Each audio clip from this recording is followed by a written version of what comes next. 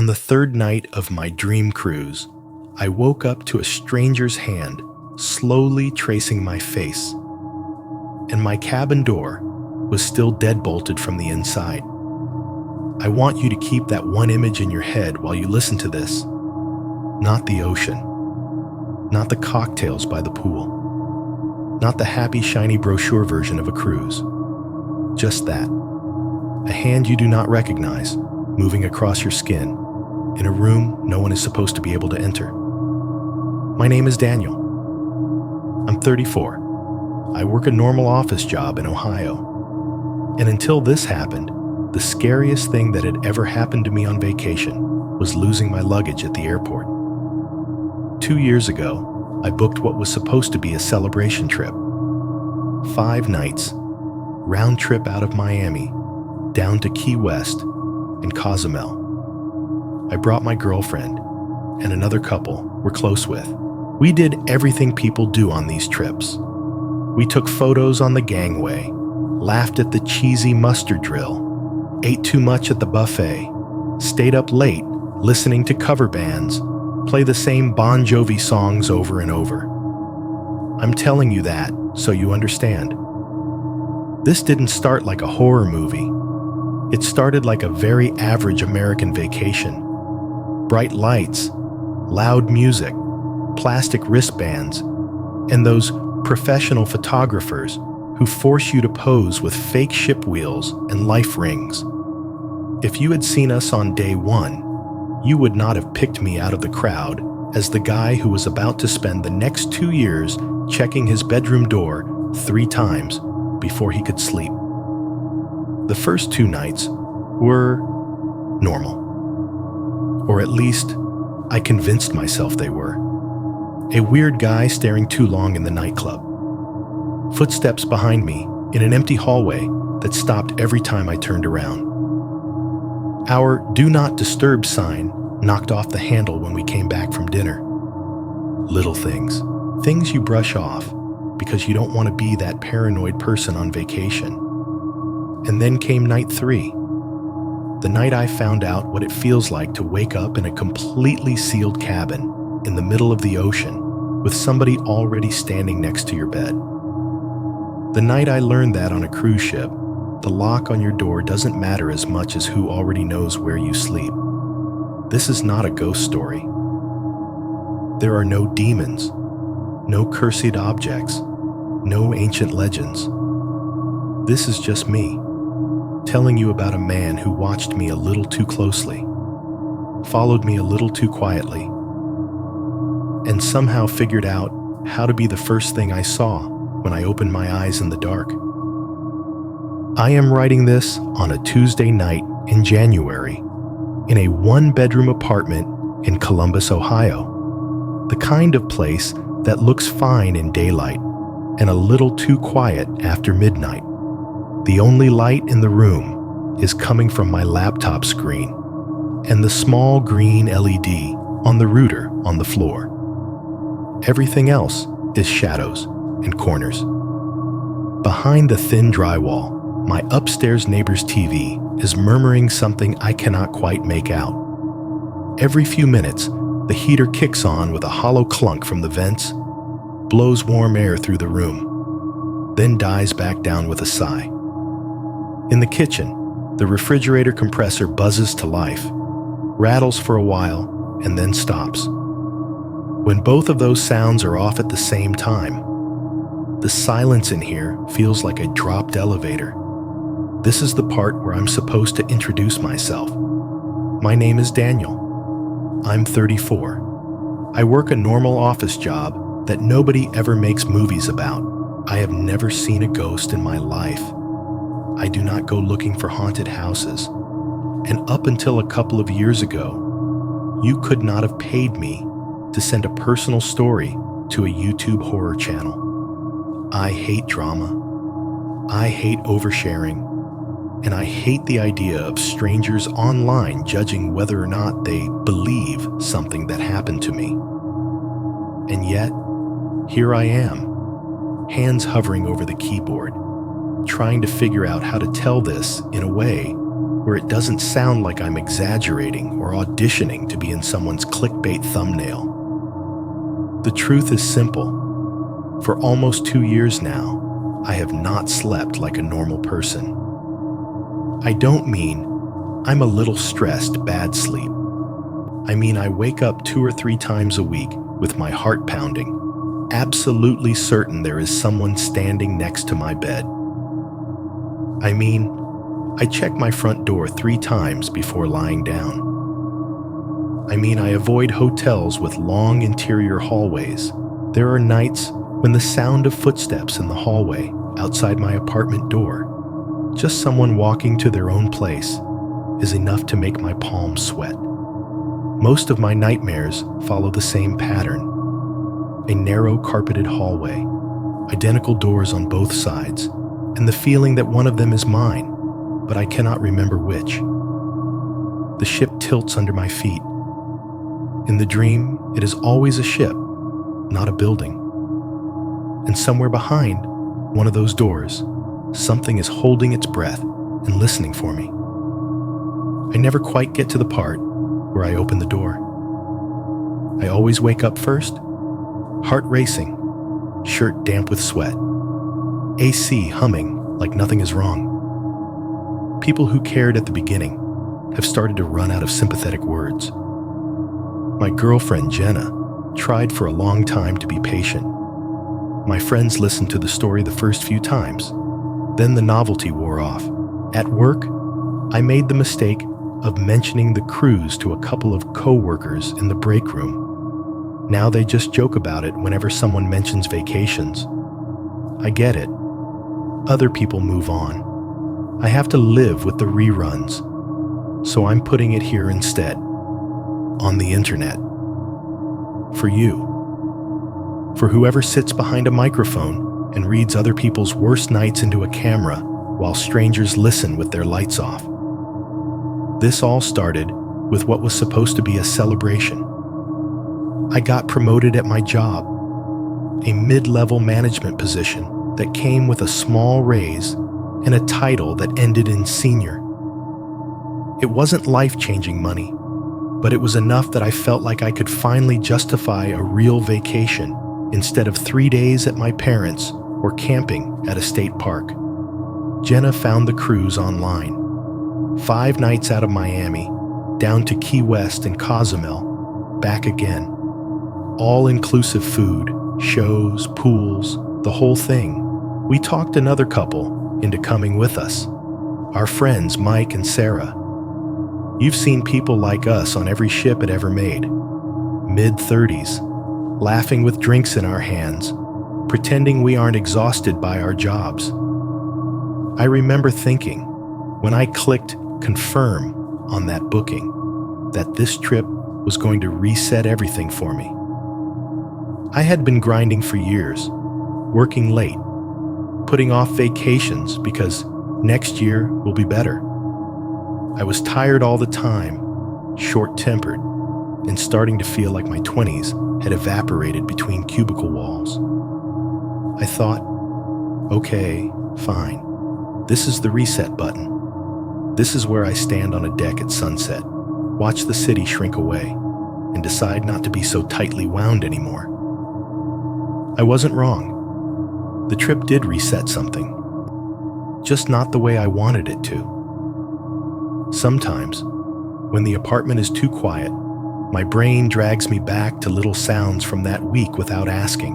The bright bing-bong chime of the ship's PA system that always came half a second before the cheerful voice. Ladies and gentlemen, this is your cruise director. The stuttering rattle of suitcase wheels on metal gangways as we first boarded. The deep, barely audible vibration of engines under everything, like a bass note no one had turned off. The slap of waves against steel at 3 a.m, when you're trying not to think about how far the bottom is. Even now, sitting in this small living room in Ohio, I can hear a version of it. The heater thumps on, the refrigerator buzzes, a car passes outside on wet pavement. If I close my eyes, it takes very little effort to swap the heater for an engine room, and the traffic for waves pushing against a hull. It's all just sound through walls, filtered through a tired brain. The laptop screen in front of me is blank, except for the subject line I've already typed and erased twice. Cruise ship story looks stupid. Something that happened to me on vacation looks worse. There isn't really a right way to title this that doesn't make me sound either dramatic or unserious. I settle on nothing for now. What finally pushes me to start this email, really start it, is the same thing that has kept me from throwing away what's in the drawer behind me. If I turn around in this chair, reach out my hand, and pull open the top drawer of the cheap IKEA desk I'm using as a computer table, my fingers will touch a small plastic bag. Inside that bag is a plain white keycard and a folded piece of paper with 5 words written in messy blue ink. They have been sitting there for months. I know exactly what they say without looking. I know exactly where they came from. They are the only physical proof I have that what I'm about to tell you isn't just the result of too much work and an overactive imagination. I won't explain them yet. If you keep listening, they'll make sense by the end, or they won't, and you'll understand why that's worse. For now, all you need to know is this. 2 years ago, I stepped onto a ship out of Miami thinking I was buying 5 nights of sleep and sunshine. What I brought back with me instead was a story I can't stop replaying and a stranger's key that never opened any door I recognize. Miami hit me in the face the second I stepped out of the Uber. The heat in January down there is a different animal than the cold, dry air I'm used to in Ohio. It wrapped around me like a damp towel the moment I opened the car door. We were on the top level of a parking garage across from the port. Concrete baking under our shoes. The smell of hot asphalt and gasoline rising up with the steam. Down below, the water in the channel looked flat and metallic, reflecting the sunlight in harsh pieces. There were buses pulling in and out, people dragging suitcases in clusters, kids already whining, and parents already snapping. Somewhere, someone dropped a piece of luggage and a bottle rolled out, shattering on the concrete. A horn blasted from the road, too long. "Welcome to vacation," Mike said, sliding his sunglasses up onto his head like we were in a commercial. Jenna squeezed my hand and smiled, hair already frizzing a little in the humidity. Sarah was busy taking a picture of the ship with her phone from the top of the garage, tilting her head to find the right angle. The ship looked unreal from up there. I had seen photos online, of course, but they never really communicate the scale. The hull was a towering white wall, stacked with row after row of balconies, each one identical. Tiny outdoor rectangles framed in metal and glass. The logo of the cruise line was painted huge near the bow, bright colors against white. From this angle, I couldn't see the top decks, just the sheer vertical face of it. The closer I looked, the more I noticed movement. People leaning on railings, crew in uniforms walking along, tiny figures against the massive steel. It made me feel small in a way that was half thrilling and half something else, like standing at the base of a very large building you are about to live inside, without any say in where it goes. We hauled our suitcases into the elevator and rode down to street level, the air inside smelling faintly like old perfume and bleach. The doors slid open into chaos. The line to the terminal snaked back and forth between velvet ropes, a human river of rolling luggage and sun hats and backpacks. Big fans were set up along the way, pushing hot air instead of cooling anything. making the flags on the poles flap lazily. Children ran ahead and got yanked back to their parents by the straps of their backpacks. Somewhere in the noise, a loudspeaker crackled to life with a nasal voice. "Guests in boarding group B, please proceed to security screening." We found our place in line, our suitcases thumping against each other with each shuffle forward. Jenna checked our printed documents again, even though I had confirmed them 3 times already. Mike made a show of groaning about the wait. Sarah turned in a slow circle, recording a video for her Instagram story. "We're finally doing it," she said into the camera, and then turned the lens to catch the ship in the background. The terminal building loomed ahead, glass and metal, reflecting the heat back at us. As we inched closer, the sound shifted. The roar of cars on the road was replaced by the drag of wheels on tile, the echo of voices bouncing off high ceilings, the flat smack of flip-flops on polished floors. Air conditioning hit my skin as we stepped inside, cold enough to make the sweat on my neck prickle. Security was exactly what you would expect. Plastic bins, belts off, laptops out, TSA-style scanning, but with more Hawaiian shirts. A woman in a polo shirt and badge checked our passports and our boarding documents, her smile tight and automatic. She highlighted something on a piece of paper and waved us through without really looking at our faces. There was a photographer station just past security with a backdrop of a fake ship wheel and lifebuoy. "Smile for your first cruise," a too cheerful young man called out, gesturing us into place. We stood there, awkward and half squinting in the bright flash, holding a prop we'd never see again unless we paid $20 for a print in the photo gallery.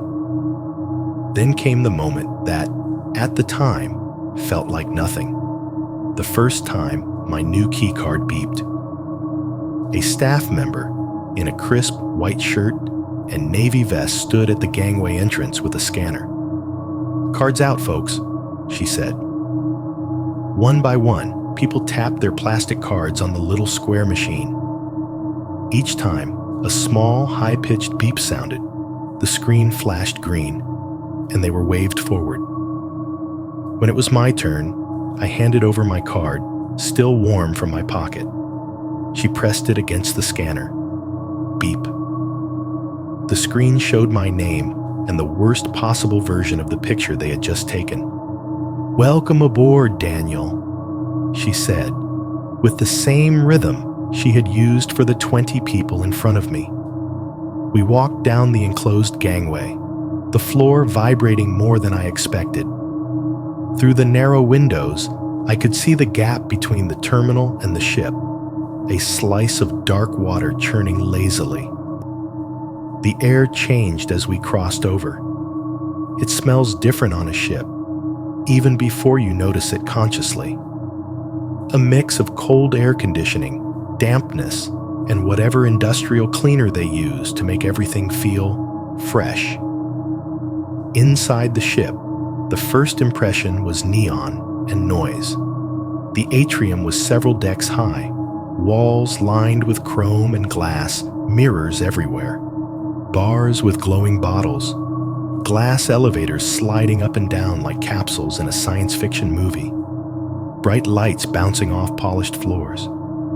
"Wow," Jenna said, craning her neck to look up. "Okay, this is a lot. Real adult's vacation, right?"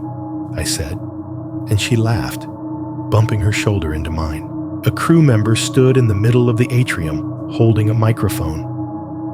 "Welcome aboard," he called out, in an accent I couldn't place, the words smoothed by repetition. "Make sure to check your daily planner for all our exciting activities." It was all designed to feel safe, controlled chaos, the kind of experience where nothing truly bad is supposed to happen, because it has been curated into oblivion.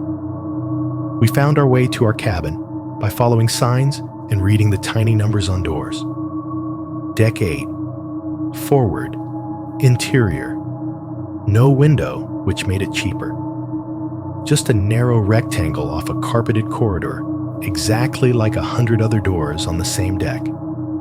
Inside, the cabin was smaller than the pictures, but big enough for two people to exist in without crashing into each other constantly.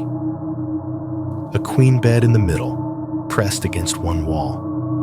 A bolted-down nightstand with a phone and a laminated list of extension numbers.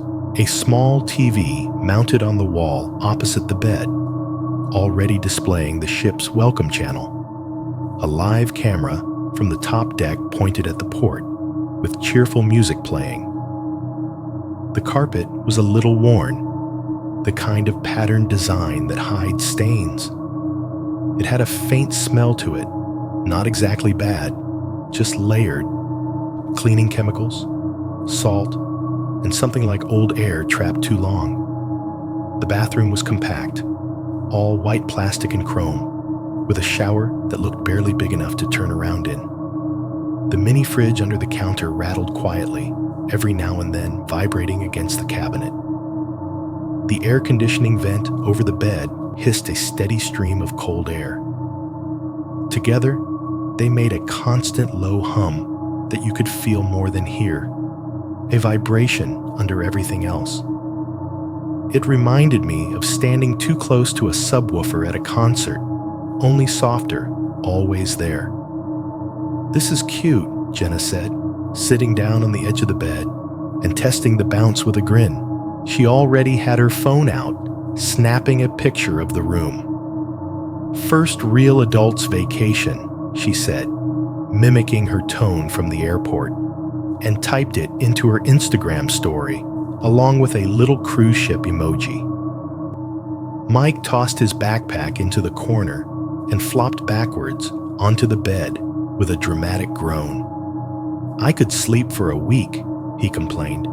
"Wake me up when we hit Mexico." "You're not sleeping yet," Sarah said, already unzipping her suitcase halfway. "I need at least 15 pictures of food before this trip is over."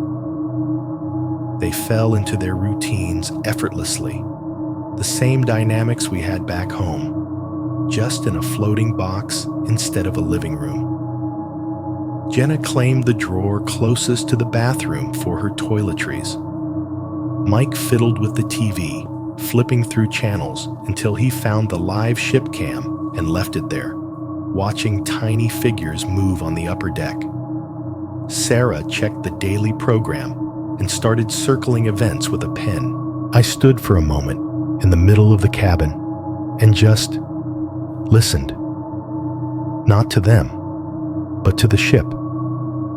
Under the talking, under the TV music, under the distant muffled PA announcements bleeding through the walls, there was that low, continuous vibration. A bass note you couldn't fully hear, but could feel in your bones. It made the floor under my feet seem just the slightest bit alive. From time to time, there would be a faint shift in tone, a deeper rumble from somewhere below, as if something enormous was turning over in its sleep. "Hey, are you okay?" Jenna asked, looking up at me from the bed. "Yeah," I said quickly, dragging myself back into the room. Just taking it in. Not long after we'd unpacked the basics, a folded sheet of paper slid under the door with a rustling sound. The mandatory muster drill announcement, life jackets, assembly stations, instructions on what to do in the unlikely event of an emergency. "Ugh," Mike said, picking it up. "Field trip.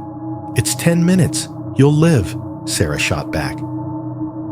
We grabbed our key cards and stepped out into the hallway, joining the small stream of people doing the same. Doors opened and closed up and down the corridor. The click of locks, the murmur of voices. I pulled our door shut behind us and, without even thinking about it, tested the handle, turned it, felt the resistance. Then I leaned closer until my ear was almost level with the metal, and I pulled gently until I heard it. That small, satisfying click of the latch settling fully into place. Something about that sound made me feel secure in that moment, like closing the lid on a box and knowing whatever is inside will stay inside. I didn't know yet how useless that feeling was going to turn out to be. We were up on the open deck when the ship finally loosened its grip on the port. It happened slowly at first. The ropes came off one by one, thick lines coiled by men in orange vests on the pier. A smaller tugboat drifted nearby, its engine chugging, ready to nudge us away from the concrete. There was a low vibration under our feet, more pronounced than before, and then the ship's horn blew, a deep, impossibly long sound that you could feel in your chest as much as hear in your ears. People applauded for no real reason except that it felt like the thing to do. A kid near us clapped with his hands over his ears. Somewhere behind us, someone shouted, "Vacation!"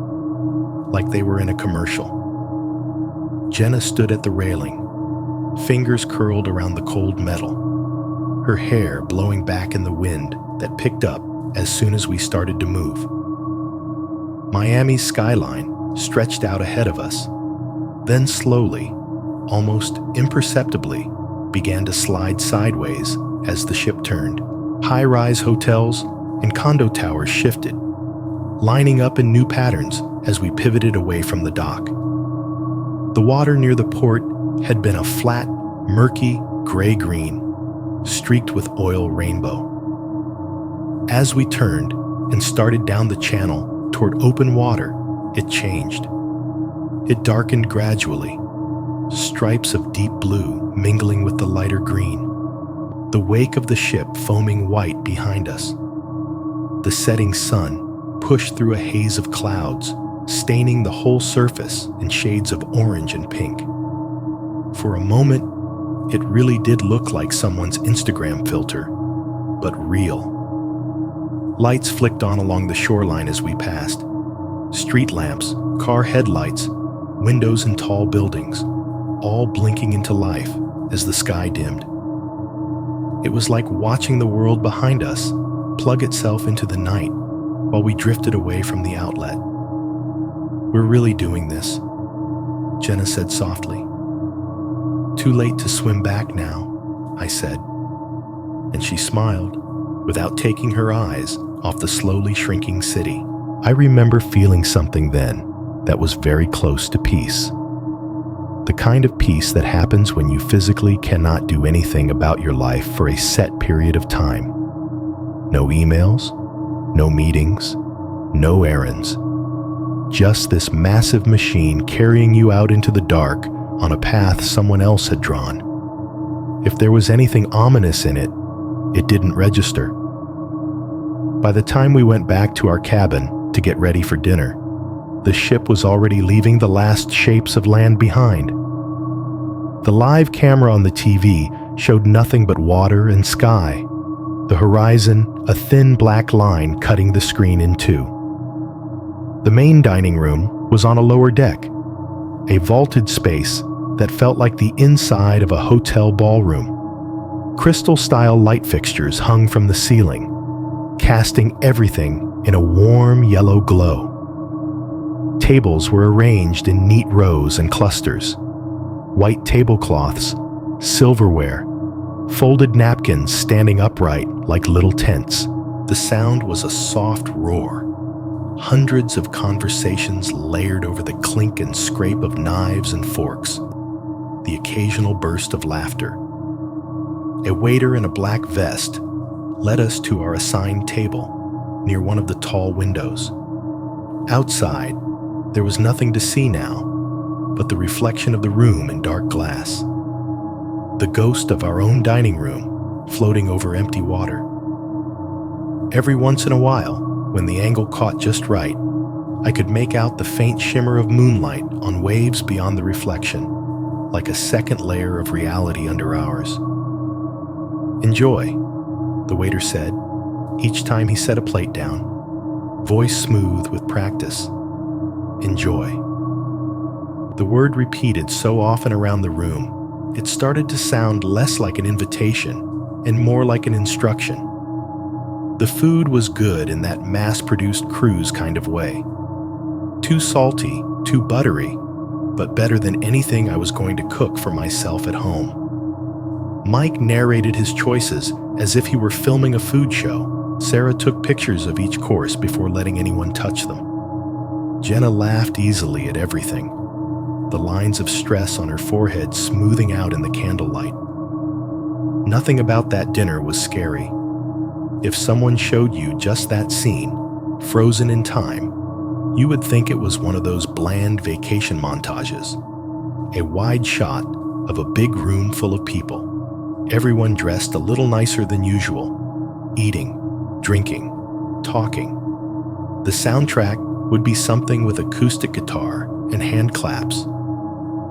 It is strange, looking back now, to know what else was already on that ship with us. To think that somewhere, above or below that dining room, in some other steel box with the same humming ventilation and the same patterned carpet, someone else might have been sitting alone, not talking, just listening to the engine and waiting for everyone else to go to bed. At the time, though, my worst concern was whether I'd regret ordering dessert. By the time we finished dinner and wandered through the shops and bars on the way back to our cabin, the ship was fully at sea. If you stepped close to one of the windows and cupped your hands around your face to kill the reflection, you could see nothing but black, with scattered white flecks of foam from our own wake. No landmarks, no lights from shore, just water and darkness. Kind of creepy, Jenna said, pressing her forehead to the glass for a second. Yeah, I agreed. Kind of amazing too. She yawned on the walk back to the cabin, and by the time we reached deck 8, she had decided she was done for the night. Mike and Sarah talked about checking out one of the bars that had live music, so we split in the corridor. They went one way, we went the other, down that long stretch of identical doors. Inside our cabin, the air felt colder than before, the AC having run unchecked while we were gone. Jenna dug out her pajamas, brushed her teeth, and crawled into bed with the practiced ease of someone who has no trouble sleeping anywhere. She was scrolling her phone slow motion by the time I came out of the bathroom, her eyes already half closed. The TV glowed softly in the dark, the ship's channel playing a looped video about spa services in a pleasant female voice. "I'm wiped," she mumbled. "You okay if I crash?" "Go ahead," I said. "I might see what else is going on, or I might just be lazy and stay here." I did neither. I ended up lying on my back, fully on top of the covers, staring at the ceiling while Jenna's breathing evened out beside me. The air vent above us hissed steadily, a constant white noise. Every now and then, the pitch shifted slightly as the system cycled, a subtle change you wouldn't notice unless you were listening for it. The mini fridge in the corner buzzed to life, rattled against its housing, then went quiet again. Somewhere deeper in the ship, I could feel, more than hear, the steady churn of whatever machinery kept thousands of tons of metal moving forward through the dark. I heard a faint ticking in the wall near the head of the bed. Soft, irregular. At first, it set my teeth on edge, the way certain repetitive sounds can. I lay there, following the pattern, trying to decide if it was deliberate or just part of the building. Eventually, I decided it was probably just pipes expanding and contracting, or some part of the ventilation shifting as the temperature adjusted. Ordinary things. On the TV, the channel changed to a safety advertisement. A brightly lit shot of a smiling couple in their stateroom filled the screen. The woman's voiceover was cheerful and oddly soothing. "For your safety and comfort, Please remember to always keep your stateroom door locked. Don't forget to use the deadbolt whenever you are inside.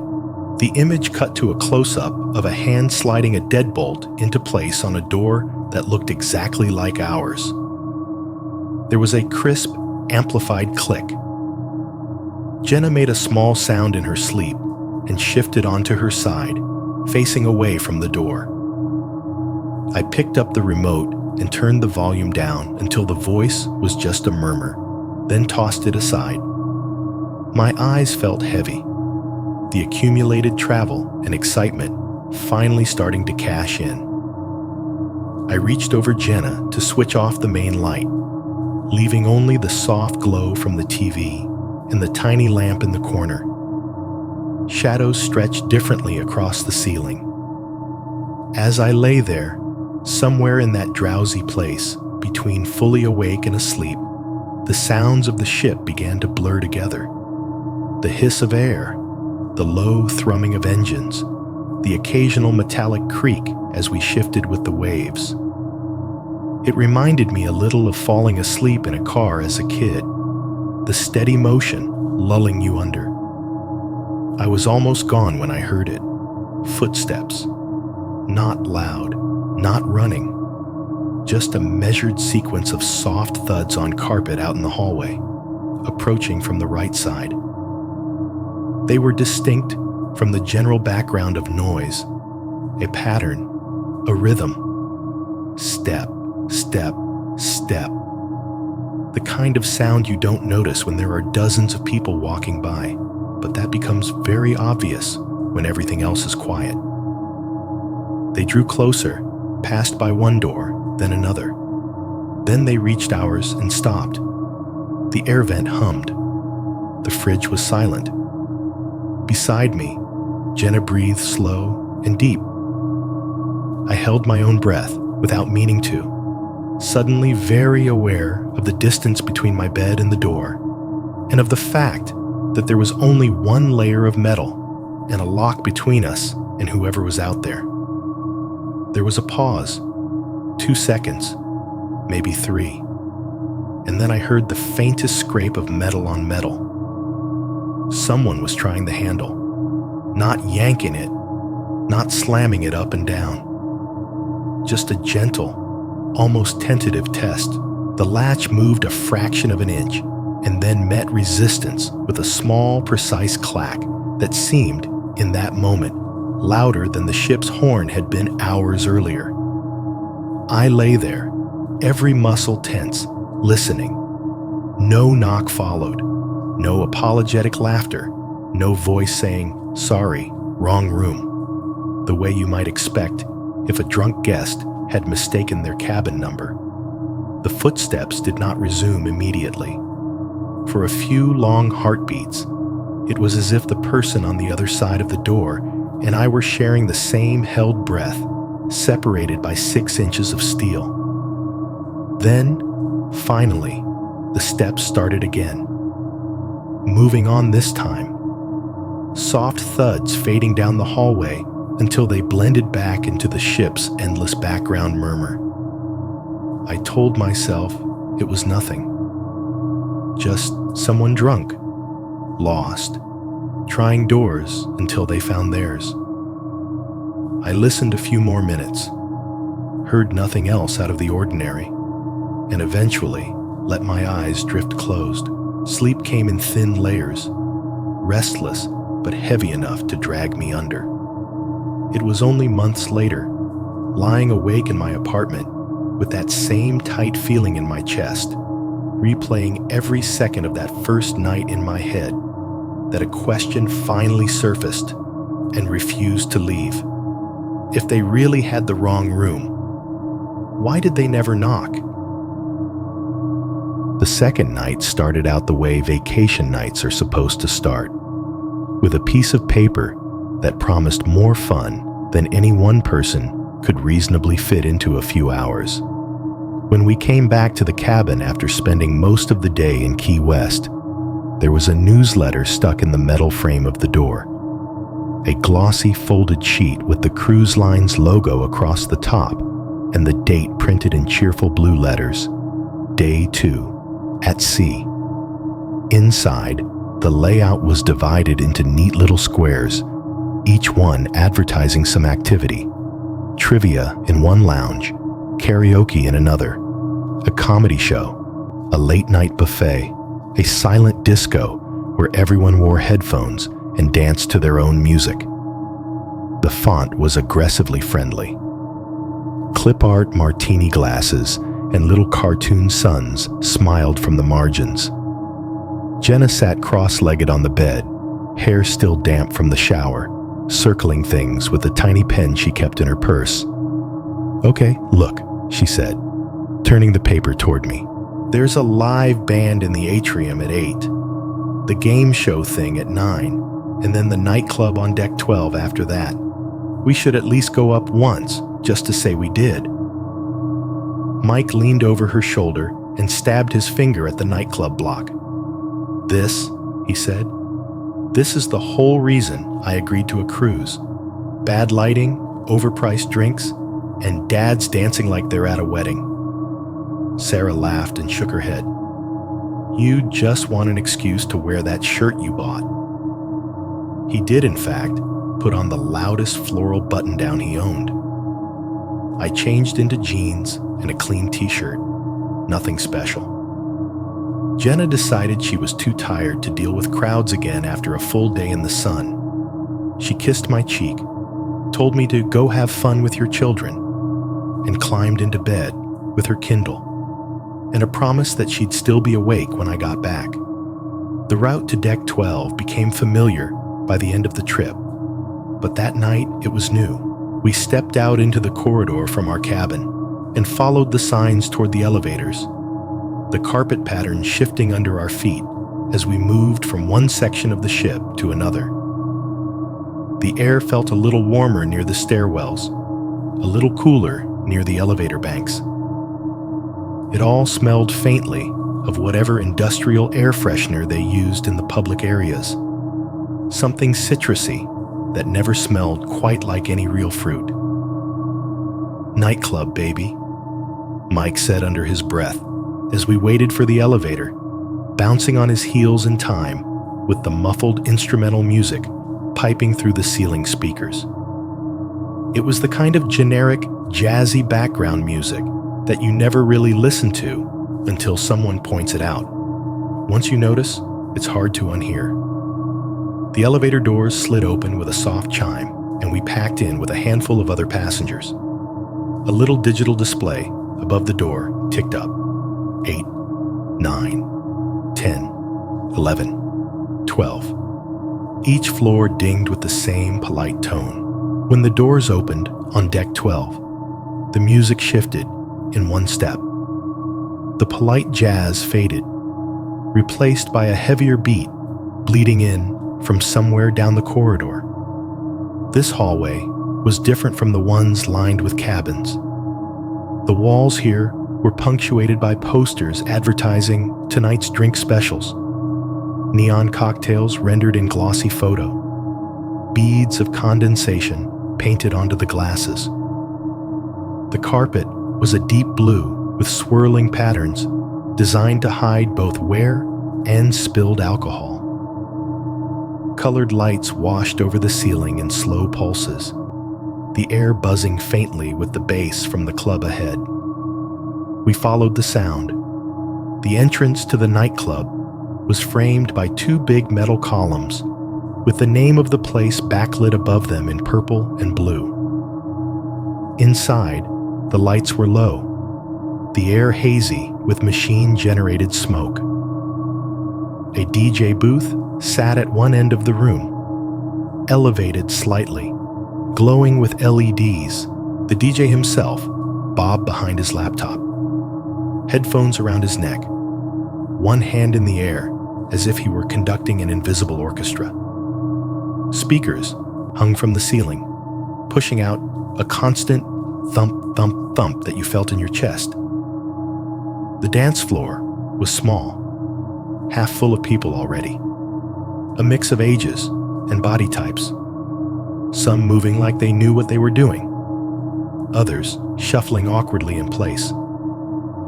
Along the walls, small round tables and padded benches hugged the perimeter, giving people somewhere to sit with their drinks and yell at each other over the music. We made our way to the bar first, weaving between bodies. The bar was a long, curved counter with mirrored shelves rising behind it, bottles of liquor lit from below in electric blues and greens. A line of bar stools ran along it, most of them occupied. Bartenders in black shirts and name tags moved fast, pouring, shaking, sliding glasses across napkins. "What are you having?" Sarah yelled above the music. "Something with rum," Mike yelled back. "We're at sea. Might as well pretend it's tropical." I ordered a beer. The cold bottle felt good in my hand, condensation slick on my fingers. For the first time since we'd left Miami, I let myself relax without questioning it. The promotion, the pressure, the months of tight shoulders and late nights felt further away than the shoreline had looked at sunset. I leaned back against the bar, letting the music just be noise instead of paying attention to the lyrics or the beat. Mike started in on a story about his boss, something about a quarterly report and a spreadsheet disaster.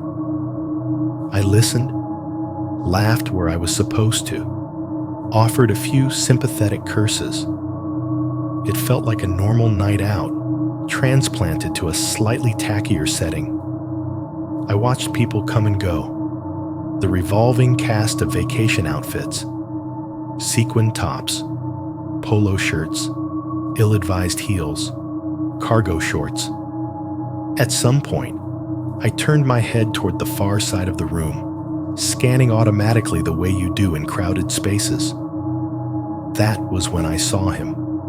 He was sitting at a small table, pushed up against the left-hand wall, right where the lighting was worst. One of the club's neon wall fixtures above him was malfunctioning, flickering from bright purple to dim blue in an irregular rhythm. And it cast his face in alternating shadow and bruise-colored light. He wasn't turned toward the dance floor, or the bar, or the DJ. He was turned toward me. Even from across the room, I could tell he wasn't drinking. There was a glass on the table in front of him, but it looked untouched. No condensation on the outside, no straw. His hands rested on either side of it, flat on the table, fingers splayed. He wasn't talking to anyone. There was no one sitting beside him or opposite him. A couple of times, someone passed close enough that they could have said something to him, but their eyes slid right over him like he wasn't there. His head was angled slightly forward, chin down just a bit, eyes tilted up in a way that made it feel like he was looking at me from underneath his brow, even though there were a dozen people between us. It wasn't a casual glance. It was fixed, direct. He wasn't scanning the room, wasn't letting his gaze drift. It was locked. I looked away quickly, back at Mike's face, at the row of glowing bottles behind the bar, at the condensation ring my beer was leaving on the napkin. It took me a second to realize my shoulders had tensed, that my grip on the bottle had tightened. "Dude, you good?" Mike asked, shouting to be heard. "You just spaced out." "Yeah," I said. "Just tired. Long day in the sun." I laughed it off, and he kept talking. After a minute, I forced myself to glance back over, telling myself I was being weird, that I'd probably misread some stranger's expression in a dark room where no one could see clearly anyway. He was still looking at me. Same table, same posture, same glass that didn't look any emptier. But the distance between us felt smaller, compressed somehow. The flickering neon above him threw his features into fragments, shadows where his eyes should be, then a wash of purple that made them seem too dark, too deep. I turned my back to him completely, facing the bar. The bartender slid a fresh drink toward a woman 2 stools down, the ice clinking cheerfully in her glass. In the mirrored panel behind the rows of bottles, the room reflected back at me in warped reverse. The dance floor, the DJ booth, the tables along the wall. And there he was again, behind my shoulder in the glass. Even in the distorted reflection, I could pick him out, the way he sat too still in a room full of restless bodies. The angle of his head slightly tilted, like he was considering something. In the mirror, our eyes met in a way they couldn't have in the real room. My back turned to him, his face over my shoulder. I told myself it was a coincidence, some unconscious human behavior where you answer a gaze by looking up without realizing it. Maybe he thought he saw someone he knew. Maybe he thought I was someone else. I shifted a couple of feet down the bar, under the excuse of giving a woman more space to lean in for her drink. Mike followed, still mid-story. I positioned myself so that one of the bar's thick metal supports partially blocked my view of that section of the room in the mirror. For a while, it worked. I got caught up in the flow of conversation, in the way the bass made the inside of my ribs buzz. The DJ changed tracks. The beat dropped. People cheered on the dance floor. Sarah dragged Mike into the crowd by the hand, laughing, leaving me alone at the bar for a moment. I turned, looking for them in the mass of moving bodies. I found them, eventually, in a clump of people near the center. Mike already doing some exaggerated, stupid dance that made a couple of strangers laugh. When I turned my head back toward the wall instinctively, scanning for the table where the silent man had been sitting, I felt my stomach do a slow, unpleasant flip. The table was there. The flickering neon was there. The glass was gone. He was gone. Or at least, that's what I thought until my eyes adjusted to the shifting lights and picked out his shape again. Not at the table anymore, but at another one, a few feet closer to the bar, closer to me. He had moved while I wasn't paying attention, slid further into my orbit without making any kind of noise or disturbance that registered. Same posture, same stillness, same unbroken stare. The room was full of people, bodies and voices and light and sound. But in that moment, it felt like there was a straight, empty corridor running from where he sat to where I stood, and I was the only thing at the other end of it. There are a lot of ways to explain away something that makes you uncomfortable, especially when you're supposed to be having a good time. The first story I told myself was the simplest. He wasn't really looking at me. How could he be? There were dozens of people between us. The lighting was bad. The music was loud. Maybe his eyes just happened to line up with mine when he was staring off into space. Maybe he was drunk, or high, or socially awkward in some way that made him seem more intense than he meant to be. I told myself all of that in the space of a few seconds, standing there with my half-empty beer and the bass crawling up my spine. I told myself again as I forced my gaze away, as I watched Mike and Sarah try to dance and sing to a song they didn't know. The problem is, logic doesn't do much against the feeling you get when you know, on some old animal level, that something's attention is fixed on you. When Mike came back to the bar, sweating a little and grinning, I decided to treat it like a joke before it could turn into anything else. "Okay," I said, leaning in enough that he could hear me over the music. "Don't look right away, but there's a guy over there who has not stopped staring at me since we walked in." Mike immediately started to turn his head like a kid being told not to stare. I grabbed his shoulder. I said, "Don't look right away." He laughed. "What, you got a fan?" "Yeah, that's hilarious," I said. "I'm serious though. The dude's weird." Mike smirked and pretended to inspect the bottles behind the bar. In the mirror, I watched his eyes shift slightly, scanning the background. His eyebrows lifted just a little. "Which one?" he asked. "Left wall, 2 tables in, blue shirt sitting alone," I said. He took his time, like he was just looking around the club. Then he nodded once. "Okay, I see him. Yeah, he's intense." "Intense how?" I asked. "Like he's trying to set you on fire with his mind," Mike said, grinning. "You sure you didn't hook up with him on another vacation?"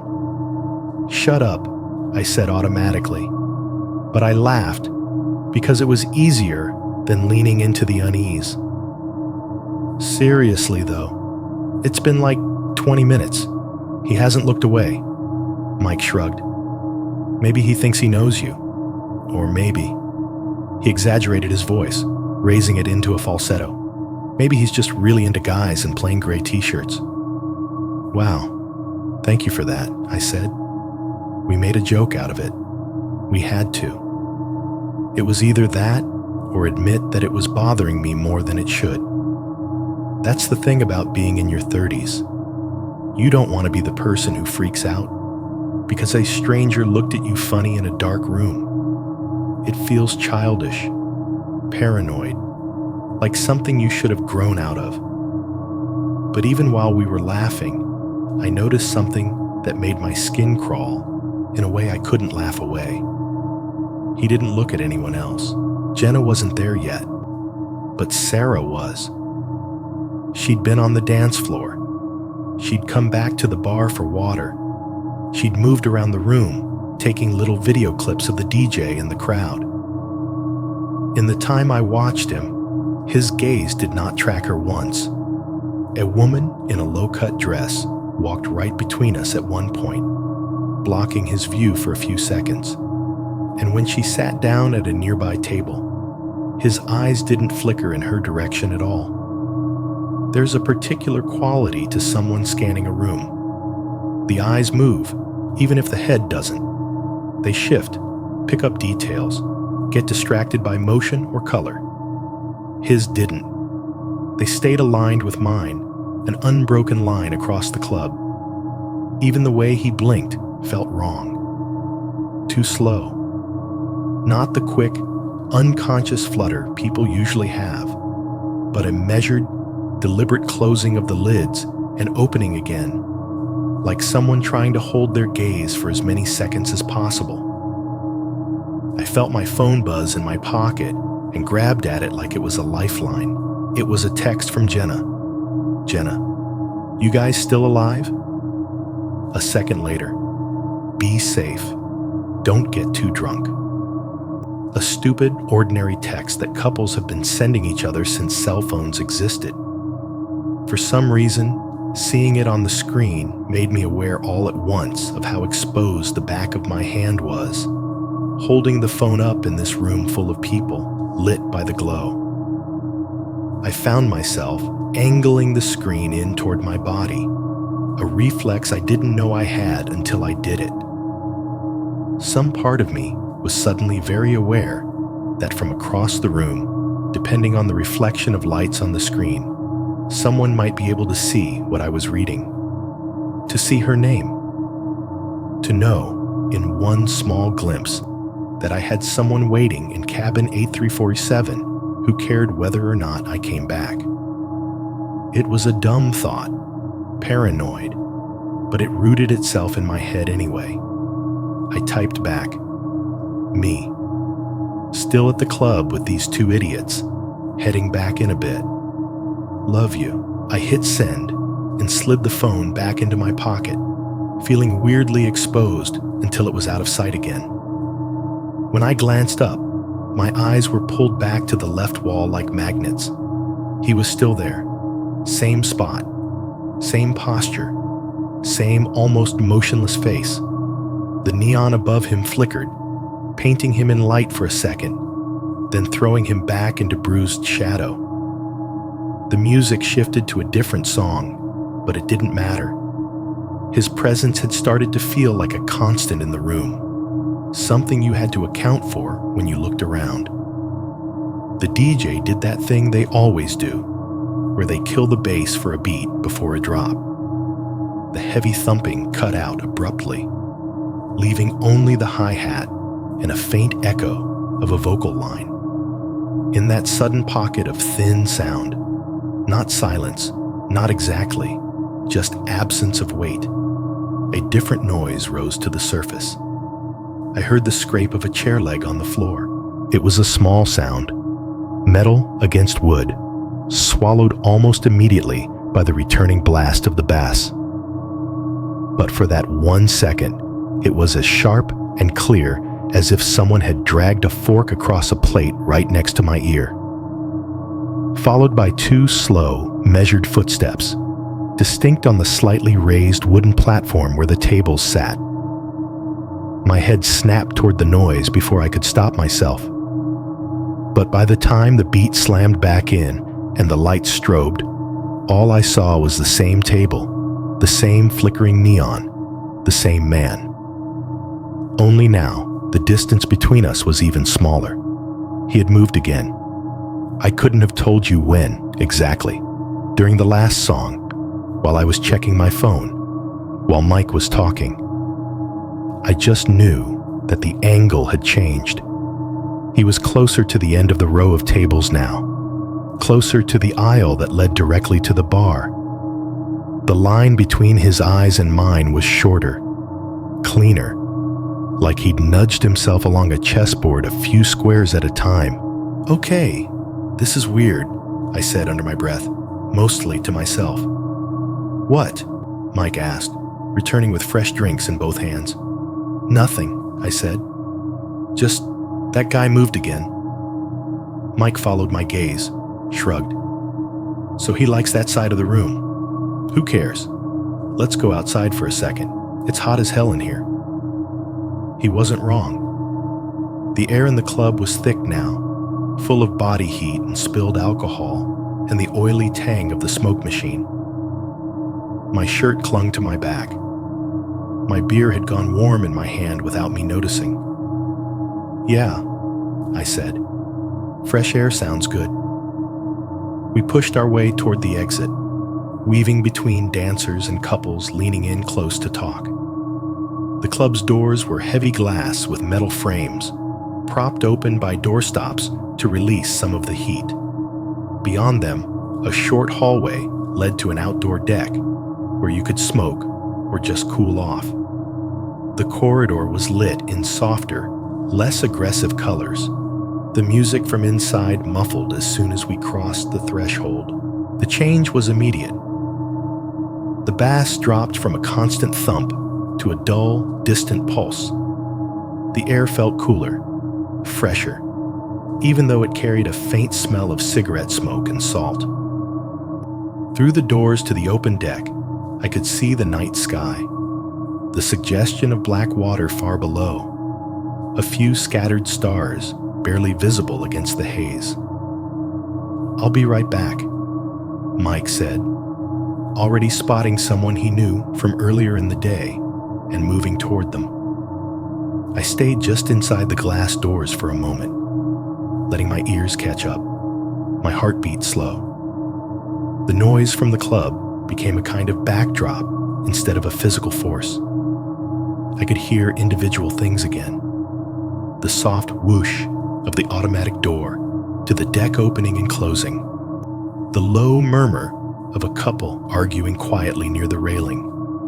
Someone laughing too loudly at something that wasn't that funny. I turned around, more out of habit than anything else, and looked back through the glass into the club.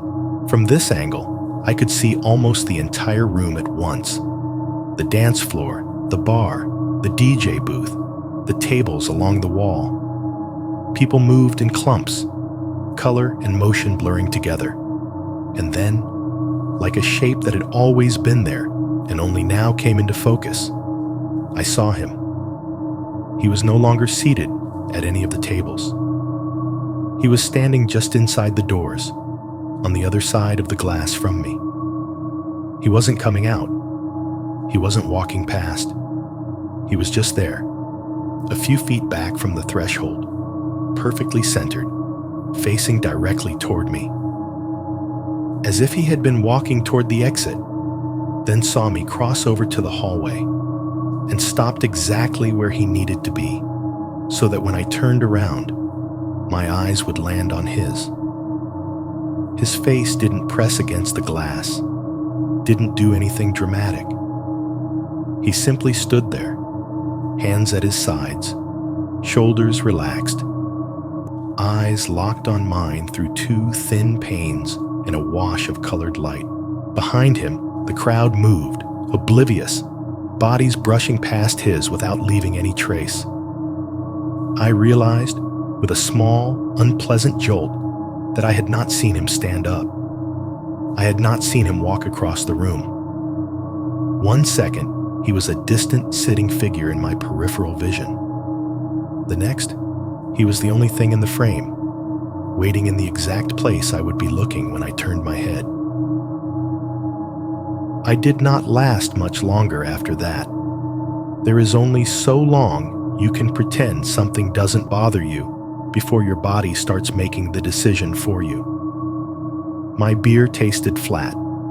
My shirt was sticking to my back, and the space between my shoulder blades felt tight, like I'd been hunched over a desk all day instead of standing in a nightclub.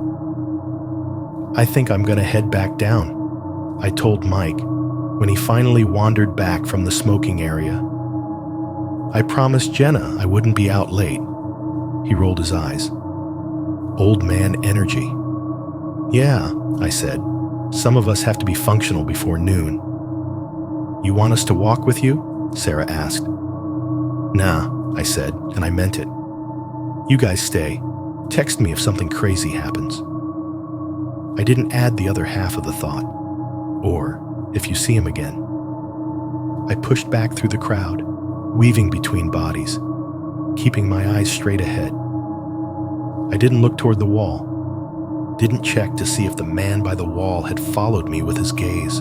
I focused on the glowing exit sign over the doors and the patch of slightly brighter light in the hallway beyond. Stepping out of the club was like crossing between two worlds. 1 second, the music was inside my bones, the bass pounding against my ribs, the light strobing across my vision in pink and blue. The next, the heavy glass doors sighed shut behind me, and it all dropped to a dull, muffled thump. The hallway felt almost too bright after the darkness of the club, lit by recessed lights that gave everything a soft, yellowed edge. You don't realize how loud constant noise is until you're suddenly without it. My ears rang in the quiet corridor. The instrumental background music on this deck, a saxophone version of some pop song, sounded thin and far away, like it was being played in another building. The elevator lobby was only a short walk from the club entrance. A couple of people stood there already, looking dazed in that post-club way, clutching drinks and shoes in their hands. We waited in a loose cluster, nobody talking. The digital numbers above one of the elevators counted down. 14, 13, 12. The doors opened with a soft ding, and we filed in. I rode down in silence, watching our reflections in the mirrored panel. Strangers in vacation clothes, faces a little shiny with sweat, eyes tired.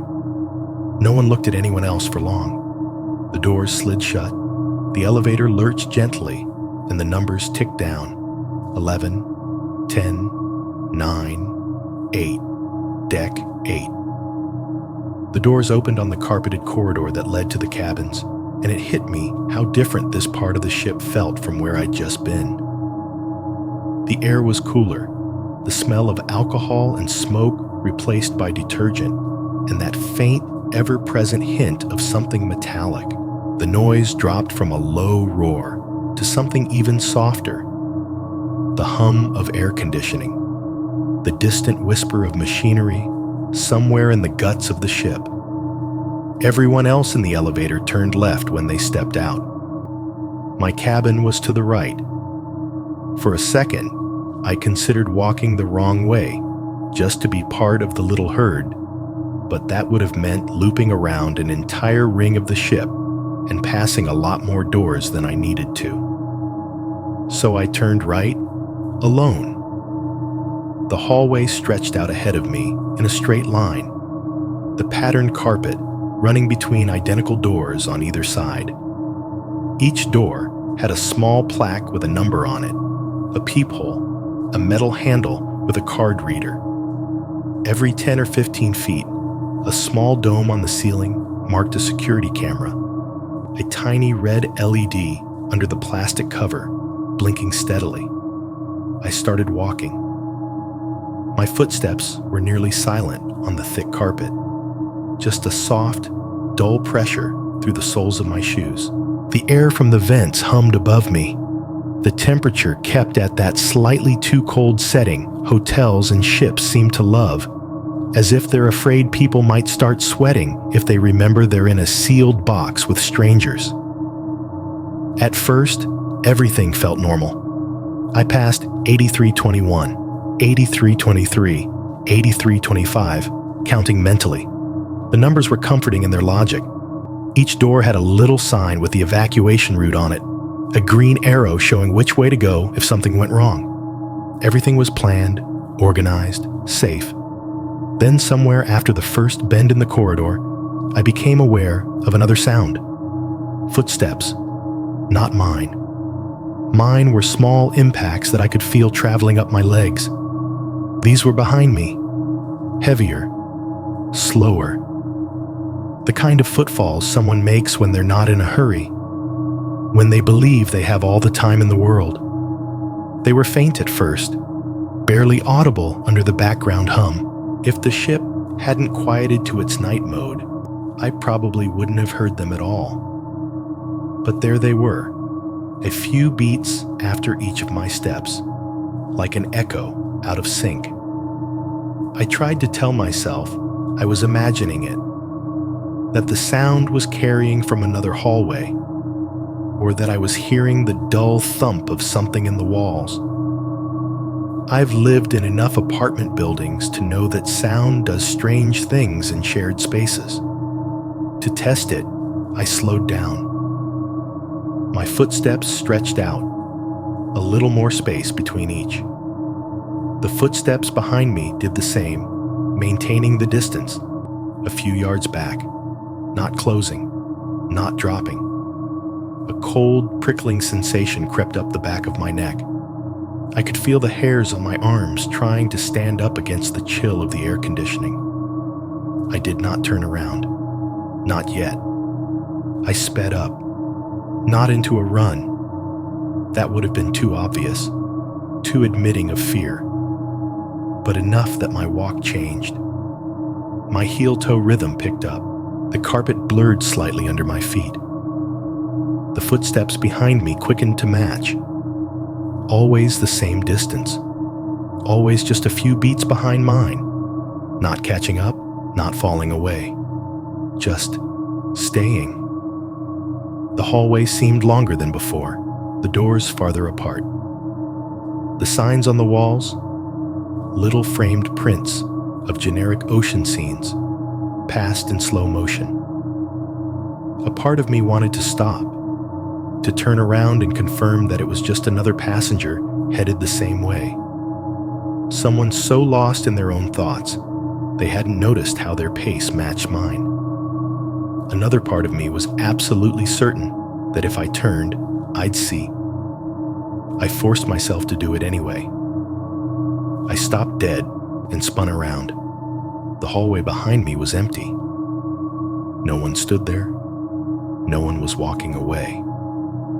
The carpet stretched back toward the curve of the ship, uninterrupted. Doors on either side.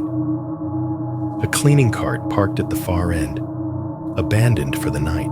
The little dome of the nearest security camera stared down at me from the ceiling, its red LED blinking in the same steady pattern as all the others. The silence that followed my stop was total. The air vents hummed. The ship vibrated faintly under my feet. But the phantom second set of footsteps had cut off as cleanly as if someone had hit a switch. I felt suddenly foolish, my heart beating too hard for such a quiet space. I rubbed a hand over my face and let out a breath I hadn't realized I was holding. "You're being weird," I muttered under my breath. "It's just you. It's just the ship." It wasn't the most convincing pep talk I've ever given myself, but it was enough to get me moving again. As I turned back toward my cabin, the camera above me caught my eye. The little red light blinked. On, off, recording. The rational part of my brain latched onto that. Cameras, evidence, safety. If something was happening on these hallways, somebody would see it later. They'd have to. Ships like this were floating surveillance grids. That's what I told myself. By the time I reached the familiar numbers, 8343, 8345, 8347, my heartbeat had slowed a little. I stood in front of our door and did the knock Jenna and I had jokingly dubbed our secret handshake. 3 quick taps, a pause, then 2. Not loud enough to wake half the deck, but distinct. Something friendly to differentiate me from random stranger outside your door. I heard movement inside, the rustle of sheets, a thump as someone sat up. A second later, the handle turned, the lock clicked, and Jenna opened the door in an oversized t-shirt, hair messy, eyes squinting against the hallway light.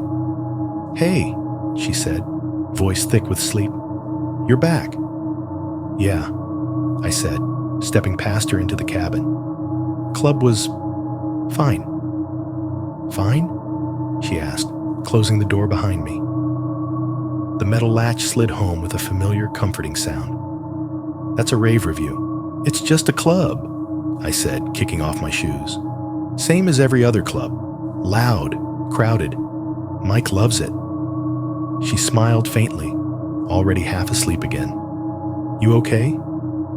"Yeah," I lied, "just tired." She crawled back into bed, pulling the thin blanket up over her shoulders. I flipped the main light off, leaving the small lamp near the bed on. The cabin felt smaller than it had earlier, the walls closer. The hum of the AC in the fridge seemed louder after the quiet of the hallway. As I turned to sit down, my eye caught on the TV. I hadn't bothered to turn it off when we went out. It was still playing the ship's internal channels on low volume, the sound a barely audible murmur. Now it showed a grainy, slightly tilted view of a room I recognized instantly, the nightclub on deck 12. Apparently, one of the channels cycled through live cameras of different public areas: the pool deck, the atrium, the casino, the club. The image was tinted by the colored lights, mostly purple and blue. The dance floor took up the center of the frame, a cluster of people moving in loose synchronization. Beyond them, along the left side of the screen, was the row of tables against the wall. At one of those tables, near the edge of the frame where the neon seemed to flicker the most, a solitary figure sat very still. If the resolution had been any worse, I might have written it off as a trick of low light and cheap cameras. But even through the static and pixelation, he looked familiar. The same hunched forward posture, the same head angle, the same unmoving stare directed not at the bar or the DJ, but slightly off-center, toward where, in the real room, I had been standing.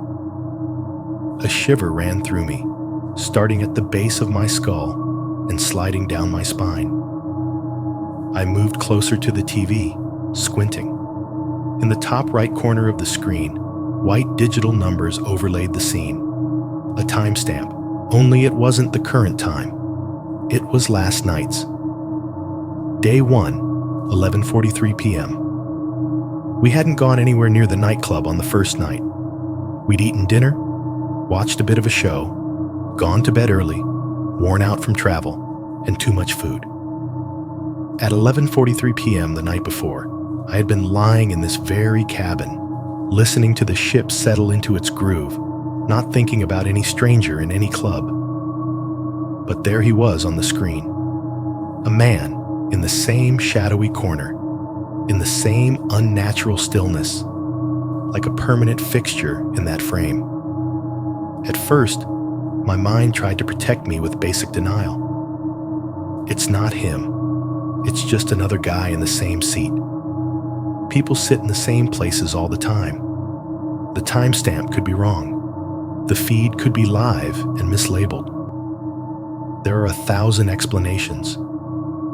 Except my chest tightened in that familiar way that told me the part of me that pays attention was already past denial. If this was last night, if this was a recording, not live, then that meant one of two things.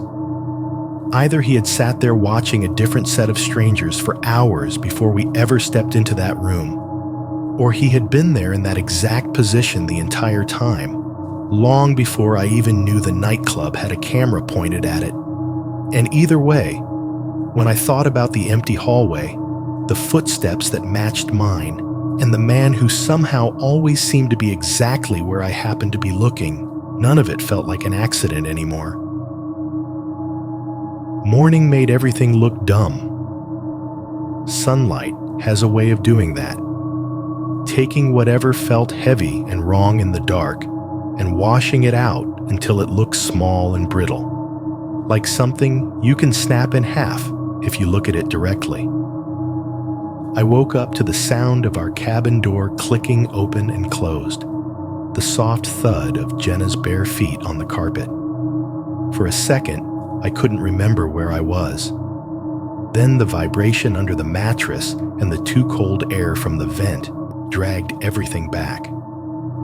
"Come on, sleepyhead," she said, her voice way too cheerful for the hour. "We're in Key West." She'd already showered and dressed. Her hair was pulled back, sunglasses perched on top of her head. The folded newsletter for the day was in her hand, the section about shore excursions highlighted in yellow. "What time is it?" I asked, my throat dry. "Almost 9, she said. "We docked an hour ago. Mike and Sarah are grabbing breakfast. I told them we'd meet them by the gangway in, like, 30 minutes. I sat up slowly. My head felt heavy, but not from drinking. I hadn't had enough for a hangover. It was the fatigue that comes from sleeping lightly, waking up a dozen times without fully knowing why. The memory of the club, the man by the wall, the footsteps in the hallway, and the image on the TV screen all crowded closer the more awake I became. For a brief, clear moment, I considered telling Jenna everything right then. It would have been easy to say, "There was this guy in the club last night, and I think he followed me, and something about him is wrong." I could have mentioned the hallway. I could have told her about the weird feeling of being watched. I could have pointed at the TV and shown her the frozen image of the nightclub from the night before. Instead, I asked, "Is there still any coffee at the buffet?" She rolled her eyes and tossed a balled-up sock at me. "If we hurry." There were a couple of reasons I kept my mouth shut, none of them particularly noble. Part of me didn't want to sound paranoid. Part of me didn't want to admit, out loud, that a stranger looking at me had unnerved me this badly. And part of me hoped, very badly, that if I ignored it hard enough, it would shrink down into something I could laugh about later. Besides, it was morning. We were docked. The ship wasn't moving. Sunlight was pouring in from somewhere, even if not directly into our windowless little box. Key West Day, I said to myself as much as to her. Let's go. Breakfast was a blur of noise and sugar smells and the clatter of plates. People were already in beachwear, flip-flops slapping against the floor. Kids in swimsuits under oversized t-shirts. Outside the big windows of the buffet, the port slid past. Concrete piers, low buildings, palm trees, the kind of water that postcards try to imitate. Once we were off the ship and onto the pier, everything felt different again. Key West had its own sort of heat, heavy but lazier than Miami's. The air smelled like sunscreen and fried food and ocean. Golf carts and rental bikes rolled past on narrow streets lined with pastel buildings. Roosters wandered around like they owned the place, crowing at random. Bars were open even though it wasn't noon yet, fans spinning lazily over open doors. We walked with the slow, aimless pace of tourists with nothing urgent to do. We bought iced coffees we didn't really need. Mike insisted on taking a picture in front of a sign that said Southernmost Point, even though it was clearly a cheap copy of the actual landmark. Sarah ducked into every souvenir shop that had t-shirts in the window. Jenna stopped to smell candles in a tiny boutique and came back out smelling like coconut and lime. It was all aggressively normal, busy but harmless. The kind of day you'd forget the exact details of within a week, except for a couple of photos. For a while, it worked on me. The sun, the movement, the petty decisions, where to eat lunch, whether to pay for a walking tour, all of it piled up in my head until there wasn't much room left for the memory of last night's hallway. The man in the club felt far away, like something from a different trip, something I could file under weird but ultimately nothing. Every now and then, though, the thought would slip back in sideways. Standing at a crosswalk, waiting for a light to change, I caught myself glancing over my shoulder, checking who was behind us. Browsing in a crowded store, I became aware again of how it felt when someone's attention stayed on you too long. Each time, I shook it off, telling myself I was being dramatic. We had to be back on the ship by late afternoon. Around 4 o'clock, we joined the line of passengers heading back toward the gangway. The sun was slanting lower now, brightness turning harsher on the white paint of the ship. The queue moved slowly, a shuffling procession of tired feet and sunburned shoulders. Security had a small setup at the base of the gangway, metal detectors, an X-ray conveyor for bags, a couple of crew members in uniforms checking IDs. As we approached, I watched the process without meaning to. People handed over their cruise cards, one after another. The crew member would touch each card to a handheld scanner, wait for the beep, glance at the screen, and hand it back. Their eyes flicked up to faces, but only briefly, barely registering features before moving on. The motion was too quick and practiced to be anything like real examination. It was more like the gesture of looking than actual seeing. I stepped up, passed my card forward. The scanner beeped.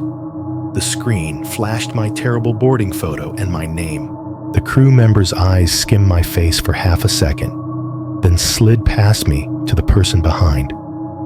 The system knew who I was, or thought it did. That small fact should have been reassuring. Somehow, it wasn't. Back inside the ship, the temperature dropped again, the air conditioning swallowing the heat of the afternoon. We rode the escalators and elevators back up into the familiar churn of onboard life. Announcements about sail-away parties, advertisements for spa specials, the constant thrum of the engines starting up for the next leg. In the elevator up to deck 8, surrounded by people carrying shopping bags and wearing the same generic lanyards, Jenna tilted her head and studied me. "You look tired," she said. "I am tired," I replied. "Too much sun." She frowned just a little. "Not that kind of tired. Like you didn't sleep." She wasn't wrong. I hadn't told her about how long it took me to fall back asleep after seeing the nightclub feed on the TV. I hadn't told her about how many times I got up to check the lock. I hadn't told her about standing in the dark between bed and door, feeling stupid and scared and unable to shake the sense that something was just beyond the peephole. "Bad dreams," she pressed.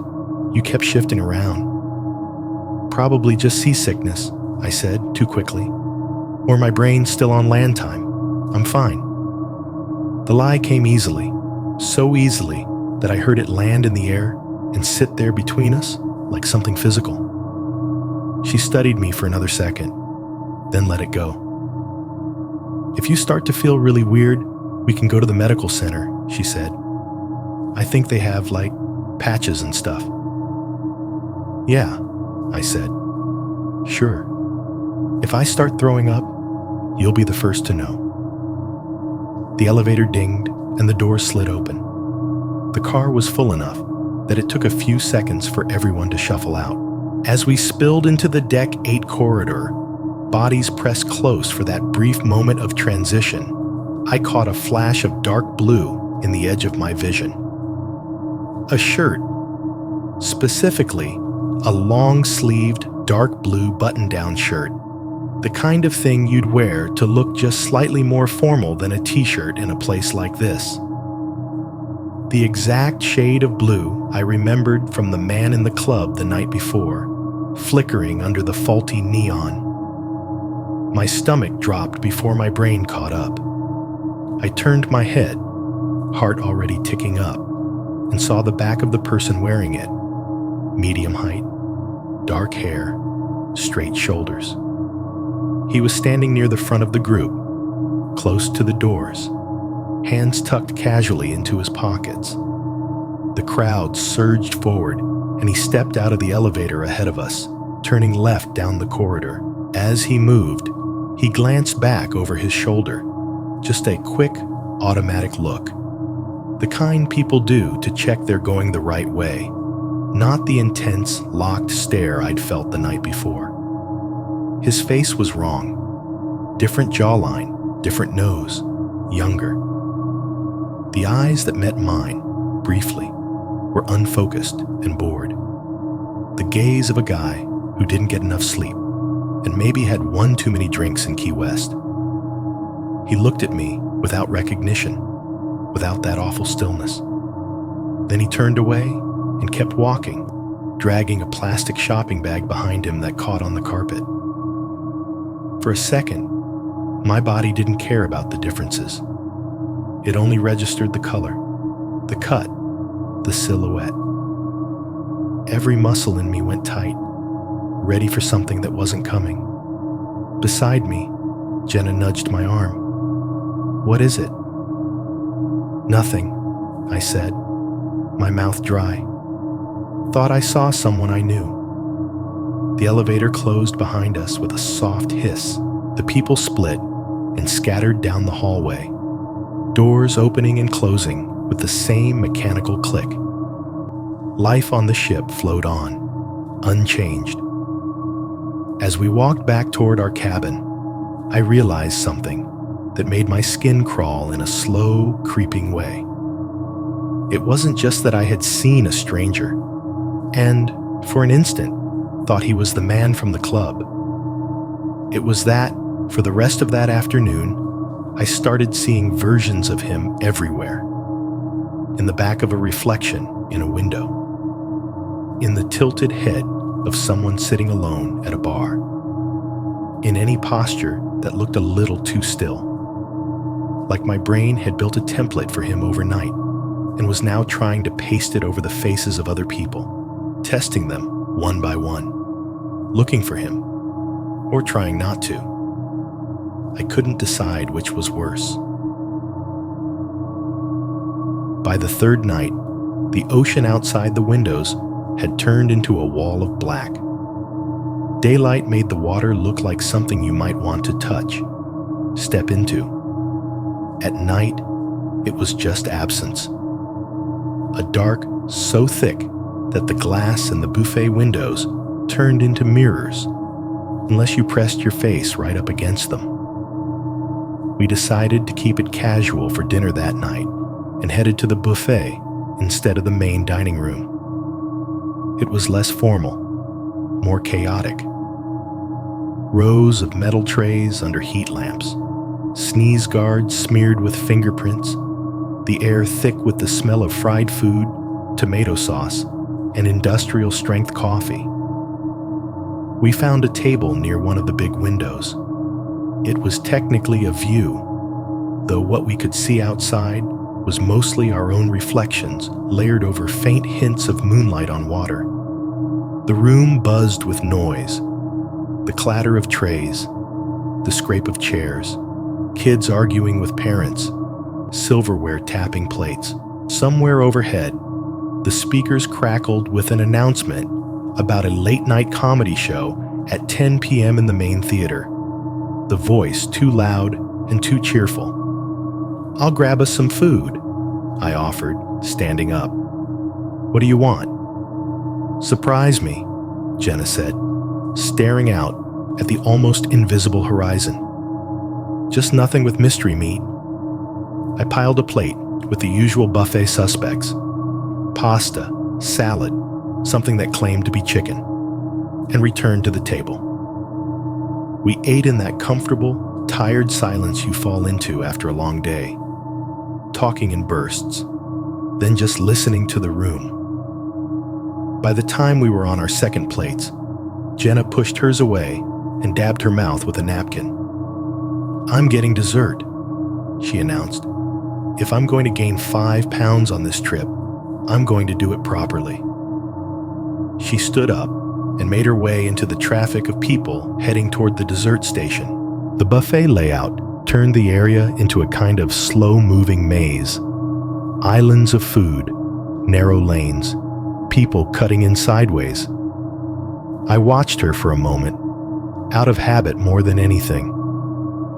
Her head moved through the crowd, bobbing slightly as she navigated around a kid who'd planted himself in the middle of the aisle. She disappeared behind a tall man in a Hawaiian shirt, then reappeared on the other side near the dessert bar. That was when I saw him. He was standing at the far end of the buffet, away from the main lines of traffic, not near any particular food station, not in line for anything, just occupying a strip of floor space between the salad bar and a pillar. Everyone else around him moved with a purpose, plates in hand, eyes on the trays. But he stood still, hands at his sides, facing away from me. Even from behind, I recognized something in the way he held himself. The shoulders, the set of his neck. The fabric of his shirt hung differently tonight. Lighter, maybe, a gray button-down instead of the dark blue from the club. But the cut looked the same. The same ordinary but not quite profile. What snagged my attention wasn't just that he was alone. It was that he had chosen the one spot in that whole hectic space where standing still made no sense. He wasn't off to the side against a wall, not tucked into a corner. He was in the middle of the flow, like a rock in a stream, forcing the current to part around him. People moved past him without complaint, like they did this with him all the time. I watched as Jenna, plate in hand, walked right behind him on her way back with dessert. She passed within arm's reach.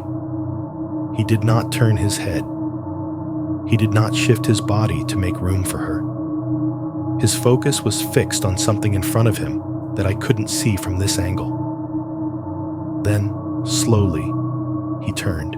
Not like he'd just heard someone call his name. Not the quick, reactive turn of a person responding to a sound. It was deliberate, unhurried. He pivoted until his face was oriented directly toward me, all the way across the room. Same face, same eyes.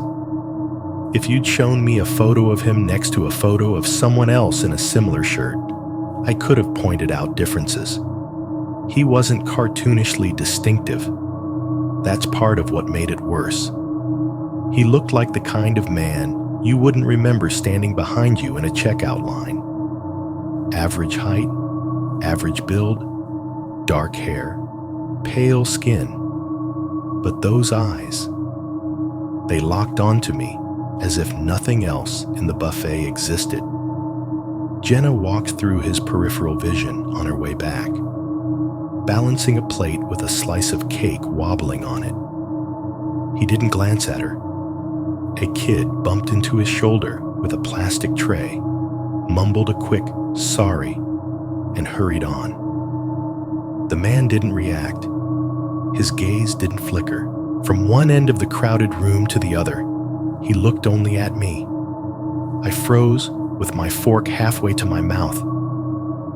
For a heartbeat, it felt like the sound in the room dimmed, like someone had closed a door between me and the noise. The clink of dishes, the overhead announcement, the low hum of voices all seemed to slide a step back. There was me, and there was him, and a line connecting our eyes that didn't care how many people were walking between us. "Hey," Jenna said, sliding back into her seat, oblivious. "They have this ridiculous chocolate thing you're definitely stealing bites of." Her voice snapped the sound back into place. I blinked. When I looked again toward where he'd been standing, he was gone. No gray shirt, no too-still posture, no cutting line in the crowd. Just families and couples and solo travelers, weaving past each other under the buzzing fluorescent lights. I stood up so fast, my chair scraped loudly against the tile. A few heads turned. Jenna looked up at me, surprised. "What are you doing?" "I'll be right back," I said, already moving. I thought I saw someone. I navigated through the buffet the way Jenna had, past the dessert station, around the salad bar, down the aisle where he'd been. I walked slower than I wanted to, scanning faces, shoulders, shirts. Nothing. Just strangers, too focused on their plates to look up at me. I checked near the drink station, near the exit, near the random little nook where they put the soft serve machine. Each time I turned a corner, I half expected him to be there, standing in that same impossible stillness. He wasn't. The buffet's sounds pressed in around me, a plate breaking somewhere, followed by a smatter of clapping, a toddler shrieking as their parent tried to wrestle a fork out of their hand, the overhead speakers blaring, "Don't miss our late-night comedy show at 10 p.m. in the main theater," like a recorded mantra. By the time I circled back to our table, my heart was hammering for no reasonable reason. Jenna was halfway through her dessert, spoon in hand, eyebrows raised. "Lose someone?" she asked. "Thought I recognized a guy from the bar," I said, which was technically not a lie. "Guess not." "You okay?" she pressed, that same faint crease appearing between her eyebrows. "Yeah," I said. "Yeah, I'm fine." The word felt smaller every time I said it. After dinner, we split up. Mike and Sarah wanted to check out some trivia game. Jenna said she wanted a shower and maybe an early night. "Meet you back at the cabin?" she asked. "In a bit," I said. "I'm going to walk around for a few minutes." "Don't fall overboard," she said, kissing my cheek. In the elevator lobby outside the buffet, the crowd from dinner filtered into the vertical arteries of the ship in clumps. We pressed in with a group of people toward a set of closing doors. The elevator was already half full. A couple wrangled a stroller inside, apologizing to everyone's ankles. The atmosphere was cramped but normal, the kind of shared mild annoyance that happens when too many human beings are packed into a small box. As the doors began to slide shut, I saw him again, just for a second. He was near the back of the elevator, behind a cluster of taller passengers. Only his upper chest and head were visible over someone's shoulder. The lighting in the elevator was less dramatic than in the club. But even so, his eyes found mine before the doors closed. That same unblinking focus. My stomach lurched. My hand shot out toward the door. But before I could do anything, someone else stepped in front of me, and the doors sealed with a soft thunk, cutting off the view. Another elevator opened a few seconds later. We got in with a different group, the air thick with the smell of perfume and something fried from dinner. My ears rang while the car descended, my pulse loud in my head. "Deck 8, the computerized voice announced. The doors opened. People spilled out into the corridor and split off in different directions. Jenna headed right, toward our familiar hallway. I hesitated. "I'm going to walk around a bit," I said. "Clear my head." She studied me for a second, like she was trying to decide whether to argue. Then she nodded. "Okay, I'll go shower. Don't get lost." She headed off down the corridor, the back of her t-shirt receding between the doors. I turned left, toward a part of the deck we hadn't had much reason to explore yet. The hall here curved slightly with the shape of the ship. The carpet pattern, the same swirling anonymity as everywhere else. Doors stretched along both sides, numbers marching in even increments. This hallway was quieter than ours. Fewer people passing by, fewer doors opening and closing. The air felt deader somehow, like the circulation wasn't as good here. The hum of the AC was still present, but it seemed thinner. I rounded a gentle bend and saw him. He was standing in the middle of the hallway, not near any particular door, positioned directly under one of the ceiling cameras. His back was to me at first, head tilted upward. It took me a fraction of a second to realize he was looking at the camera itself, staring straight into the dark little dome with its blinking red light. He didn't move when he heard my footsteps, didn't startle, didn't turn around quickly like someone caught doing something they shouldn't. He just finished whatever thought he was having with the camera, then slowly lowered his head and rotated his body to face me. We were closer now than we'd ever been. No club between us, no crowd. Just a stretch of corridor, carpet, walls, and that steady vibration under our feet. "What is your problem?" I heard myself say, the words coming out sharper than I intended. My voice echoed slightly in the narrow space, bouncing off the closed doors. For the first time since I'd seen him on this ship, his expression changed. The corners of his mouth moved, not into a full smile, not into something you could easily read as friendly or hostile, just the smallest upward curve, like he was acknowledging a private joke I wasn't in on. He didn't answer. He didn't apologize or explain or pretend to be lost. He held my gaze for a heartbeat longer, the little almost smile still there, then turned calmly and walked away. Not toward the main intersections, not in the direction of the elevators or the stairwells. He moved down a side stretch of hallway that dead-ended in a cluster of cabins, the kind of quiet corner you'd only go to if you already knew where you were going. He turned the corner and disappeared. When I followed a few seconds later, because of course I did, the short hallway was empty. No open doors, no footsteps, just the closed faces of cabins whose occupants I would never meet, and a camera overhead, its red LED blinking, recording nothing that anyone seemed to be watching. By the time the evening rolled around, I had reached that point where you either lean into the paranoia or you try to put handrails on it. I chose both. While Jenna was in the bathroom getting ready, the shower running and the fan humming, I sat on the edge of the bed with my wallet in my hand. The cheap cabin pen was on the nightstand next to a folded copy of the Daily Planner. On a small blank corner of that paper, I wrote our cabin number in tiny, blocky letters.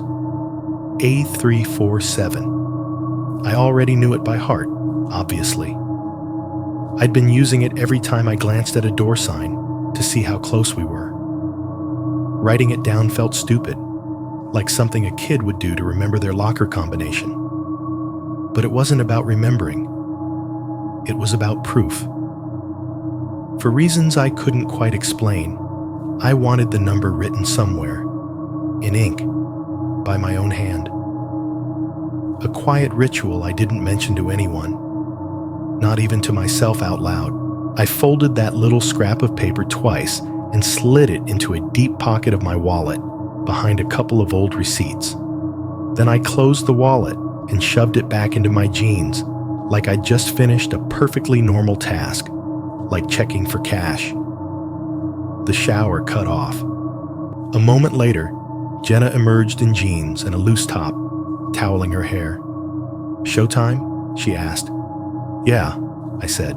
"Let's go." Before we left, she grabbed the red and white "Do Not Disturb" sign from the desk and hooked it over the outside handle as we stepped through. It swung slightly, the printed letters flipping upside down and back again before going still.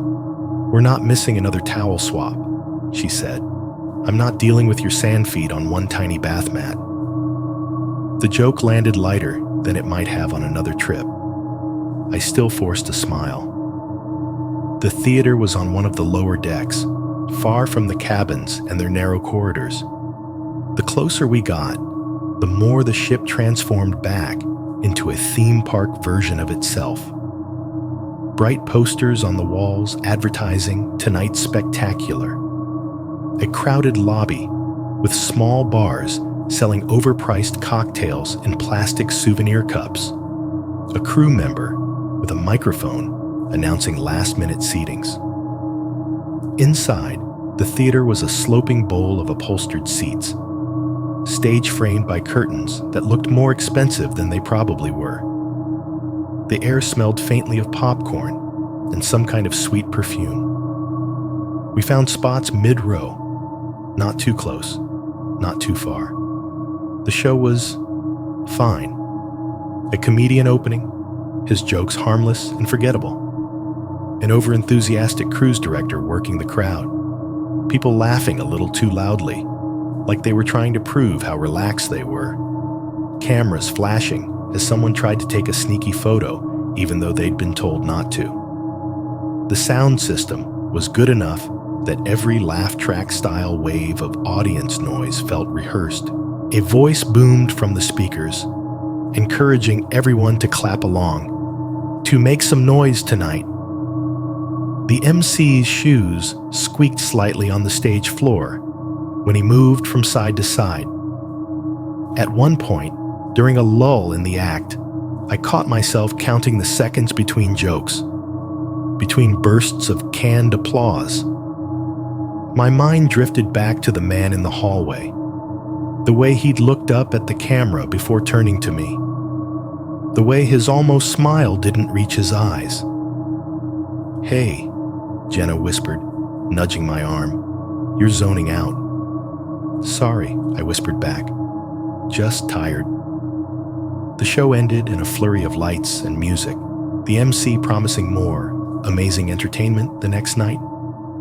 The crowd shuffled to its feet and poured toward the exits, a vaguely orderly stampede. Walking back toward the cabin felt almost routine by then. Same elevators, same chime, same patterned carpet. We moved with the flow until we reached our deck, then peeled off down our familiar hallway. I saw it from about 10 feet away. The "Do Not Disturb" sign was no longer hanging from our door handle. It was lying flat on the floor, directly in front of the door, centered in the narrow space of the corridor, like someone had taken the time to place it there just so. The words faced up, a little bent, the plastic lanyard twisted. "Did you take that off earlier?" Jenna asked, slowing down. "No," I said. "You put it on, remember?" We stopped in front of the door. I bent to pick the sign up. It wasn't torn or cracked, just slightly scuffed on one edge, as if it had scraped against the doorframe on its way down. There was something about the way it had landed that bothered me. If it had simply slipped off, it should have been at an angle or half under the door. This looked deliberate, centered, impossible to miss without stepping over it. "Maybe housekeeping hates us," I said, trying for a joke. The words sounded thin, even to my own ears. "This is their passive-aggressive way of telling us to tip more." Jenna didn't laugh. She folded her arms across her chest, eyes on the door handle.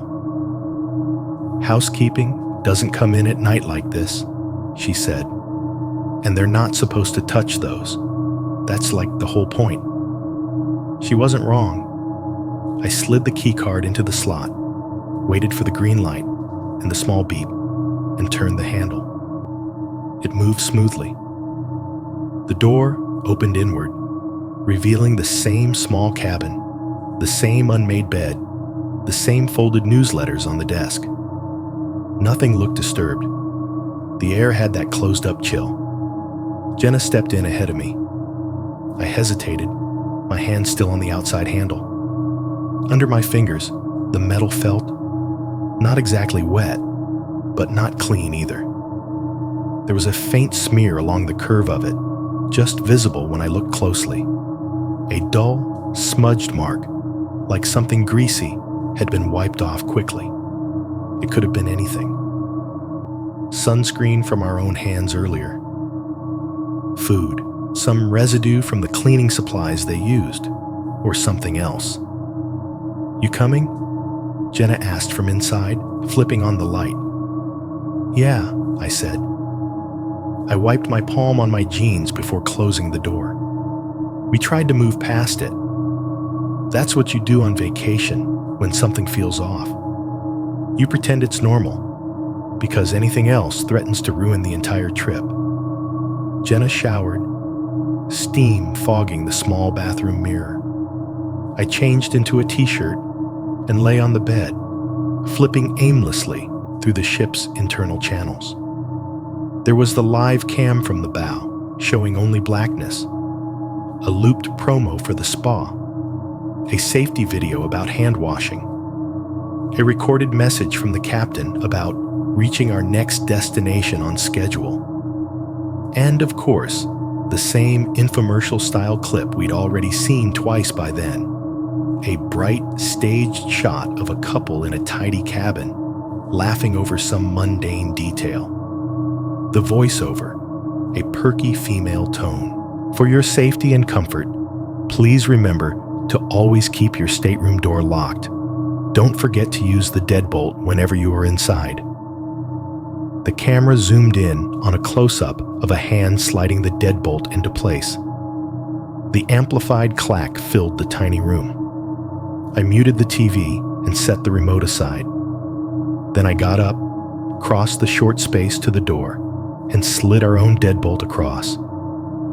The metal bar moved with a little resistance, then settled into position with a very real version of that same sound. A clean, mechanical closure. Something that was supposed to mean no one can come in now. I stood there for a second, palm flat against the cool surface of the door, feeling the vibration of the ship through it. Then I turned off the main light and climbed into bed. We lay there, the TV screen casting soft light across the ceiling, the muted images flicking between channels. Jenna shifted close enough that her shoulder touched mine, her breathing slow and even. The hum of the AC blended with the ship's deeper thrum, a layered noise that, if you didn't know any better, might be soothing. At some point, I drifted off. I don't know how long I slept. It felt like a shallow, restless kind of sleep, all surface, no depth. When I woke up, it wasn't to Jenna moving, or to a nightmare. It was to a sound so small that it almost didn't exist. Click. Not the loud, final clack of the deadbolt sliding. A softer, shorter sound. The sound the handle makes when someone tries to turn it from the outside and the mechanism catches almost immediately against the locked latch. For a moment, my mind tried to slot it into something else. A noise on the TV, the fridge compressor kicking in, something settling in the wall. Then I realized the TV was off. The room was dark, except for the faint glow of the thermostat panel. Jenna was still beside me, her breathing slow and deep. My eyes went to the door. I couldn't see it clearly in the low light. Just the rectangle of slightly darker dark against the wall. But I could feel it there, like a presence. The silence that followed the click was worse than the sound itself. It wasn't the easy, ambient quiet of a sleeping ship. It was heavy, focused. The kind of silence that feels less like absence of noise and more like someone holding their breath. I strained my ears, trying to pick up anything. A shuffle of feet, a whisper, a second attempt at the handle. Nothing. The air vents hummed. The engine throbbed. The tiny noises of the ship's inner workings went on as usual. But underneath it all, there was the very clear sense that something, or someone, was on the other side of that door, no longer testing the handle, just standing there, listening, waiting to see if anyone inside had woken up. Cozumel was supposed to be the busy day, the one that left you too tired to be afraid of anything. We spent hours off the ship, walking through the tourist maze of shops near the port, getting hassled by guys trying to sell us snorkeling tours, drinking something too sweet under an umbrella at a bar that faced the water. The sun was brutal, the kind of heat that made sweat crawl down your back under your shirt. By the time we got back on board, my skin felt tight from sun and salt and cheap sunscreen. Dinner that night blurred together with the ones before it. Different menu, same ritual. Waiters saying, "Enjoy," like a reflex, clinking cutlery, crowded tables. I remember Jenna laughing at something Mike said, leaning her head back, the overhead lights catching the shiny stripe of her sunburned nose. Afterward, the four of us stood in the atrium, the ship's main artery. On deck 5, a live band had set up on a small stage. You could see them from above. A singer in a glittery top, a guitarist, a drummer, all framed by neon and chrome. Snatches of whatever cover song they were playing drifted up, something from the 80s, flattened by the ship's sound system. "We're going down there," Mike said, nodding toward the rail where people leaned to look over. "Band actually doesn't suck." "Yeah," Jenna agreed, tapping her foot to the beat. "You coming?" I hesitated. My head felt heavy, and there was a dull ache behind my eyes. Not quite a headache yet, but close. Too many bright lights, too much constant sound. I wanted 10 minutes of quiet, just to sit without anyone bumping into me or shouting over music. "I might go back to the cabin for a bit," I said. "Change my shirt, drink some water. I'll meet you guys down there." "You sure?" Jenna asked. There was a flicker in her expression, concern and something else. She hadn't forgotten the tired comments. "Yeah," I said. Text me what bar you end up at. I'll be like 20 minutes. Okay, she said finally. Deck 5, midship. Follow the noise. She kissed me quickly, then disappeared with Mike and Sarah into the moving crowd, heading for the stairs. I watched them for a few seconds, then turned toward the elevators. The farther you got from the center of the ship, the quieter it got. The music from the band dimmed as I rode up, replaced first by the elevator's soft mechanical sounds, then by the thinner instrumental track playing in the cabin corridors. By the time the doors opened on Deck 8, the vacation energy felt far away, like someone had closed a door on it. The hallway was nearly empty. It was late enough that most people were either at the bars, the casino, or already in their rooms watching TV and pretending they weren't overeating. The lights were that same soft yellow they always were at night, giving the walls and carpet a slightly washed-out look. The hum of the air conditioning ran like a low, constant line under everything. The ship's vibration pressed through the soles of my shoes, steady and indifferent. I turned down the long corridor toward our cabin, counting the doors the way I always did without thinking. 8339, 8341, 8343. From a distance, I saw it. It wasn't the door itself I noticed first. It was the light. Halfway down the hall, the thick carpet in front of our cabin door glowed with a faint, uneven strip of brightness. Not much, just a narrow band, like a piece of the sun had been misplaced and left lying there. It spilled out from a gap between the door and the frame, a gap that shouldn't have been there if the door was fully closed. I slowed before my mind had even fully registered what my eyes were seeing. The rest of the hallway was its usual muted tunnel. Our door, 8347, was slightly ajar. Not wide, not swinging, just not shut.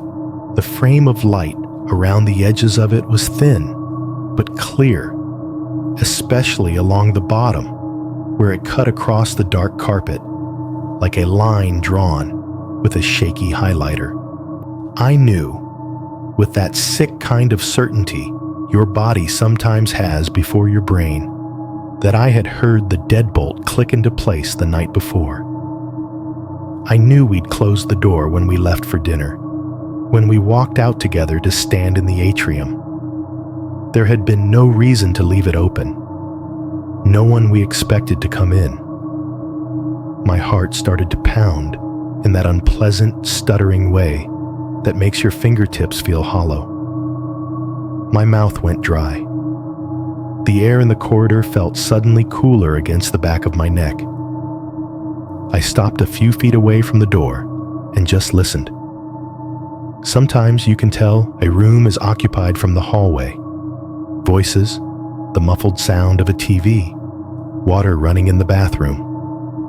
Now, all I heard was the same background ship noises as before. The hiss of air through vents, the low, almost imperceptible thrum of engines deep below. No laughter, no talking, no rustle of movement. I took one quiet step closer. The door didn't move. The strip of light across the carpet didn't change. "Jenna?" I called, my voice low. No answer. I reached into my pocket and pulled out my phone, checking my messages. There was a text from her, timestamped 20 minutes earlier. "Jenna, down at Deck 5 bar, live music is actually good. Hurry up." So, no surprise return. No. "Hey, I forgot my purse." Or, "I came back for a sweater." The last time she'd checked in, she'd been headed away from here, into the heart of the noise. The small, rational part of my brain dredged up possibilities. Maybe housekeeping had come by with fresh towels and not pulled the door shut all the way. Maybe maintenance had needed to check something with the AC in our room. Maybe the lock had just not latched correctly. But housekeeping doesn't go into occupied cabins at random at night. and anyone from the crew was supposed to leave a card on the bed or a note on the desk if they'd entered. That's what the brochure had said. I wrapped my hand around the cold metal handle and hesitated. Every horror story I'd ever heard or read would tell you not to do what I did next. But it was my room, my clothes, my wallet, Jenna's things, the little paper with our cabin number folded in my wallet like a talisman. You don't just walk away from your own space on a ship and go find security because the door's cracked an inch. I pushed. The door swung inward with a soft, frictionless ease, revealing the cabin. Everything looked normal. The main light was on, casting the room in its familiar flat glow. The bed was made the way housekeeping always made it. Sheets pulled tight, the thin blanket smoothed out, pillows propped neatly. Jenna's open suitcase still lay half unzipped on the luggage stand, a few shirts spilling over the edge. My backpack sat in the corner where I'd left it. The little pile of daily planners and excursion brochures on the desk was undisturbed. The TV was on, volume turned low enough that it had been inaudible from the hall. The live bow camera channel showed nothing but black and a faint, grainy smear of horizon, accompanied by the soft, generic music loop they seemed to love. The bathroom door stood wide open. The light inside was off. I took a step into the cabin and closed the door behind me halfway, not letting it latch, just out of some instinct to not be standing in the doorway like a silhouette. The air in the room felt cooler than the hallway, a mild chemical scent lingering from cleaning products. I called her name again, even though I knew she wasn't here. Jenna? Nothing. No rustle of the shower curtain. No answer. Just the hum of the AC, the faint, tinny melody from the TV, and the small thumping in my chest. I set my phone on the desk, resisting the urge to check that my wallet was still in my pocket, one step at a time. The main space was small enough that a glance told me there was nowhere for a person to hide except the bathroom. Still, I walked around, peering behind the curtains that framed the fake window, just a decorative mirror panel in our interior cabin's case. I checked the closet, even though it barely fit 2 jackets. Everything was exactly where it should have been. Stop it, I told myself quietly. You're acting like there's a monster under the bed. The bed. I crouched down and lifted the bed skirt anyway, because not checking would have been worse than checking. Nothing. Just darkness and the grid of metal bars holding the mattress up. That left the bathroom. The door hung open, the inside a wedge of deeper shadow. I crossed the few steps and reached in to flick on the switch. The light snapped on with a faint buzz, illuminating the same cramped white plastic and chrome. Shower with its clingy curtain, tiny sink, mirror, toilet. The air in there felt thicker than it should have. Not hot exactly, but heavy. I stepped inside 1 pace and froze. The mirror above the sink was fogged. Not dripping with condensation, not so thick that you couldn't see your reflection, but blurred with a fine layer of mist that someone had tried to wipe away once with a bare hand. A streak ran through the fog, a smeared, uneven clearing that warped the center of my face when I leaned closer. I reached out and placed my fingertips on the glass. It was cool, not hot, not damp. No beads of water on the metal fixtures, no steam clinging to the ceiling. The shower walls were dry. The towels hung undisturbed. There was no sign that anyone had run hot water in there recently. No scent of soap, no drip from the faucet, no damp bath mat. Just that stubborn, ghostly film on the mirror, like the afterimage of breath on a cold window. Housekeeping, I said under my breath, saying the word like it could explain anything. Maybe they'd cleaned the bathroom last, and the humidity hadn't fully cleared. Maybe the AC didn't circulate as well in there. Maybe. I wiped the mirror with my palm. The mist smeared, cleared, left a faint streak of my own fingerprints. In the reflection, the open bathroom door framed part of the cabin behind me, the edge of the bed, the desk, the TV screen flickering muted light. For half a second, I had the sudden, irrational certainty that when I turned around, the scene behind me wouldn't match what I saw in the glass.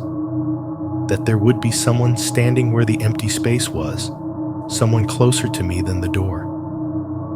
I turned anyway. The cabin looked the same as it had when I walked in. Empty, tidy, ordinary. My phone buzzed on the desk. The sound made me jump. I crossed the room and grabbed it, the screen lighting up with a new message. Jenna, band is doing 90s covers now. You're missing your moment. A second later, you coming, or did you die of old age in the room? I typed back with fingers that felt slightly numb. Me. Yeah, on my way. I glanced back once more at the door, at the space around the handle, at the gap that had been there when I turned the corner into this hallway. The deadbolt was not engaged. The handle looked as it always did. Whatever had made that inch of space happen was gone now, folded back into the ship like it had never occurred. I locked the door myself this time, listening carefully for the latch catching, for the tiny sounds of assurance. Then I slipped the key card into my pocket, felt the hard shape of my wallet tucked behind it, the folded scrap of paper with 8347 etched in ballpoint ink resting inside, and stepped back out into the corridor, pulling the door tight behind me. The thin strip of light on the carpet disappeared, leaving only patterned darkness and the blinking red eye of the camera overhead, watching a hallway where, as far as anyone else on that ship would ever know, nothing at all had happened. I never realized how many different flavors of silence there are until that night. When I came back to the cabin after the band, after pretending to enjoy another round of covers and trying not to look over my shoulder every time someone brushed past me, the hallway felt like a throat that had already swallowed whatever sound I made on the way in. I slid the key card, heard the familiar beep, and stepped inside. First thing I did was shut the door firmly and test it. Latch engaged. I pulled on the handle until I heard the small metallic thud that meant the tongue had set in the frame. Then I reached for the deadbolt and slid it across. The bar moved with a heavier resistance than the latch, a solid, final clack that sounded louder in my head than in the room. Most cruise cabins have some version of a security chain or swing latch above the main lock, a token gesture toward extra safety. Ours was a small metal arm that pivoted on a plate, designed to catch on a pin if the door opened more than an inch. I flipped that across too, making sure it seated properly with the slightest metallic ting. Then I did it all again. Open, close, pull, deadbolt, chain. The second time, I didn't need the sound as much as the feel. The vibration of the door in my hand, the subtle shift of weight when the locks engaged. It was something I could control in a situation where very little else felt that way. By the third check, even I had to admit I was stalling.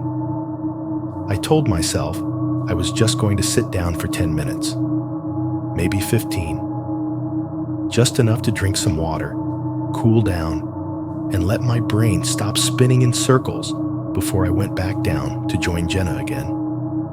I kicked my shoes off and dropped onto the bed. The mattress dipped, springs creaking faintly under my weight. The air from the ceiling vent blew a steady stream of cold across the top of my head. Somewhere close, the mini fridge rattled briefly, then settled. The ship made its own constant music, whether you wanted it to or not.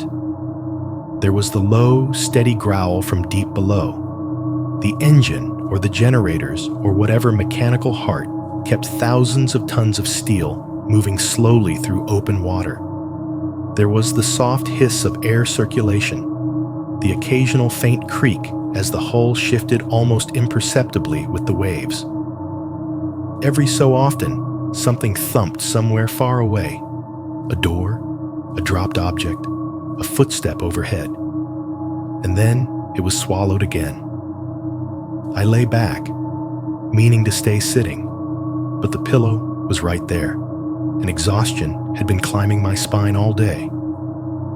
I told myself I'd just close my eyes for a minute, just long enough to let them stop burning. The last thing I remember clearly before sleep took over was the feel of the ship rolling very slightly beneath me. That slow, almost comforting sway, like being rocked in a cradle that could crush you. I didn't fall fully asleep, so much as slide sideways into something murky and shallow. The kind of half-dream that feels like your brain trying to organize its own mess while you're still eavesdropping on the process. In the dream, I was standing outside a cabin door. Not mine, at least not at first glance. The number was wrong. It wasn't 8347, but some other combination that looked familiar anyway. The way numbers in dreams always do, even when they don't make sense. The hallway was the ship's hallway, but stretched longer, the perspective off, the angle slightly too sharp. I lifted my hand and knocked, 3 times. A pause, then 2. The pattern Jenna and I used with each other. From the other side of the door, I could hear a TV, the canned laughter of a sitcom, rising and falling in waves. Underneath it, voices, multiple voices, overlapping, like a room full of people talking at once. I knocked again. The laughter continued. The indistinct chatter rolled on. No footsteps approached. No latch turned. No sign that anyone inside had heard me at all. I tried the handle. In the dream, it was warm. Warmer than it should have been from just my hand. I knew the door was locked. I knew it shouldn't move. But it turned anyway, just a fraction, and then stopped dead against an unseen barrier. I knocked again, harder this time. My knuckles stung. "Hey," I called out, though my voice sounded wrong to my own ears, like it was being played back from a recording. "Open the door. I know you're in there." The TV laughed. The voices buzzed. No one came. A familiar feeling rose in my chest. Frustration, then unease, then something closer to fear. A reversal of roles. I'd spent nights thinking about someone outside our door, trying to get in. Now I was the one shut out, unwanted, shouting into a metal slab that wouldn't open. I leaned my forehead against the door and listened. On the other side, the laughter cut off suddenly, mid-sound, like someone had pressed mute on the world. The voices stopped. What rushed in to fill the space wasn't silence, not at first, but something else. A dense, padded quiet that felt as if the room beyond had been emptied in an instant, leaving only a hollow where people had just been. I woke up with my heart pounding, my breath catching like I'd been holding it. For a second, I didn't know where I actually was. The cabin was darker than it had been when I lay down. At some point, I must have either turned the TV off or set it to sleep mode. Only the small night light by the vanity cast a wedge of dim, yellowish light across part of the room. It touched the base of the wall, the edge of the desk, the foot of the bed. The rest of the space was gradients of shadow. The engine's low rumble was still there, but softer somehow. The air vent whispered overhead. Somewhere far away, the ship groaned as it shifted, the sound muffled by layers of steel and carpet. What woke me wasn't any of that. It was sound much closer, inches away. A faint noise, like fabric brushing against itself. The whisper of clothing when someone shifts their weight and their sleeve slides against their side. It came from somewhere near my face, just off to the left. Too close to be anything in the room that wasn't someone. I lay perfectly still. My eyes were open, but I hadn't turned my head. From this angle, all I could see was a slice of the ceiling and the blurred edge of the wall. The nightlight's glow didn't reach my pillow. It just threw a weak halo into the periphery of my vision. But in that halo, something was wrong. The light wasn't falling in the same clean, unobstructed line it usually did. Part of it was blocked. The left side of my field of view was darker than it should have been, as if a shape stood between the lamp and the bed. Not solid black, but a dense, vertical shadow cutting into the otherwise smooth wash of dim yellow. My body knew before my brain gave it words. Someone was standing next to the bed, breathing. The air felt subtly different against my face, warmer in one patch, cooler in another, as if a body was displacing it, redirecting the flow from the vent above. Under the hum of the ship, under the thin rush of my own pulse in my ears, I could hear a very quiet, very controlled pattern. In, out, out. Not the loose, unconscious breathing of someone asleep, but something slower, measured, listening. For a few seconds, I clung to the simplest possible explanation. "Jenna?" I whispered, my voice barely more than air. The shadow didn't move. The fabric made that tiny noise again. A sleeve, a pant leg, something adjusting by an inch. The breathing didn't change tempo. If it had been her, she would have answered. She would have said my name, or laughed, or flicked on the light and asked why I looked like I'd seen a ghost. She would have moved with the unself-conscious clumsiness of a tired person, bumped into the bed, muttered an apology. This breathing was wrong. Too close, too intentional. Each inhale sounded like it had been chosen. Each exhale was so soft it felt deliberate, like whoever owned those lungs was trying not to disturb the surface of the scene. My eyes burned with the effort of keeping them fixed on that narrow slice of ceiling. Every instinct I had screamed at me to turn my head, to look, to confirm. Another instinct, older, maybe smarter, warned that once I saw, there would be no going back to any version of reality where this was just a trick of the dark. The ship hummed and shivered around us. The deadbolt was still thrown. The chain was still across.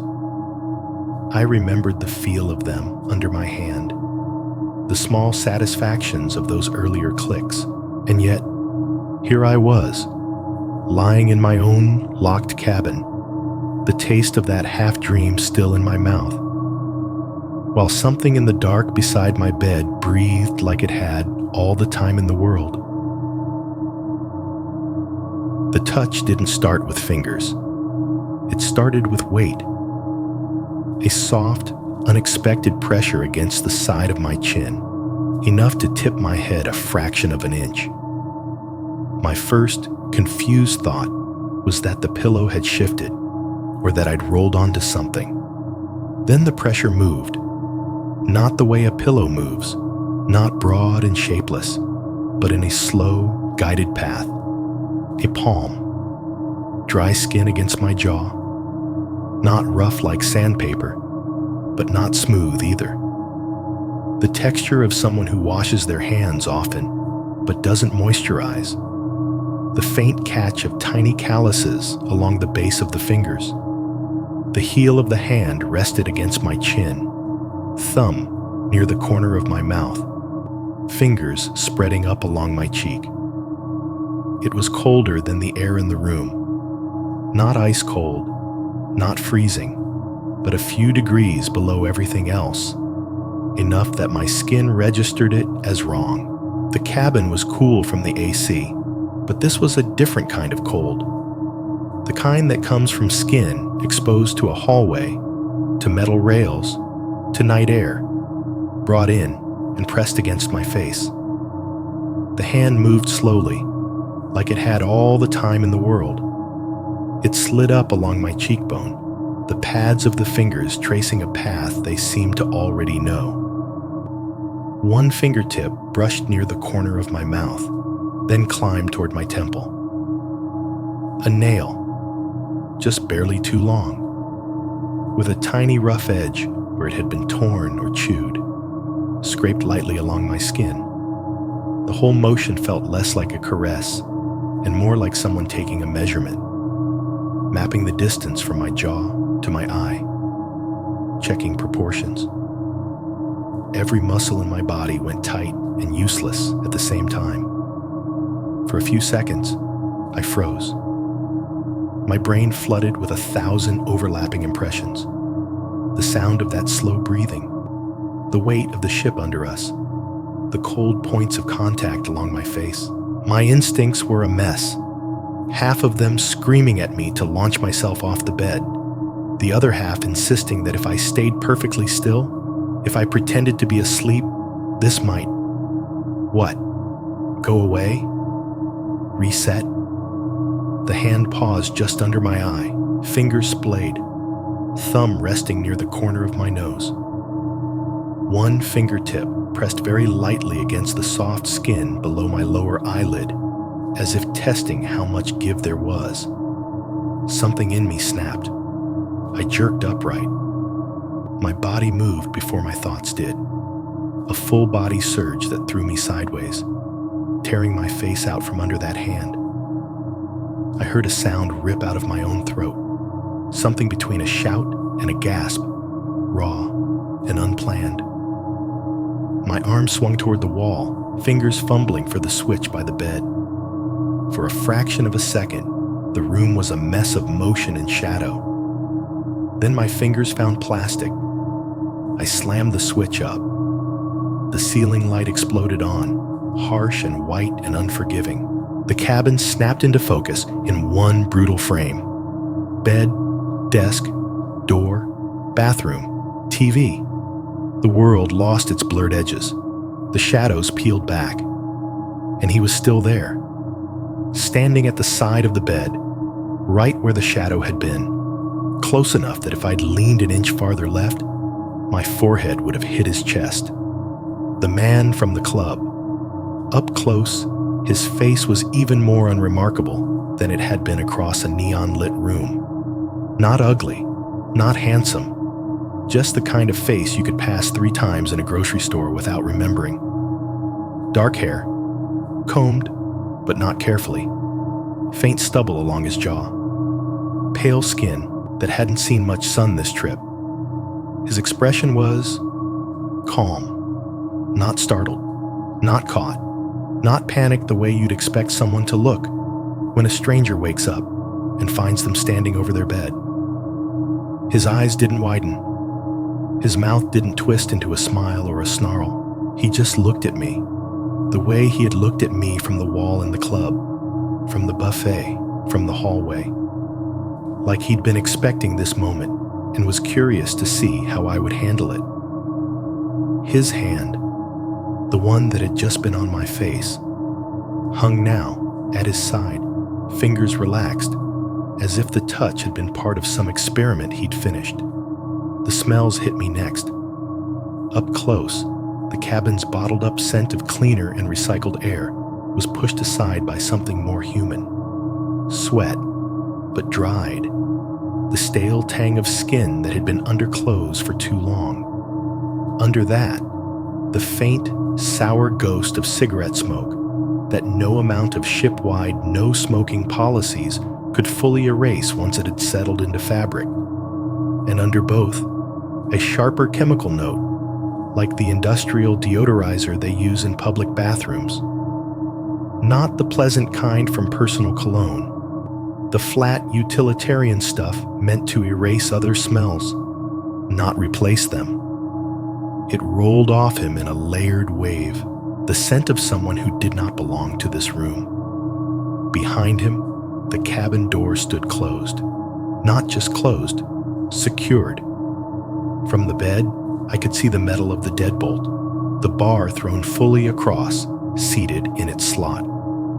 Above it, the chain-style latch was still in place, the small metal arm hooked neatly over the pin. I had put them both there myself. I had tested them. I had felt that satisfying series of clicks. Now, there they were, locked, set, unchanged. My mind scrambled, trying to reconcile the facts in front of me.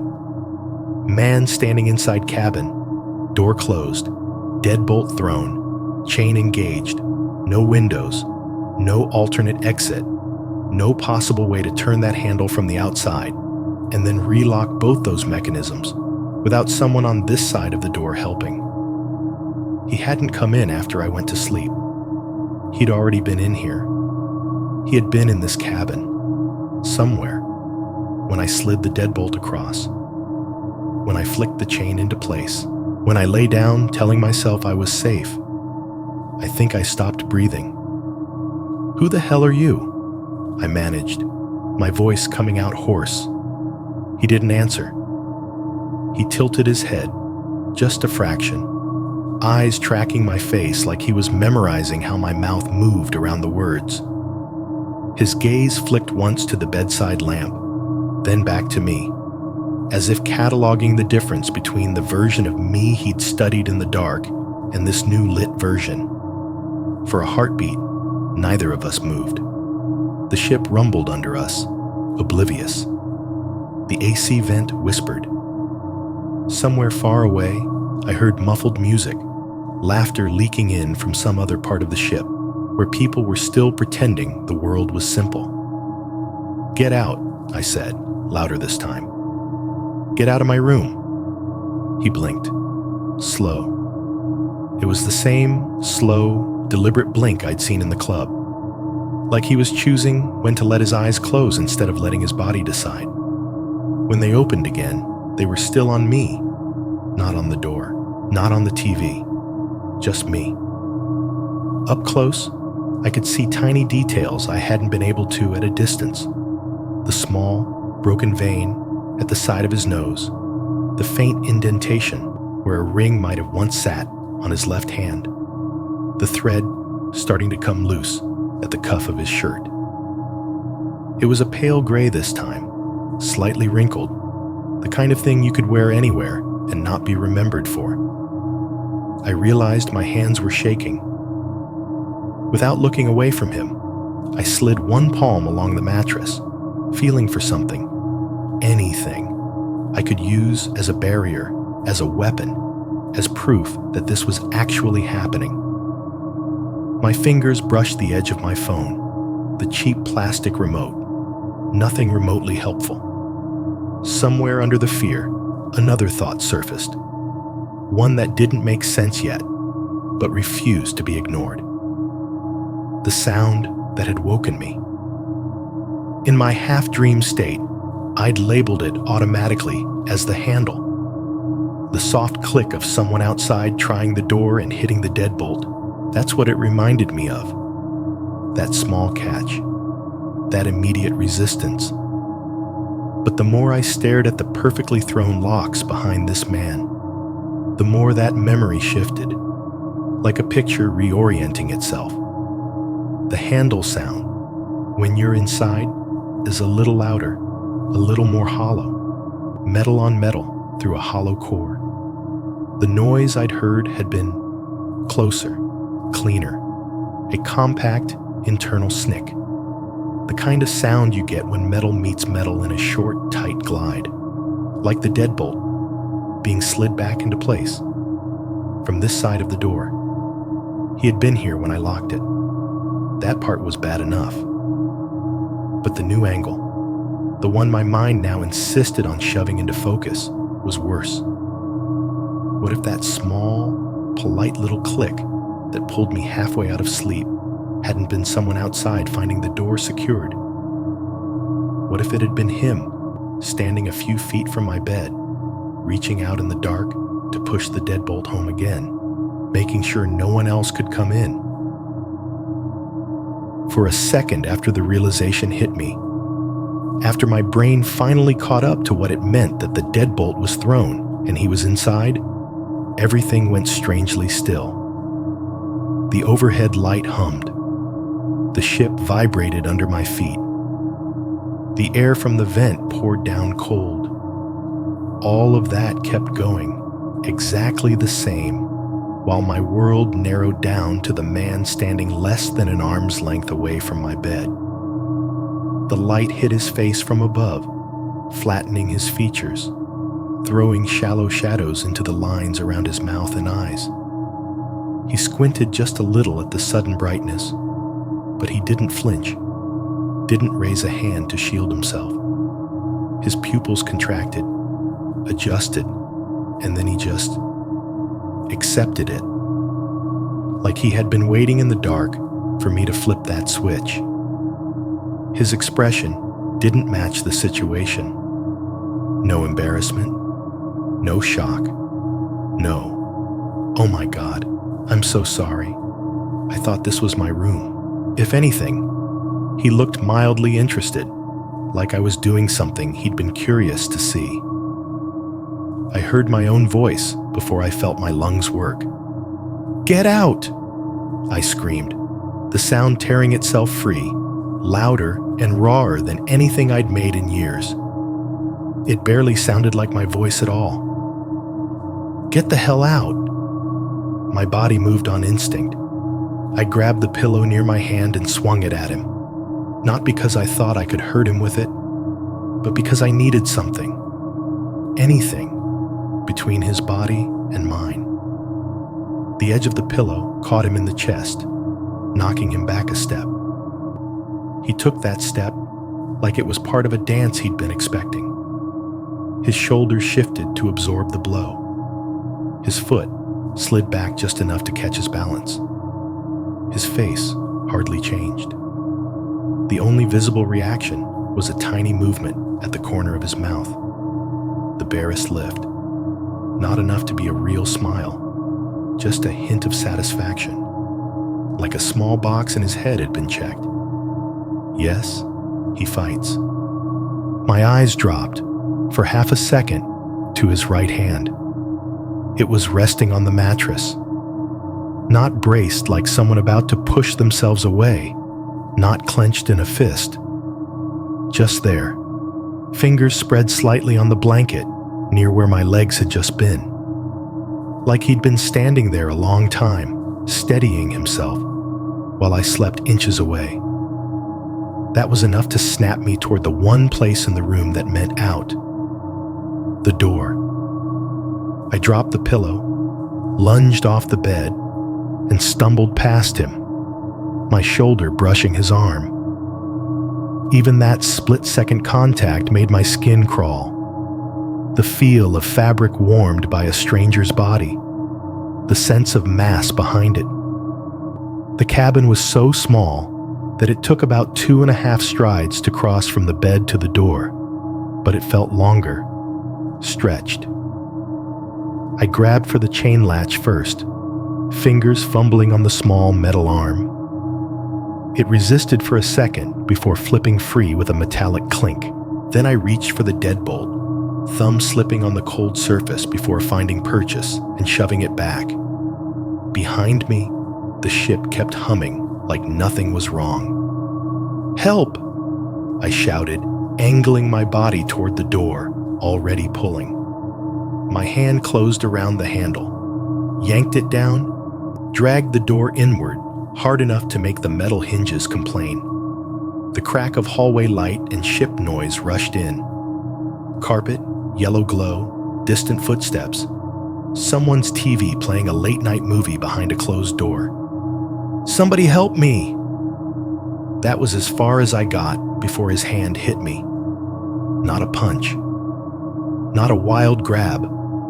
A precise clamp. Fingers digging into the meat of my shoulder from behind and to the side, right where he could pull my weight off balance. His grip was brutally strong, the kind of strength that doesn't show up as bulk, but as intent. He yanked me backward with a quick, practiced motion. The door, half open, swung wider, with the momentum of my body being pulled away from it. The hallway yawned into view for anyone looking out of their own cabin, a slice of the scene inside ours exposed. I twisted, trying to break free. His fingers dug harder, thumb pressing into the joint at the top of my arm in a way that lit up nerves all the way down to my elbow. My feet skidded on the thin carpet, socks catching on the pattern. "Let go!" I shouted, voice cracking. "Let!" The rest of it got lost in the tangle of sounds that began to pile up. A door across the hall opened with a quick, surprised click. Another one farther down cracked open a couple inches, a sleepy face peering out. Feet thudded dully on the carpet as someone stepped into the corridor. A child's voice, high and scared, started crying in one of the nearby rooms. "Mom, what's happening?" I could see one neighbor clearly, a man in his 50s, maybe, wearing a wrinkled t-shirt and shorts, bare feet planted in the hallway. His hair was mussed from sleep, his eyes wide and unfocused, with that specific confusion of being yanked into consciousness too quickly. He looked straight into our cabin, straight at me. At the angle the door had opened, he would have had a clean view of the scene. Me in a t-shirt and boxers, panic written all over my face, and behind me, this stranger gripping my shoulder with white-knuckled fingers. For a fraction of a second, our eyes met. Relief flickered through me, raw and immediate. Witness. Somebody else was seeing this. It wasn't all in my head. It wasn't going to stay just between me and the man by the wall. Then the stranger spoke. His voice was nothing like I'd imagined it would be. It wasn't rough or weird or strained. It was smooth, calm, perfectly calibrated for the setting. "Wrong room," he said, with a little huff of breath that pretended to be sheepish. I thought this was mine. The sentence was so ordinary, so completely bland and reasonable that it almost erased the reality of his hand on me. The words came out without a pause, no hesitation, no searching for phrasing. Like he'd had them loaded, waiting. He even added a tiny, embarrassed chuckle at the end, the sound slipping easily into the ambience of the ship. The kind of laugh you hear in hallways when someone gets off on the wrong deck or tries their key card on the wrong door. His grip on my shoulder loosened, just a fraction, in the same instant he said it. Not enough to let me go, but enough that it looked less like restraint and more like a guiding hand, if you didn't know what it felt like. I felt the shift in the neighbor across the hall. He'd taken half a step forward when I yelled. I could see the start of concern in the set of his shoulders, the way his weight had moved.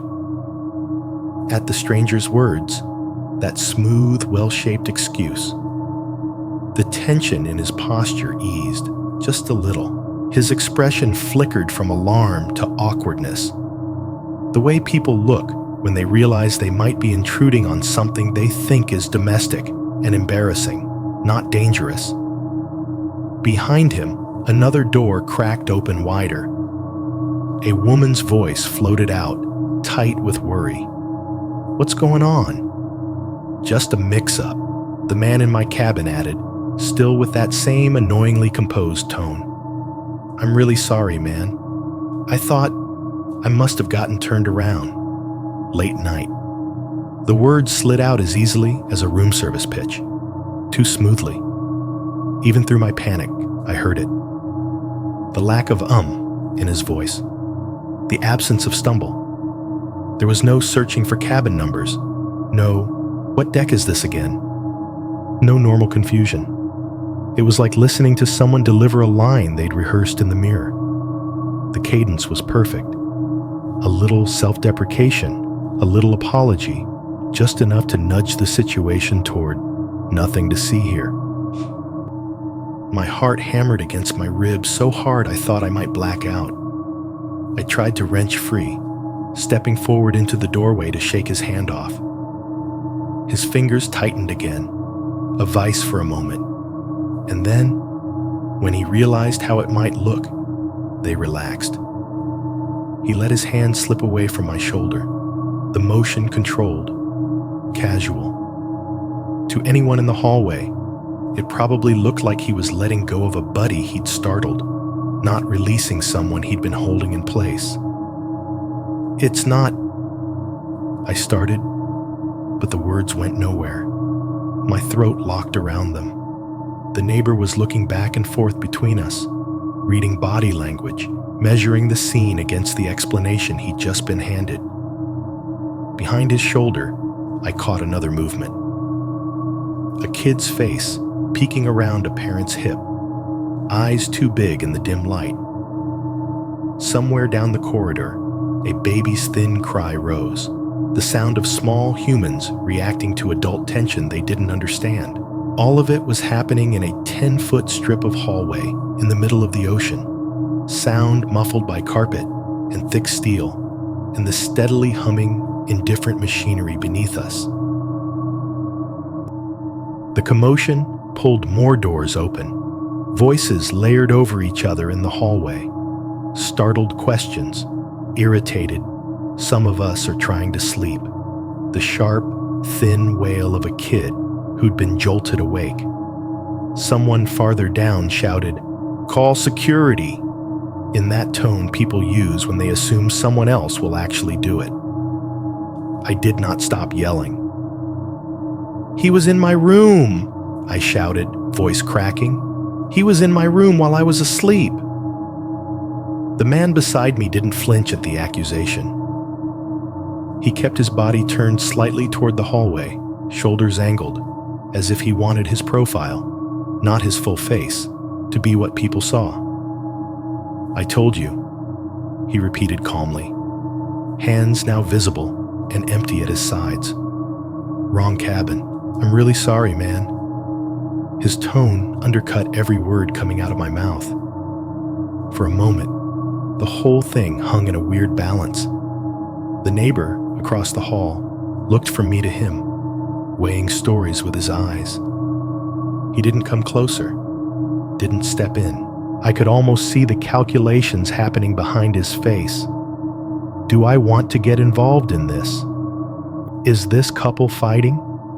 Is this going to become my problem if I don't step away? Then the elevator at the end of the corridor dinged. Two men in Navy uniforms stepped out. Ship security never looks like movie security. No SWAT gear, no visible weapons. These guys wore collared shirts with the cruise line logo stitched neatly over the chest, dark slacks, comfortable shoes. Each had a radio clipped to his shoulder, the speaker crackling softly with static and half-heard words. They weren't running, but their walk was quick, purposeful. They moved down the hallway with that polite urgency of people who have been trained to look calm at all times. "Evening, folks," the one in front said, voice pitched to Carrie without sounding aggressive. "What seems to be the problem?" The neighbor across from me immediately stepped back, hands going up in a small, not me gesture. Another door down the hall shut quietly. Whoever had opened it, deciding this was enough live drama for them. "He was in my room," I said, pointing at the man next to me before he could get a word in. "Inside my cabin, while I was asleep. I woke up and he was standing over my bed. The security officer's eyes flicked to me, then to the other man, then to my open door behind us. His expression barely changed, but something in it tightened just for a second. "Sir," he said to the stranger, "I'm going to ask you to step out into the hallway with me." The other officer moved automatically, positioning himself between us, a soft but definite barrier. He didn't touch me, but the message was clear: stay put. The man from the club didn't resist. He shifted one foot back, then the other, and walked calmly out into the hall. His body language stayed loose, relaxed, as if he were leaving a conversation, not the scene of whatever this was. As he passed the security guard, I caught the faintest whiff of that stale smoke cleaner sweat mix again. They stopped a few steps from my door. The neighbor across the hall had retreated into his room, but his door was still cracked, one curious eye visible. Down the hall, someone was whispering, their voice too soft to make out words. "Can I get your name and cabin number, sir?"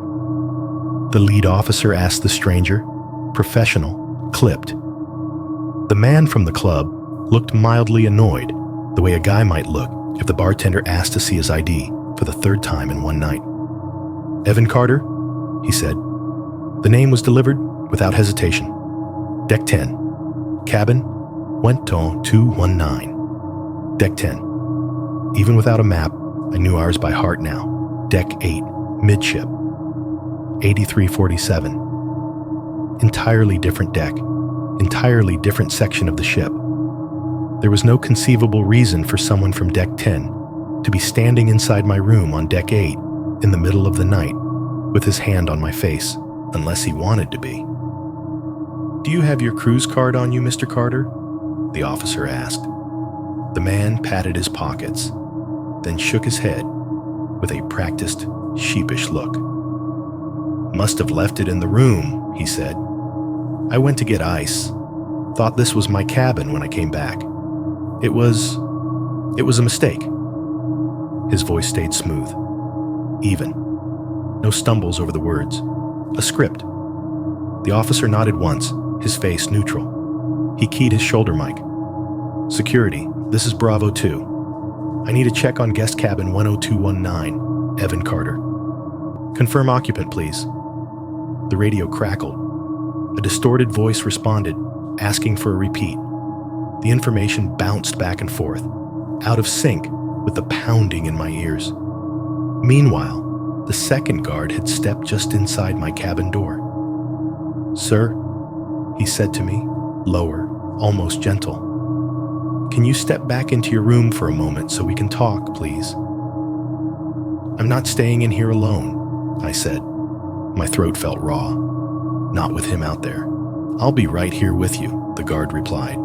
And there was something in his tone, professional but not dismissive, that made me move.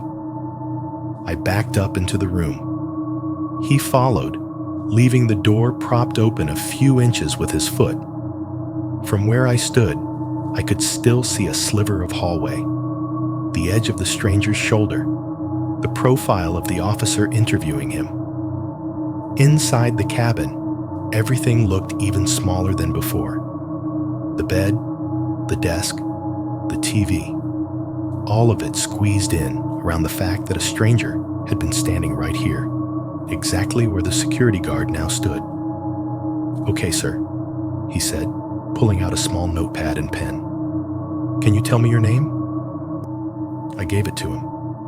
He wrote it down neatly, block letters, as if there was no urgency at all. "And your cabin number? Just to confirm." 8347, I said automatically. "This is my cabin." "Right," he said. "I just need it for the report." Report. The word made this feel like paperwork, not emergency. "Can you tell me what happened tonight, sir? From the beginning." I stared at him. "He was in my room," I said again, each word spaced out. "I woke up and he was standing over my bed. His hand was on my face. I did not let him in. The deadbolt was locked. The chain was on. The security officer's eyes flicked briefly toward the door, then back to me. When we arrived, your deadbolt was not engaged, he said carefully. The door was open. Because I opened it, I snapped.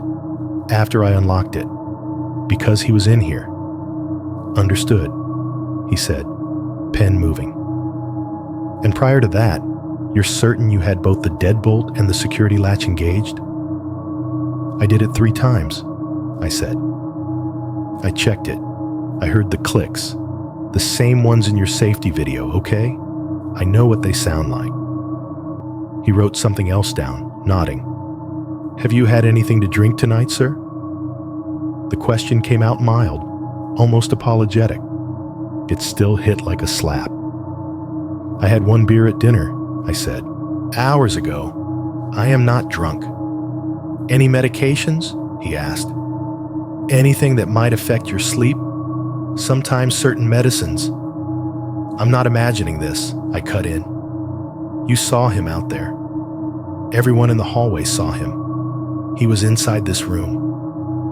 The officer met my eyes for a second longer than was comfortable. Then he nodded again, the smallest concession. All right, we just have to ask. Sometimes guests, get cabins mixed up, especially late at night. It happens more than you'd think. Yeah, well, I didn't go into anyone else's room, I said. He came into mine. Did you notice any damage to the lock? He asked, glancing at the door again. Any sign someone might have forced it? I followed his gaze. The door frame looked intact. The metal around the latch was unscratched. The deadbolt mechanism sat flush, undisturbed.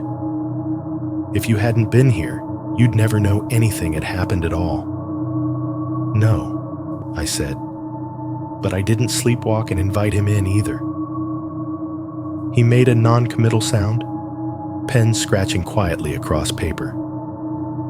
Is anything missing? He asked. Wallet, jewelry, electronics? I looked around automatically.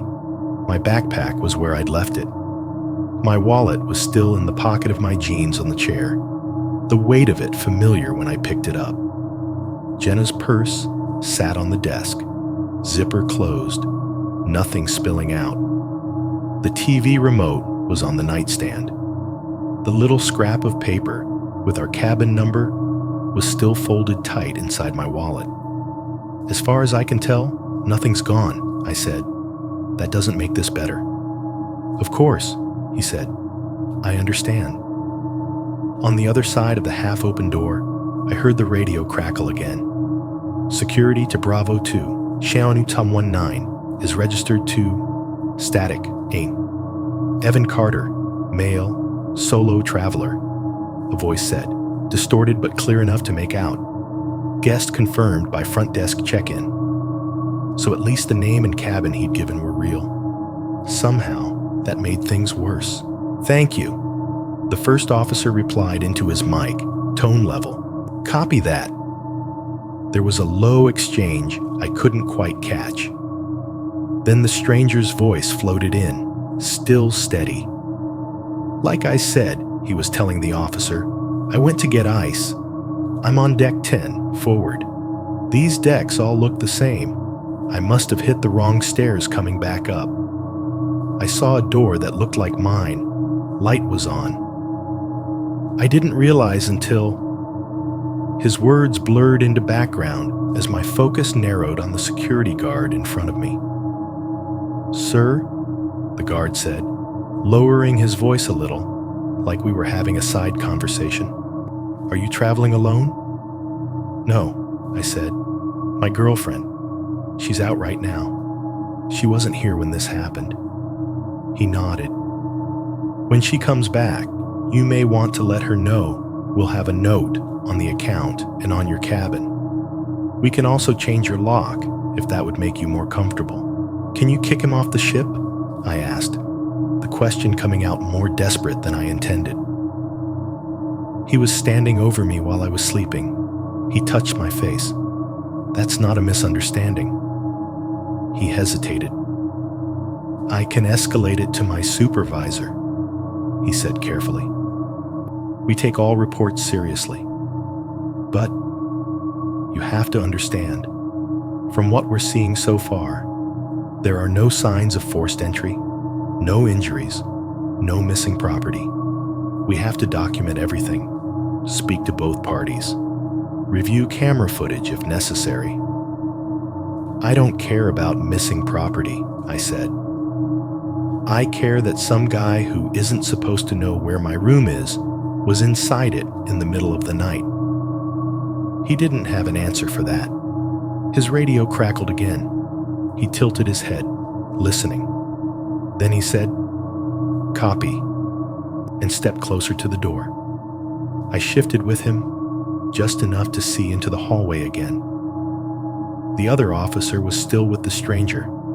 Evan, apparently. The man from the club stood with his hands loosely clasped in front of him now, posture relaxed, as if this was a mildly annoying delay, not a serious situation. His eyes flicked up once over the officer's shoulder and met mine through the gap. There was no guilt in them, no fear.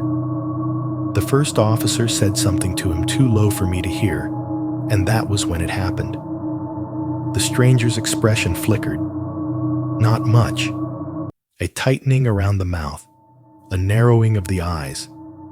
His jaw shifted. He leaned in a fraction, just enough that his words didn't carry as clearly down the hall. "We've talked about this before," the officer said to him, very quietly. The words were not loud, but they were sharp enough to cut through the static of my own thoughts. Before I could lean closer, before I could process what that implied, the officer's eyes snapped toward me. He'd noticed the way my focus had sharpened.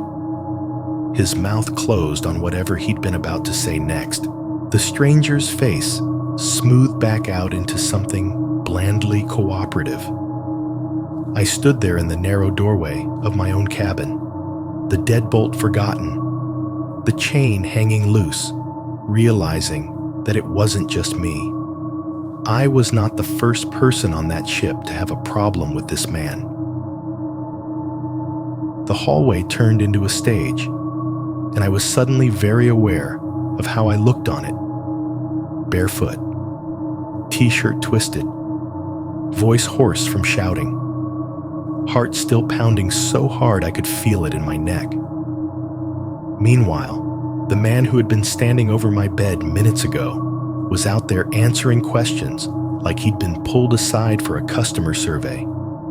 More doors had opened while security talked to him. Across from me, the middle-aged guy in the wrinkled t-shirt had stepped fully into the hall now, his wife hovering just behind his shoulder. A few doors down, a woman in her late 40s, traveling alone judging by the single key card dangling from her lanyard, stood with her arms crossed tight, lips pressed thin. Farther along, a couple with two small kids peeked out. The father in the doorway, the mother inside trying to soothe a little girl who was still quietly crying, thumb jammed in her mouth. The boy clung to his dad's leg, eyes huge. Security started working their way through them like pieces on a checklist. "Ma'am, can you tell me what you saw?" The officer with the notepad asked the woman across the hall. She adjusted her glasses, glanced at me, then at the man from the club. "I heard yelling," she said. "Loud yelling, the kind you don't ignore. When I opened the door, I saw..." She hesitated, choosing her words carefully. "I saw him..." She jerked her chin toward the stranger. "In the doorway of that cabin, and him." A nod toward me, trying to pull away. "So you can confirm this gentleman was inside the cabin at that time?" the officer asked. "Yes," she said. "He stepped out after security came. Before that, he was definitely in there." That should have been vindicating. It should have felt like someone placing a solid brick under my feet in all this shifting ground. Instead, the next voice knocked half of that brick loose. The guy in the t-shirt scratched at his jaw. "I mean, maybe it was a misunderstanding," he said, sounding like he wished he'd stayed in bed. "I came out when I heard help, you know? Looked like, I don't know, a fight? But then another nod toward the stranger, said wrong room. He let go. Could be he's just drunk and confused." There it was, that word again. Drunk, confused. He must have felt the weight shift in the air because he added quickly, "But yeah, he was definitely inside his room, not just standing in the doorway. Inside." The solo woman spoke up next. "I heard the shouting too," she said. "And I heard the door, like someone trying to open it, then it slammed. I don't know what happened before that, but he came out of there." Her gaze flicked between us, sharp and distrustful of both sides. The father with the kids looked like he wanted nothing to do with any of it. "I just want to make sure nobody's going to be banging on our door again," he muttered. "My daughter's terrified now. That's all I care about." The officers nodded, thanked each of them, their pens moving across forms in tidy little strokes. It was all so measured, processed, neat boxes being filled while my mind was still trying to climb out of whatever hole it had just been shoved into. The man from the club, Evan, according to the records, stood there through all of it, hands clasped loosely in front of him. If he was nervous, he hid it well. He didn't pace. He didn't fidget. He just listened, face arranged in a kind of mild, patient remorse, as if everyone had gathered to discuss a social faux pas at a dinner party. When the last neighbor had spoken, the lead officer cleared his throat. "Mr. Carter," he said, "at this time, we're going to escort you to speak with our supervisor. We'll also verify your movements on our internal cameras. Until then, you'll need to come with us." He might as well have been inviting him to a meeting. There were no handcuffs, no harsh language, no hands on his arms, just a polite little step to the side, "This way, sir," and a nod down the hall. The officers flanked him, one slightly ahead, one slightly behind, forming a loose triangle as they began to walk. He obeyed without argument. As they passed my open door, he turned his head. It was small, just a tilt, but deliberate. His eyes found mine through the narrow space between the security guard's shoulder and the doorframe. There was nothing apologetic in that look. No shame, no fear. If anything, it had the focused quality of someone taking a photograph in their mind. Not just looking at me, but recording me. Saving my face the way you'd save a phone number. Something to be recalled later. Maybe turned over like an object. Then he turned away again and continued down the hall, his footsteps soft on the carpet. The officers' radios crackled, voices murmuring back and forth. The elevator at the end dinged again, waiting to swallow the little group and whatever explanation they decided to settle on. The hallway began to deflate. One by one, the witnesses retreated. Doors clicked shut. Voices dropped. The crying kid's sobs faded into muffled whimpers as her mother finally coaxed her away from the doorway. The solo woman gave me one more long look, the kind that said, "I believe something happened, but I'm not sure I want to know what," then closed her door. The man in the t-shirt lingered half a second longer, meeting my eyes. "Hey," he said awkwardly. You good?" "No," I said, honestly. He nodded like he didn't know what else to do.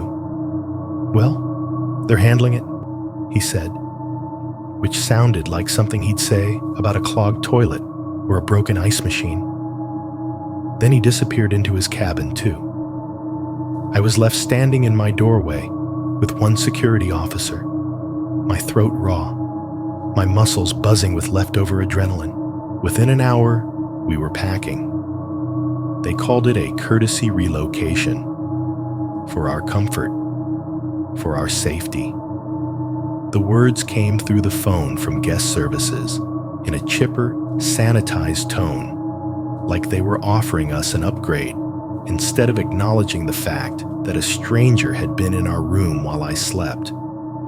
"We can move you to a different stateroom closer to the stairwell," the woman on the line said. "It's a bit smaller, but we believe the location may make you feel more secure. Fewer cabins in that corridor, more foot traffic near the main exit. An upgrade in safety, a downgrade in everything else." Jenna had gotten back from Deck 5 in the middle of all of this, walking into a room, buzzing with the aftershocks of what she'd missed. Her face, when I told her what had happened, as much as I could force myself to say out loud, was something I'm not sure I'll ever forget.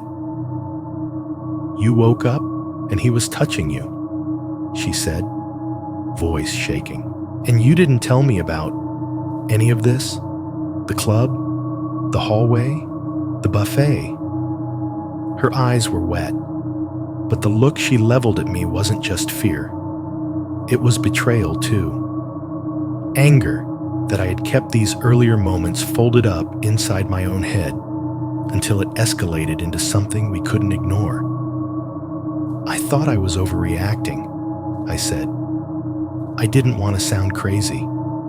I thought if I just ignored it." "Well, that worked out great," she snapped, then immediately pressed her fists to her temples like she regretted the words as soon as they left her mouth. We stuffed our things back into suitcases with movements that were too fast, too jerky. Clothes went in wrinkled.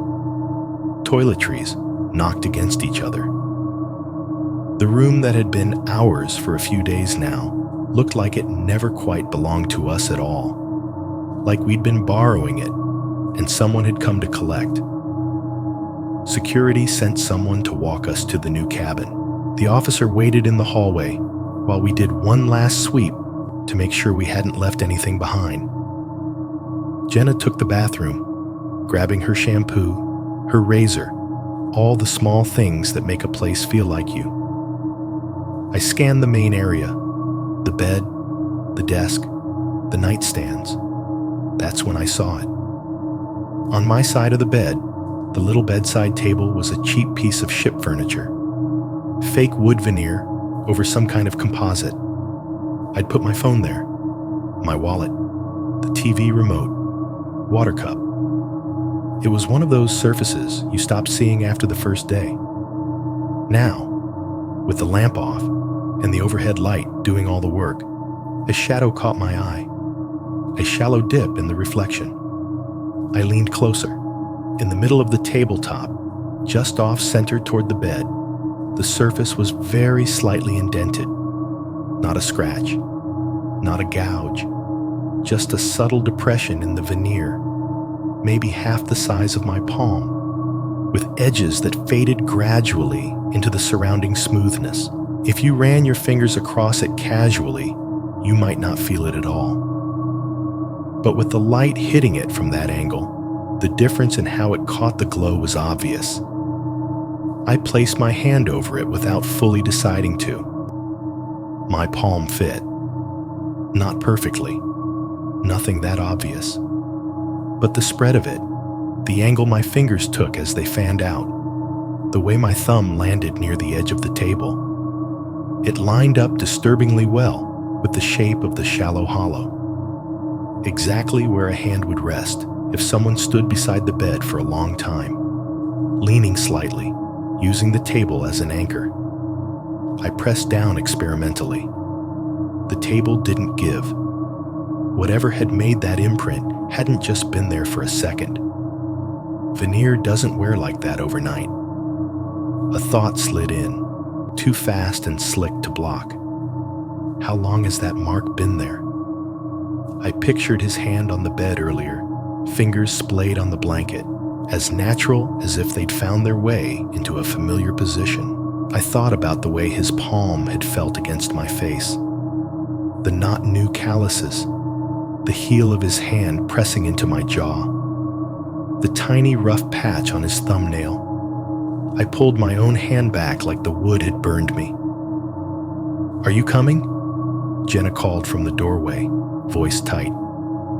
"Yeah," I said, forcing my feet to move. I grabbed my suitcase handle with fingers that didn't feel completely steady. As I stepped out into the hallway for the last time, leaving that cabin behind, I couldn't shake one sick certainty. We hadn't been the first people he stood and watched in that room, and we might not be the last.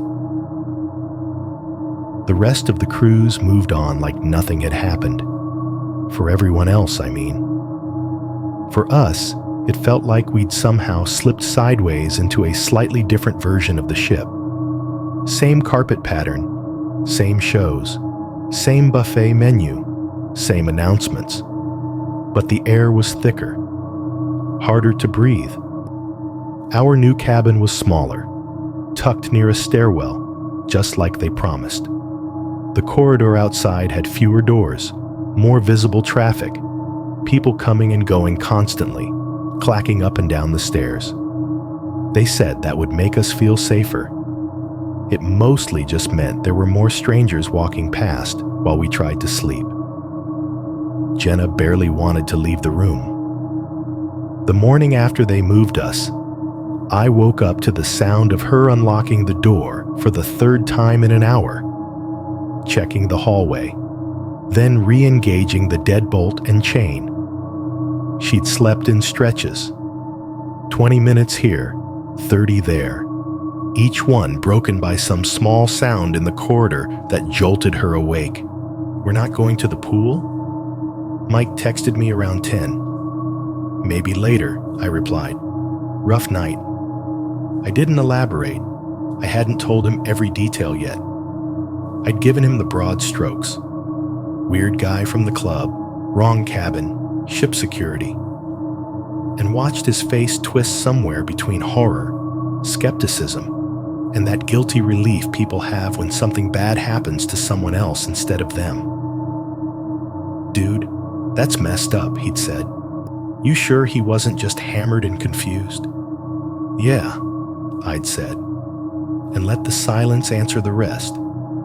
Now, in the new cabin, Jenna sat cross-legged on the bed, scrolling through her phone without really seeing anything. The curtains, purely decorative, hiding a blank wall instead of a window, were pulled tight anyway. "We don't have to go anywhere," I told her. "We can just watch movies, order room service, ride it out." "I don't want to see him," she said, eyes fixed on the screen. "Anywhere. I don't want to be in an elevator with him. I don't want to walk past him in a hallway. I don't want him to know what room we're in now." I didn't tell her that part of me wasn't convinced he didn't already know. The next 2 days were a blur of forced normal and quiet avoidance. We still went out, because you can't stay in a windowless box for 48 hours without going a little insane. We timed our movements around the busy hours, choosing crowds over emptiness. Crowds felt safer, even if the logic fell apart as soon as you thought about it too hard. At breakfast, I chose tables where I could see the entrances. At lunch, I sat with my back against the wall whenever I could. On deck, when we did eventually force ourselves up there, I kept my eyes on the lines of loungers, the clusters of people at the rail, the bar area, scanning faces, shirts, silhouettes, looking for dark hair, average height, that gray-blue button-down range of clothing he seemed to favor, looking for that too-still posture, that steady gaze. I didn't see him, not in the dining room, not in the buffet, not by the pool, or in the hot tubs, or loitering near the casino entrance. Not at the late-night snacks. Not in the theater. Not sitting alone with a drink at any of the bars. If he was still on the ship, and I had no reason to believe he wasn't, he had either gotten very good at avoiding us, or security had told him to avoid us, or he'd found corners of this floating city that we never thought to go near. The absence didn't feel like safety. It felt like walking through a crowded mall, knowing there's a person there who has your photo in their pocket, and you don't know what they look like from the front. Meanwhile, the ship itself carried on playing its role. Every few hours, the PA system chimed that cheerful little bing-bong sound, followed by the bright, too-awake voice of the cruise director. Good afternoon, ladies and gentlemen, boys and girls. Don't forget, karaoke night starts at 9 p.m. in the main lounge. Come sing your heart out. Family trivia at 4 p.m. up on deck 11. Bring your team and test your knowledge. Tonight's theme in the dining room is Caribbean Night. Wear your brightest colors. Each announcement was framed by peppy background music, like a commercial. The speakers were everywhere. In the corridors, by the elevators, in the atrium, even faintly audible in our cabin if you stood near the door. I'd be lying if I said it didn't make me angry. There was something obscene about Don't Forget Karaoke, echoing through the same metal bones that had carried someone into my room without permission. About hearing, we care about your safety, in the same neutral tone from the same man who told me, gently, that without injuries or theft, there might not be much they could do. On a ship with thousands of people on it, our fear was a footnote, an incident report in some digital file. A checkbox marked, guest relocated, no further action requested. But for us, it was everything. Jenna's anxiety saturated the air between us. She jumped at knocks on other people's doors. She flinched when someone laughed too loudly in the hallway. Every time we left the cabin, she double-checked that the door had shut completely and the lock had engaged, even though we weren't inside to benefit from it. Do you think they're actually watching the cameras? She asked me once, as we passed under one of the dark domes mounted in the ceiling, the little red LED winking like it was in on a joke. I don't know, I said, because that was somehow worse than lying. Sometimes, I caught her watching me instead of the TV, like she was waiting for me to tell her about something else I'd been holding back. Something worse that hadn't made it into the first should have told you conversation. I didn't have anything new. That didn't stop me from feeling like I owed her more than what I'd already said. Mike and Sarah checked in, but the tone changed. They still invited us to things. We're going to the comedy show, if you guys want to come. We're getting a drink on deck 3. But there was a new layer in their voices, a carefulness. They looked at me with a mix of sympathy and discomfort, like they weren't sure where the line was between being supportive and reinforcing paranoia. At one point, when Jenna went to the bathroom, Mike leaned closer and lowered his voice. Man, you sure you're okay? He asked. I mean, like, really okay? No, I said, but I'm not making this up. Yeah, I know, he said quickly. I've seen you spiral before, with the work stress, with the panic stuff. I just want to make sure this isn't that, amplified. He was in my room, I said. There were witnesses. I know, he repeated, nodding. He did believe me. Mostly, I think.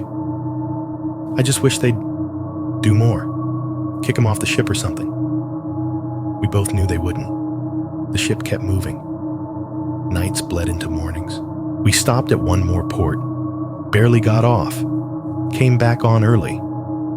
Our new cabin near the stairwell started to feel less like a refuge and more like a bolt hole. Temporary, flimsy. By the last full day at sea, the weather turned a little rougher. The ship rolled more, a slow side-to-side sway that made the glasses in the bar clink softly on their shelves. People staggered a bit in the hallways and laughed it off. I took a walk by myself that morning. Jenna wanted a shower and said she'd maybe join me later if the ship didn't feel like it was tilting quite so much. I told her I'd grab coffee and bring her back something from the bakery. I took the stairs instead of the elevators, climbing past decks that all looked eerily similar. Same carpet, same patterns, same railings. On deck 5, the atrium opened up again. 3 stories of open space with a bar at the bottom, glass-walled elevators sliding up and down, the guest services desk shining under 2 bright lights. I told myself I was just cutting through on my way to the coffee shop. That was before I heard the voice. And he just tried the handle, a woman was saying, sounding more angry than scared. Right after we got in bed, my husband was still awake. He saw him. I slowed without meaning to. The guest services line was short, just 2 people at the counter, another couple waiting behind. The woman speaking was maybe late 30s, early 40s, in yoga pants and an oversized t-shirt with the ship's logo on it. Her hair was pulled back into a messy bun. Her husband stood beside her, arms folded, jaw clenched. The crew member behind the desk wore the same bland, professional smile they all did. "Ma'am, I understand your concern," he was saying. His accent smoothed the edges off his words. Sometimes other guests do get confused about their cabin locations late at night, but if nothing was taken and he left when you asked him to. He didn't leave when we asked, the husband cut in. He apologized after we opened the door and told him to go. That's different. The staff member's smile faltered a fraction, then flickered back. "I'm very sorry for the inconvenience," he said. The phrase sounded rehearsed. "We can make a note on your reservation and inform security to monitor your corridor. We take all guest concerns seriously." "But this isn't the first time," the wife insisted. "The guy just said, 'wrong room,' like he'd practiced it. He was on the wrong deck. Way wrong. Shouldn't you, I don't know, do something?" I stood there, heart beating harder with every word, pretending to be interested in a brochure rack. The PA system chimed cheerfully overhead. "Good morning, everyone," the cruise director's voice boomed. "Don't forget our big farewell show tonight." Beneath that upbeat script, the woman at the desk lowered her voice just enough that I had to strain to hear. "We understand, ma'am," she said. "You're not the only guests who've mentioned a similar situation. Security is aware." Not the only guests. Similar situation. The words slid into place like puzzle pieces I hadn't wanted to see. The crew member's face looked tired for the first time since I'd stepped onto this ship. Not shocked, not confused, just worn down in a very specific way, like someone who had been apologizing for the same thing over and over, in slightly different rooms, to slightly different people. I backed away from the desk, coffee suddenly the last thing on my mind. Up above, the atrium lights sparkled. Someone laughed at a nearby bar. A kid dragged a balloon across the floor, static making it jump and squeak. Around me, the floating city carried on with its game shows and karaoke and trivia. Somewhere inside its sealed walls, a man was apparently still walking up to doors at night, trying handles, practicing the phrase, "wrong room," until it sounded like the most reasonable thing in the world. And all of that was happening on the same ship where I was supposed to be having the best vacation of my life. At some point, you get tired of being the guy who just brings it up in passing. I spent most of that day replaying the scene at guest services in my head. The other couple telling their story, the staff's practiced apologies, that one line about similar situations. It mixed with my own incident until it felt less like a weird, isolated thing and more like a pattern I was the idiot for not forcing into the open sooner. By late afternoon, the anger finally outweighed the anxiety. I'm going down there, I told Jenna. Guest services, security, whoever. I'm done with. We'll look into it. I want something on record. Something official. She sat on the bed in our new cabin, legs pulled up under her, remote loose in her hand. Some travel show played on the TV without sound. A host smiling way too brightly on a beach somewhere that wasn't this ship. Do you want me to come? She asked. I shook my head. You look exhausted. Stay here. Lock the door. Double lock it. Answer for me if they call. She nodded, eyes flicking reflexively to the door, like she was checking it even as I mentioned it. In the corridor, the ship felt busier again. People were starting to migrate toward the early dinner seating, toward bars and trivia games, and the low hum of last night of vacation energy. I rode the stairs down, feeling the rhythm of my own footsteps line up with the ship's pulse. The guest services desk sat at the base of the atrium, like some kind of shrine to everything's fine. Bright overhead lights, marble look counter, polished metal accents. A small line had formed, a family arguing about their bill, an older woman complaining about a broken hairdryer, a young couple asking about disembarkation times. Behind the counter, crew in crisp uniforms smiled and nodded, their name tags glinting. I waited my turn, listening to their voices. I completely understand, ma'am. Of course, sir. Let me just check that for you. Thank you for your patience.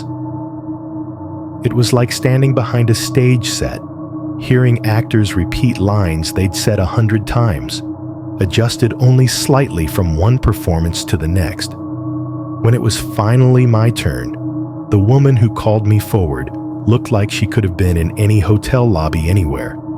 Neat bun, neutral lipstick, the ship's name pinned over her heart. Good afternoon, sir, she said. How can I assist you today? I already spoke to security, I started, hearing the tightness in my own voice. A couple nights ago, there was an incident in my room. A man came into my cabin while I was sleeping. They moved us to a different room, but I want to file something. Officially, I want to know what's being done. Her smile faltered just enough to show she'd heard that kind of sentence before. I'm very sorry to hear that, sir, she said, defaulting to the script.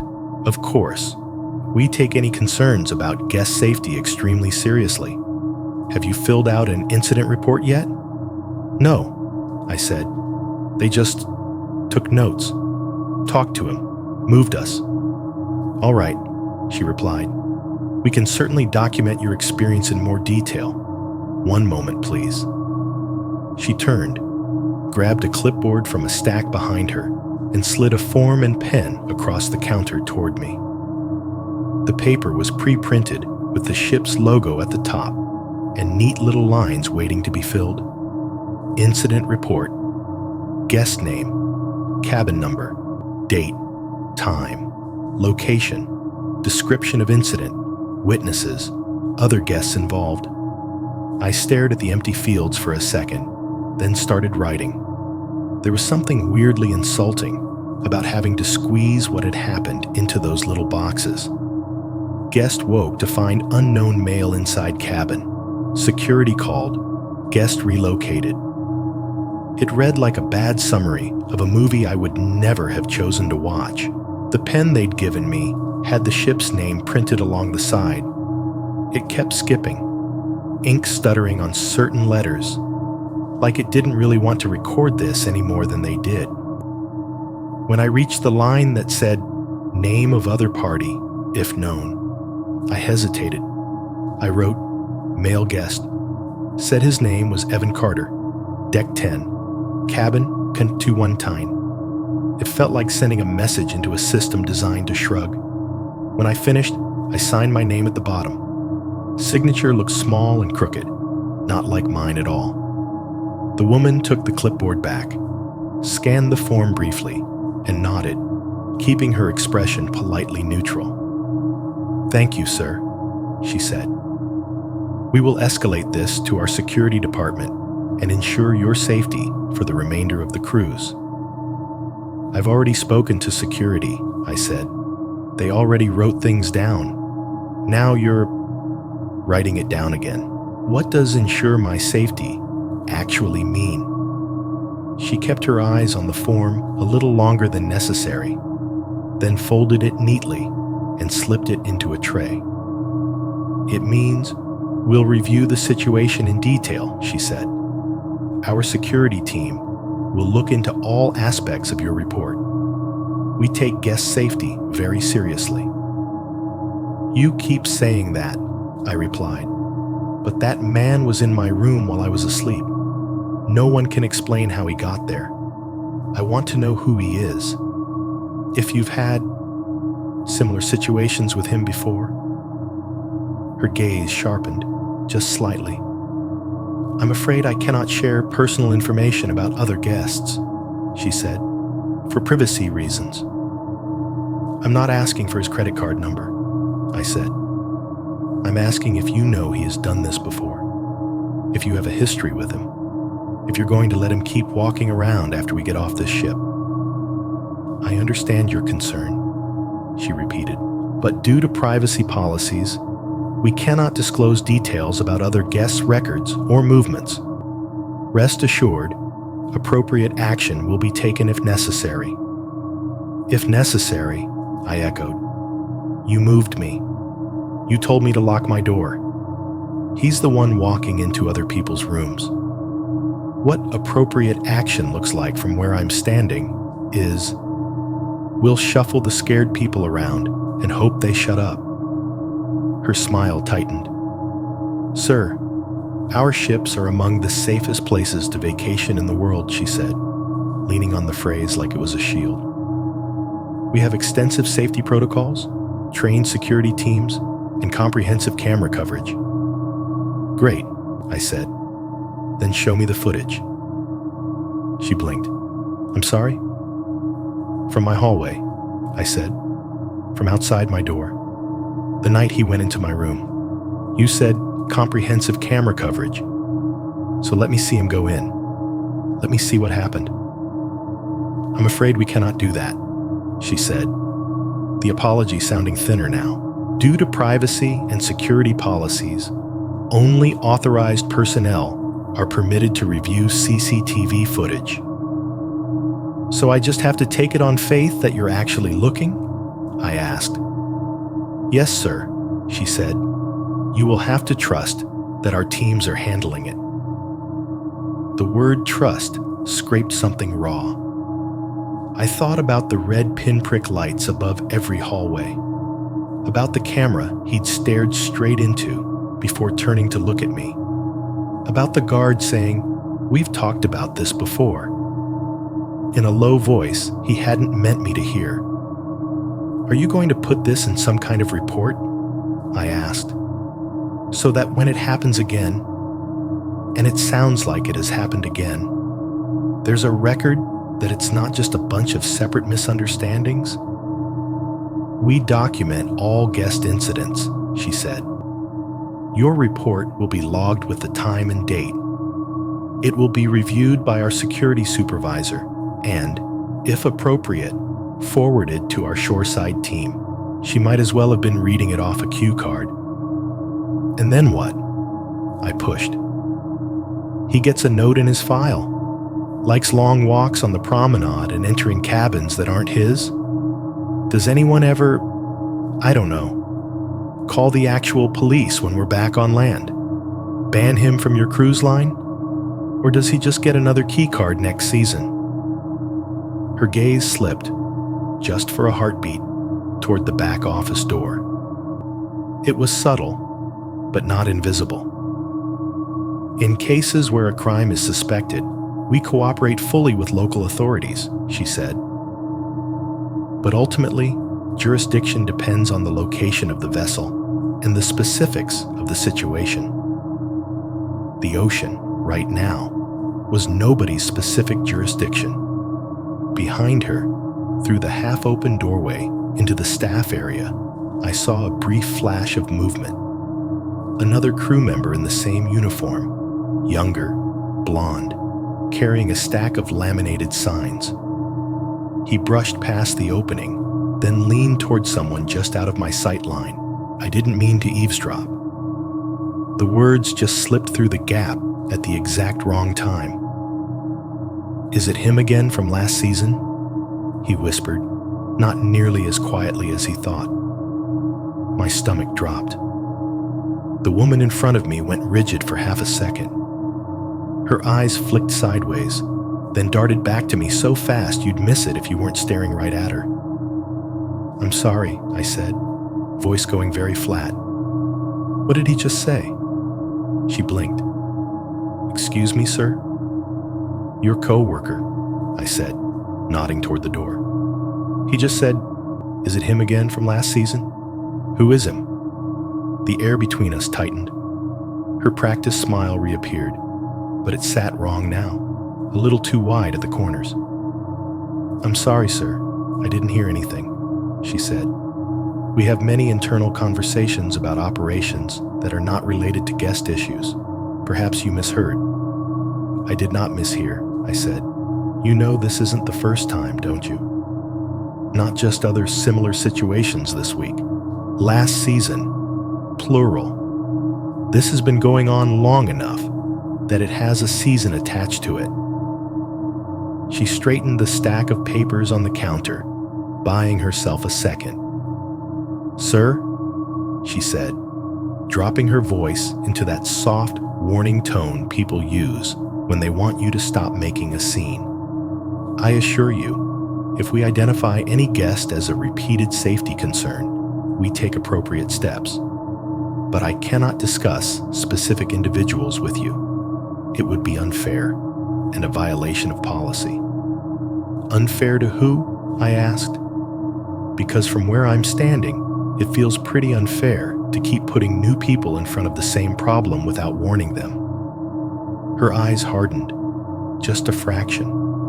The customer service mask slipping, then snapping back into place. "We have notified our security team," she said, enunciating each word. "Your concerns are being handled. At this time, that is all I am able to share." She was done. I could see it in the way her shoulders set, in the way her fingers curled slightly around the edge of the counter. The conversation had reached the invisible line beyond which everything would just be repetition. "Fine," I said.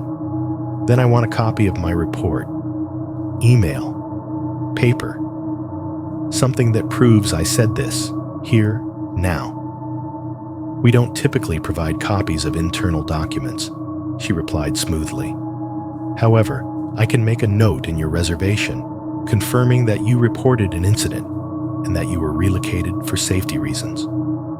"Do it," I said. "And write this down exactly. Guest believes this is part of a pattern, not an isolated event." Her pen hovered for a second. Then surprisingly, she nodded. "All right," she said quietly. "I can note that this is your impression." It wasn't as much as I wanted. It wasn't enough, but it was something.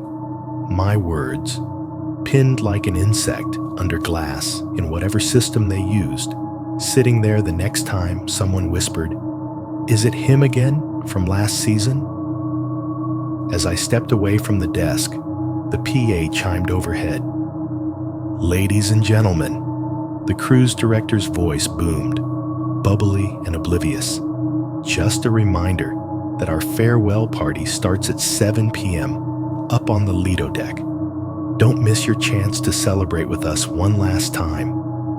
People moved around me, laughing, arguing about showtimes, herding kids toward the next distraction. The floating city rolled on, sun glinting off its railings, music spilling from its bars.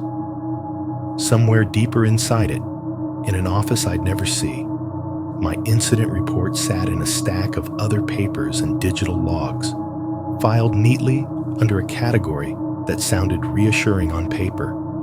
Handled, escalated, resolved. Words that looked like safety, printed in black ink, while the actual thing that had crawled into my life that week stayed stubbornly, deliberately undefined. Disembarkation morning looked nothing like the night I woke up with someone's hand on my face. The ship was all logistics now. No more steel drums or trivia announcements, just lines and luggage tags and instructions barked gently over the PA. Guests with yellow tags, you are now cleared to disembark. Please proceed to deck 3. We joined the slow, snaking line toward the gangway, rolling our suitcases along worn carpet that had grooves where thousands of other bags had dragged before. Jenna stood beside me, hair pulled back, face puffy from bad sleep. She held her passport and customs form like talismans. On the open deck, people still tried to make it look like vacation. Families posed for last-minute photos with the Miami skyline swelling larger with every minute. Kids leaned over the rail to point at tugboats and other ships. Couples wrapped arms around each other, taking selfies with the white hull and blue water behind them, immortalizing their amazing cruise in glossy rectangles that would never show anything of what had happened in the small, windowless box of our cabin. The ship's horn sounded one last time, a long, low bellow that vibrated through my bones. Everyone around us clapped, like it was a curtain call at the end of a show. I knew, statistically, that half the people on that deck had probably dealt with some version of vacation disappointment. Sunburn, seasickness, lost luggage, a fight that got too loud in a small room. But they still cheered for the illusion, for the idea of an experience that had been pure, uncomplicated fun. Our suitcases rattled over the metal ramp down to the terminal. Customs was a blur. Lines, signs, the hum of thousands of conversations blending into one tinnitus-like roar. Agents barely glanced at us as they stamped forms and waved us through. Outside, the humidity hit like a physical wall. Taxis and ride shares jockeyed for space. Horns blaring, drivers holding up signs with last names. The whole port smelled like exhaust, fried food, and ocean rot. We made our way to the airport, with everyone else lugging their branded tote bags and duty-free purchases. Inside, it was the familiar non-place every major airport becomes. Fluorescent lights, announcements echoing off high ceilings, the smell of coffee strong enough to make your eyes sting. Our flight back to Ohio was a late one. By the time we boarded, the terminal was quieter, the frantic energy of the day replaced by a kind of hollow exhaustion. Jenna took the window seat and was asleep before we even backed away from the gate. Her head tilted against the plastic wall, mouth slightly open.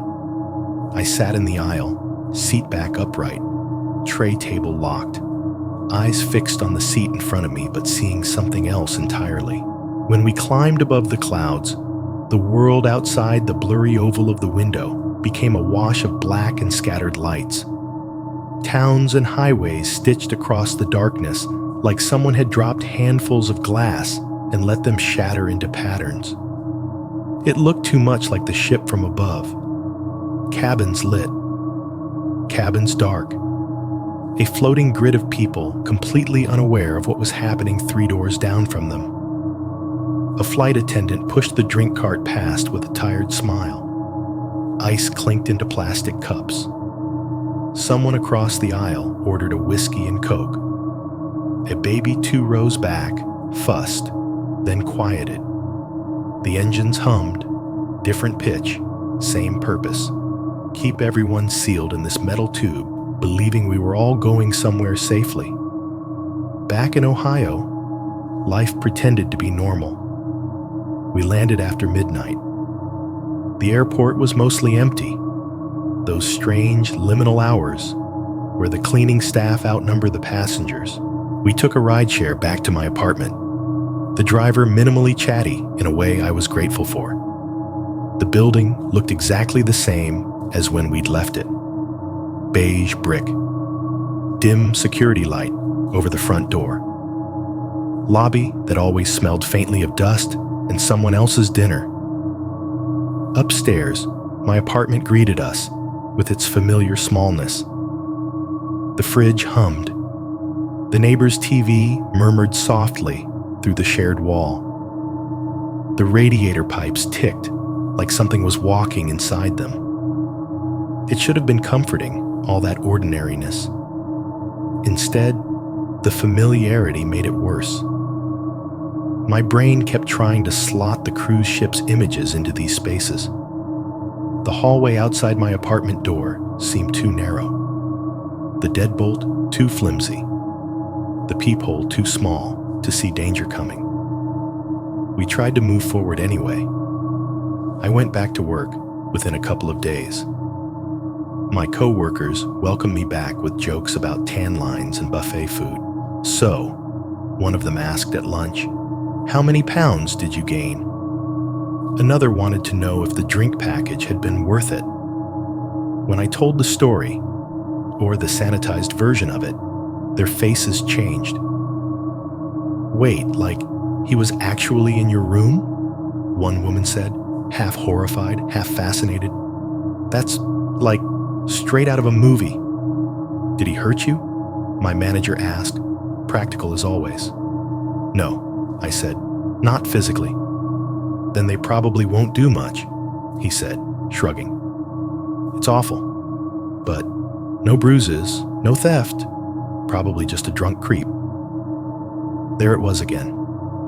That subtle minimizing that made the whole thing feel like it existed on the border between real and overreacting. He didn't hurt you, right? As if the absence of broken bones meant the presence of a stranger in your locked room was somehow less obscene.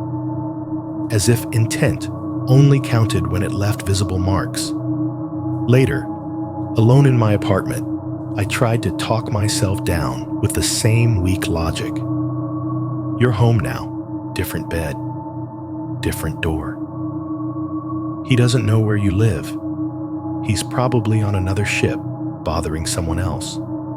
Maybe they banned him. Maybe he picked the wrong guy this time, and the system actually did something behind the scenes. The thoughts never stuck. The fridge hummed. The hallway outside went quiet, then noisy, then quiet again. Every time pipes shifted or someone's door shut a little too hard, my body braced automatically, waiting for a hand that didn't come.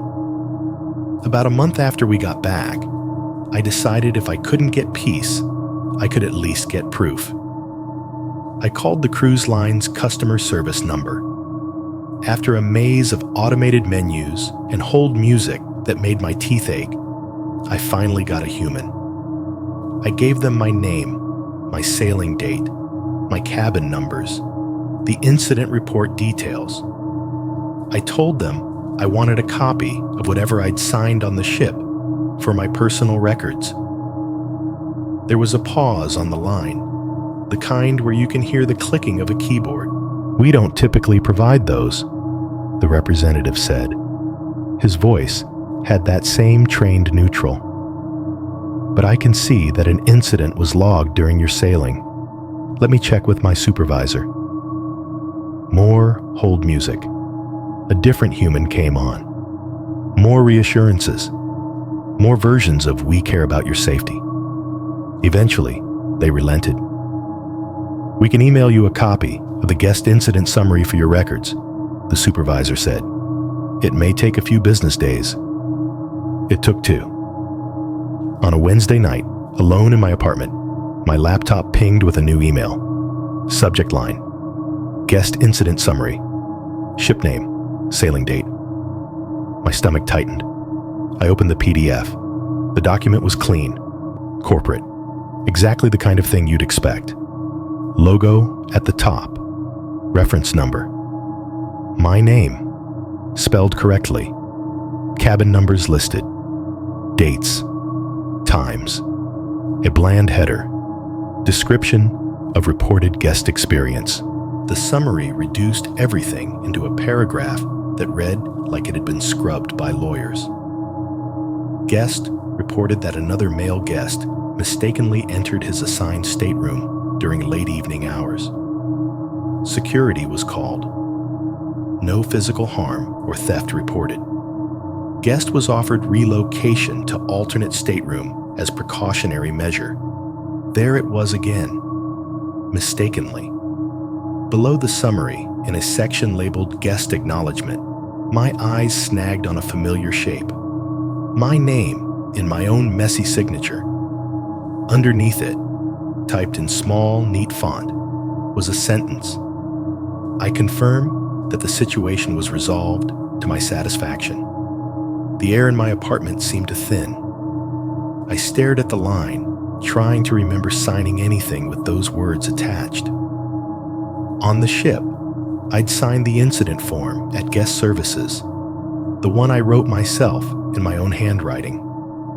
That one had been all empty boxes and described the incident.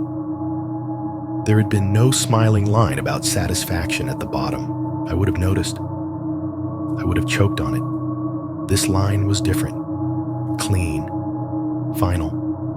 A bow tied neatly around something that had never truly been wrapped up. I enlarged the signature. It was mine. Same looping start to the first letter, same rush scribble at the end. If you compared it side by side with my driver's license, you'd call it a match. But I had never, in my life, written the sentence above it. Not in those words. Not with that tone. Maybe they'd taken my original signature and digitally placed it on a new template. Maybe someone had printed something, handed it to me on the ship when my adrenaline was spiking and my vision was tunneling, and I'd scribbled without reading because I just wanted to get back to the room where Jenna was waiting. Or maybe the cruise line's internal process had a step they didn't feel the need to mention, a way to convert messy, scary, complicated human nights into clean, simple resolutions on paper. Resolved to my satisfaction, I sat there in the glow of the laptop, the only light in the room, listening to the fridge hum and the faint thump of my upstairs neighbor's footsteps. The digital document stared back at me, my own name used like a stamp to close a case I knew damned well was still open. Out there, somewhere, a man who liked entering the wrong rooms when people slept had a file that said incidents addressed. My file said guest satisfied. The only place any of it still felt unresolved was in my head. By the time we found it, the cruise had already started to feel like something my brain was exaggerating. Not fake, not exactly, just distant, blurred at the edges.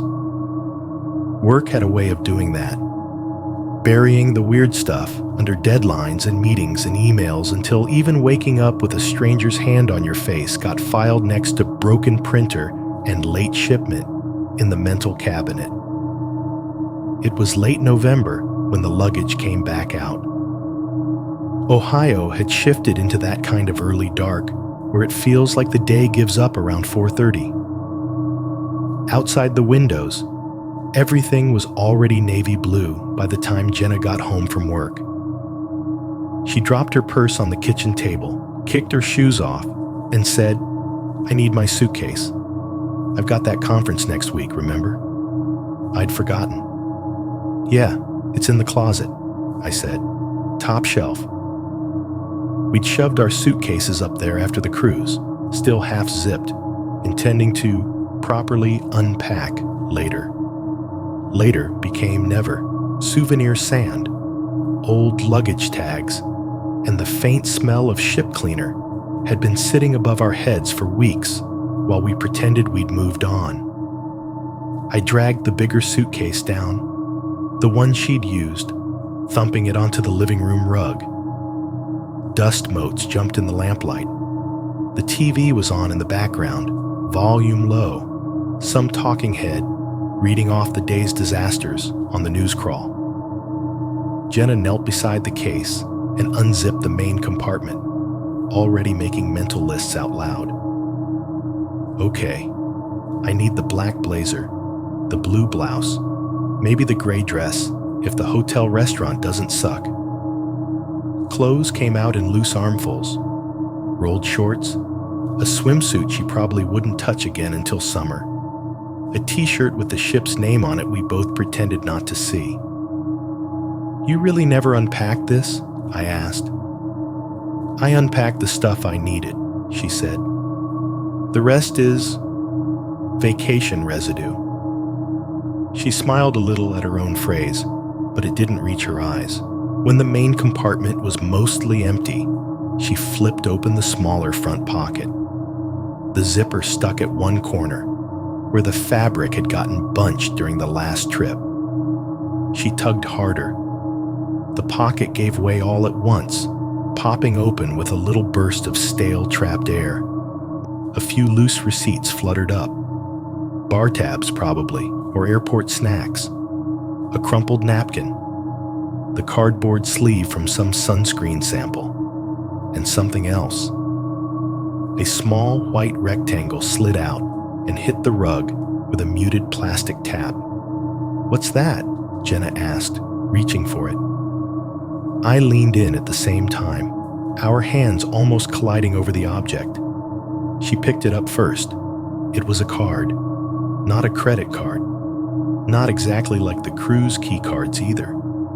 Just a plain, white piece of plastic, the size and thickness of any hotel room key. One side was blank.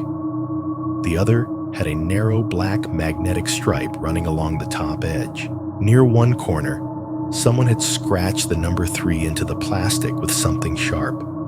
Not printed, not embossed, just gouged in with enough force to leave uneven edges.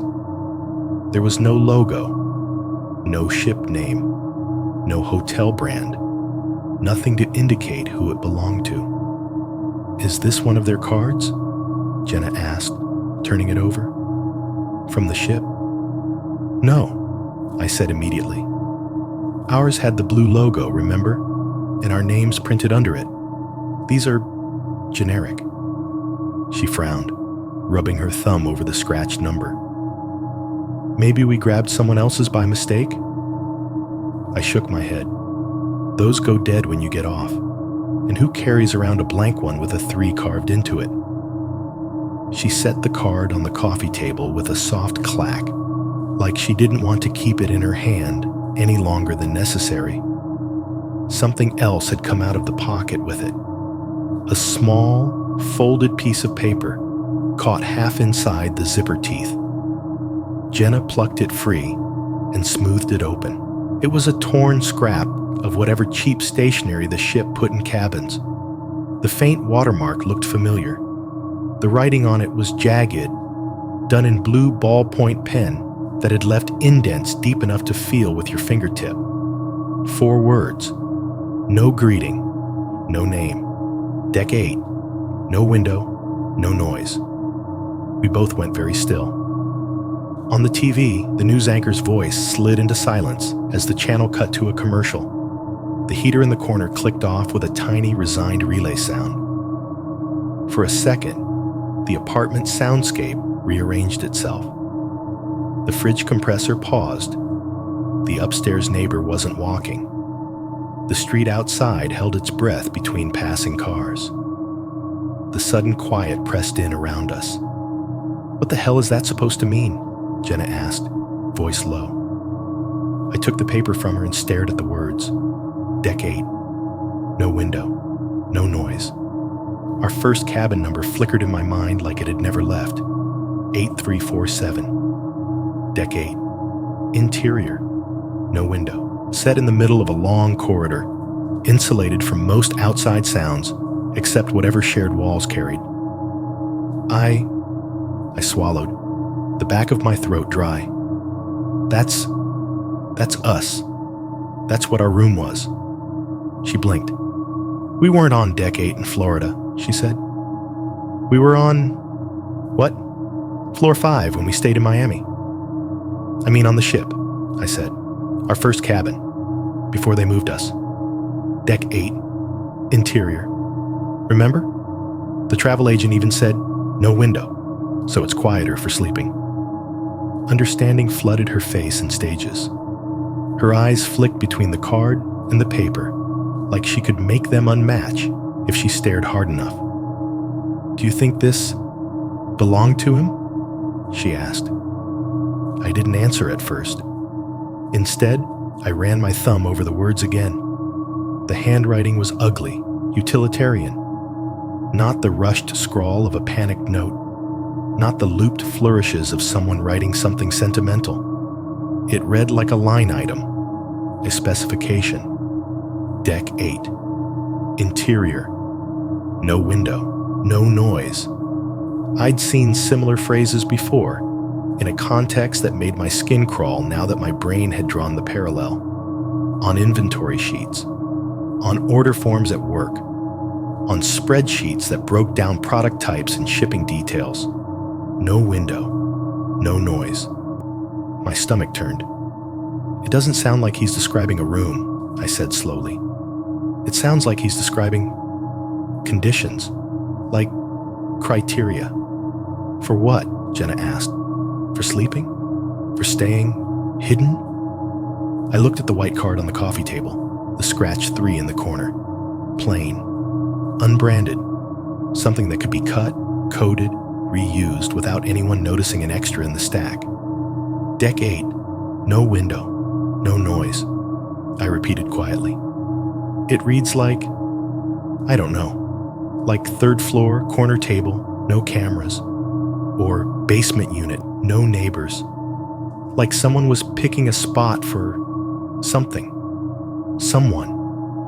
I didn't say the word target, but it hung there between us anyway.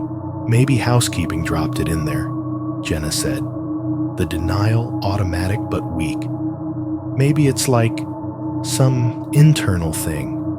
Maybe it has nothing to do with..." She trailed off.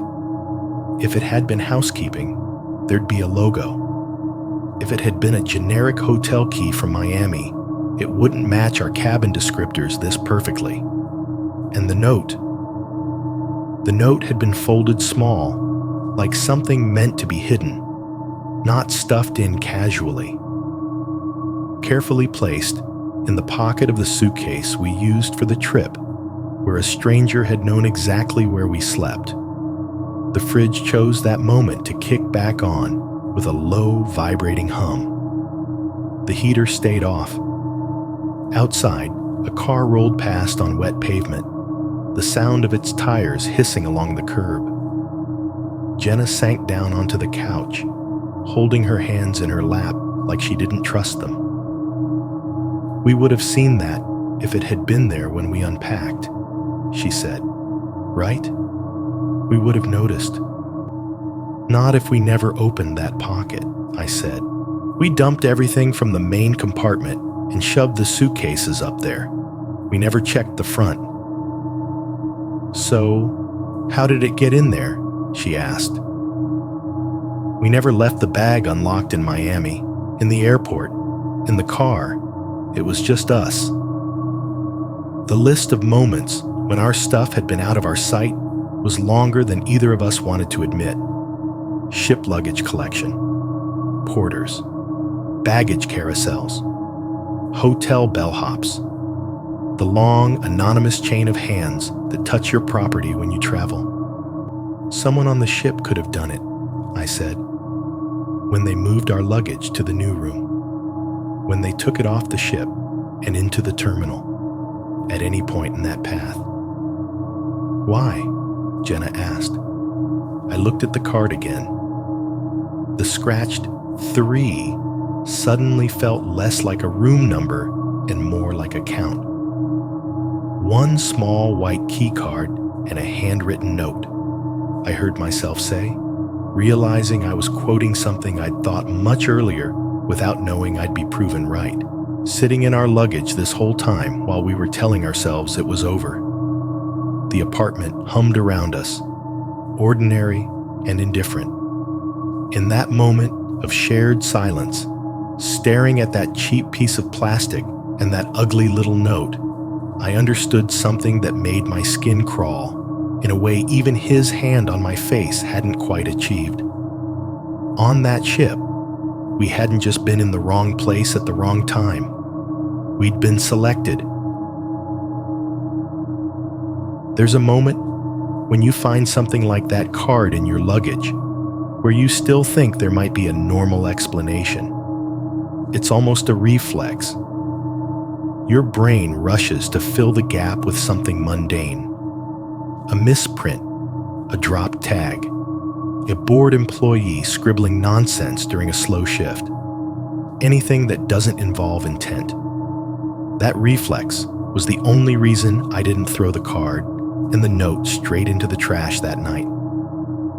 Take pictures, I said instead, front and back, and the note. Jenna held them up in the lamplight while I used my phone, snapping shot after shot until I could see every scratch, every dent, every pen stroke. The white plastic reflected the bulb with a greasy shine. The carved 3 looked angrier somehow when it was blown up on a screen. "What are you going to do?" she asked. "I don't know yet," I said. "But I'm not just sitting on this." Here, the cruise line had a physical office in Miami, a big glass building with their logo slapped on the front, the kind of place they probably shot their promotional videos. Flying down there just to wave a card in someone's face would have been extreme, even for me. So I started with email, with attachments, with words that I thought would sound calm and reasonable. Subject line: follow up on incident report, additional concerning item found. I laid it all out: sailing date, ship name, cabin numbers, a brief recap of the night in my room, the security response, the relocation, then the new part, the suitcase, the front pocket, the blank white key card with a carved number, the note describing our exact cabin type. I attached the photos. I hit send. The automatic reply came within seconds. "Thank you for contacting, cruise line name. Your message is important to us. A guest relations representative will respond within 7 to 10 business days. 7 to 10 business days. It had taken one night for someone to stand over my bed in a locked room. It would take over a week for the company that built that room to even look at the evidence. The next morning, I decided email wasn't enough. On my lunch break, I called the same customer service line I'd used for the incident report, navigated the robot maze, waited through the tinny hold music. When a human finally picked up, I repeated the story, adding the new discovery. "I've already emailed pictures," I said. "I'd like to know if this card matches any of your internal access systems, staff badges, master keys, anything." The representative sounded young, polite, tired. "Sir, our guest key cards are always branded with our logo," he said, "and staff cards look different as well. From your description, This sounds like it may not be one of ours. So, whose is it? I asked. I really couldn't say, he replied. It could be from a hotel, perhaps, or another property you visited. Sometimes bags pass through many hands during travel. Yeah, I said. That's kind of my point. He launched into the same script I'd heard variations of before. We understand your concern, sir. All incidents are documented and handled accordingly. Your safety is very important to us. Have there been other incidents, I cut in, specifically involving a man entering cabins at night, saying, wrong room, watching people in the nightclub? I know you can't give me names. I'm asking if this is a pattern you're aware of. A pause. The quiet kind that sounds like someone scrolling a screen. Sir, I'm not able to discuss details of other guests' experiences, he said eventually. I can only assure you that all incidents are handled in line with our safety protocols. That's not an answer, I said. It's the only answer I can provide, he replied. And there it was. The invisible wall again. I hung up before I started yelling at a guy whose worst crime was working the phone lines for a company that preferred their problems to stay abstract. When corporations decide they're done talking to you, there's still the internet. That night, after Jenna went to bed, I sat at the kitchen table with my laptop. The fridge hummed behind me. The heater cycled on, then off. Out in the hallway, a door shut and footsteps went past, muffled by old carpet. It felt weirdly like being back in the cabin, enclosed, surface safe, undercut by the feeling that there were other lives just a thin wall away. I opened a browser and went to the places people go when they don't feel like anyone official is listening. Travel forums, cruise message boards, Reddit. I started with the ship's name, plus wrong room, plus man at night. Hundreds of results came back, most of them normal. People complaining about loud neighbors, about kids running in the hallways, about drunk guests banging on the wrong door at 2 a.m. The kind of chaos you expect when you put thousands of people in floating hallways with unlimited alcohol. But then, deeper down the list, I found a few things that felt closer. A post from 3 years ago on a cruising subreddit. Weird guy trying random doors on ship name. Anyone else see this? The body had been short. Just a couple paragraphs about a woman who'd noticed a man in his 40s walking down a corridor late at night, gently trying door handles as he passed. He'd smiled when he noticed her watching and said, "Got turned around," before disappearing around a corner. No follow-up, no resolution, just other users chiming in with jokes. Drunk bingo. Ghost of bad tippers past. Another post on a different forum, this one older, more vague. Creepy dude on our cruise, just watching. A user described a guy in a blue shirt who sat by the wall in one of the ship's clubs, drinking nothing, talking to no one, just watching people. Staring a little too long, never on the dance floor, always near exits. That post had a few replies, then a lock icon at the top. Thread closed due to unverified rumors. It wasn't proof of anything. It wasn't even, objectively, all that unusual. Every ship, every hotel, every city has its share of creeps. But once you've woken up with one in your room, every vague story starts to sound like it might be about the same person. I zoomed in on the details. Age range, dark hair, the way he sat, the way he watched. None of them mentioned a name. None of them mentioned a white key card or a handwritten note. Still, the pattern was starting to look less like something my anxiety had invented and more like a shape other people had seen too, but blurred, brushed off, scrubbed into weird but harmless by the time it hit public view. A thought slid into my head and wouldn't leave. Maybe the only difference between weird guy trying random doors and actual crime is whether the person on the other side of the door screams fast enough. I sat there in the kitchen, the laptop's light making everything else in the room feel darker, listening to the apartment's mechanical breathing, and opened the photo of the card again. Full screen, white plastic filled my vision. The carved 3 in the corner looked crude, hacked in with something that wasn't meant to engrave. A key, a knife tip. The lines were too deep in some places, too shallow in others. Flakes of plastic had chipped out, leaving little craters. I adjusted the brightness, increased the contrast, pulled the black levels down until every scratch and scuff popped against the pale background. That was when I saw them. Around the 3, faint, almost ghosted into the plastic, were other lines. Not random scuff marks like you get from sliding a card in and out of a pocket.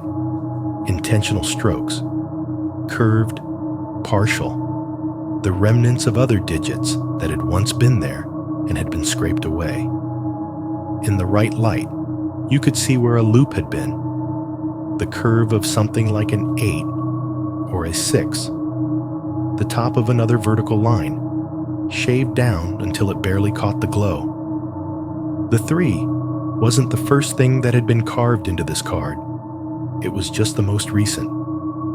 I sat back, heart thudding a little harder, the refrigerator's hum suddenly too loud in my ears. The card had lived other lives before it found its way into Jenna's suitcase. Other numbers, other designations, other assignments. If 3 was us, deck 8, no window, no noise, then who, exactly, had been 1 and 2? And what had happened in their rooms on nights when nobody screamed? Right now, while I am typing this, the card is 10 feet behind me in a plastic zip bag. People always ask in these stories why you kept the thing, the photo, the video, the box, the note, whatever it is that makes your skin crawl just to look at it. The honest answer is this: it feels worse to throw it away. The bag is in the second drawer of the cheap IKEA dresser against the back wall of my apartment bedroom in Ohio. Third one from the top, under a pile of old t-shirts and a sweatshirt I never wear. If I turn around in this chair, I can almost feel the weight of it sitting there, as ridiculous as that sounds. It is just plastic and paper, no battery, no moving parts, no sound. Everything else in here does make sound.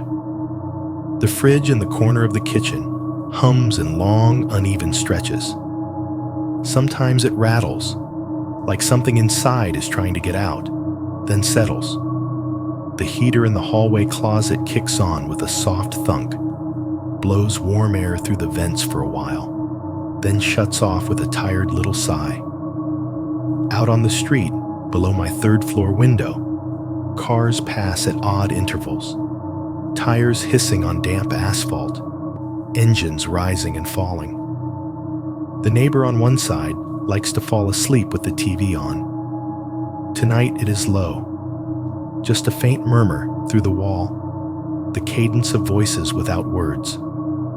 Above me, someone walks from one end of their place to the other, the muffled thump of footsteps crossing almost the same footprints over and over. The laptop screen is the brightest thing in the room. My hands look too pale in its light. The email draft window is open and addressed to a horror channel whose videos I used to put on in the background while I worked or cleaned. I've paused this message 3 times already, sat here with my fingers hovering above the keys, tempted to shut the whole thing and go back to pretending that what happened on that ship was just a bad dream I'm too old to still be having. But I am still here, typing. You do not have to believe any of this. I'm not saying that to sound noble. I genuinely mean it. I don't need you to comment that you believe me. I don't need anyone to offer advice or tell me what they would have done, or diagnose me, or explain maritime law.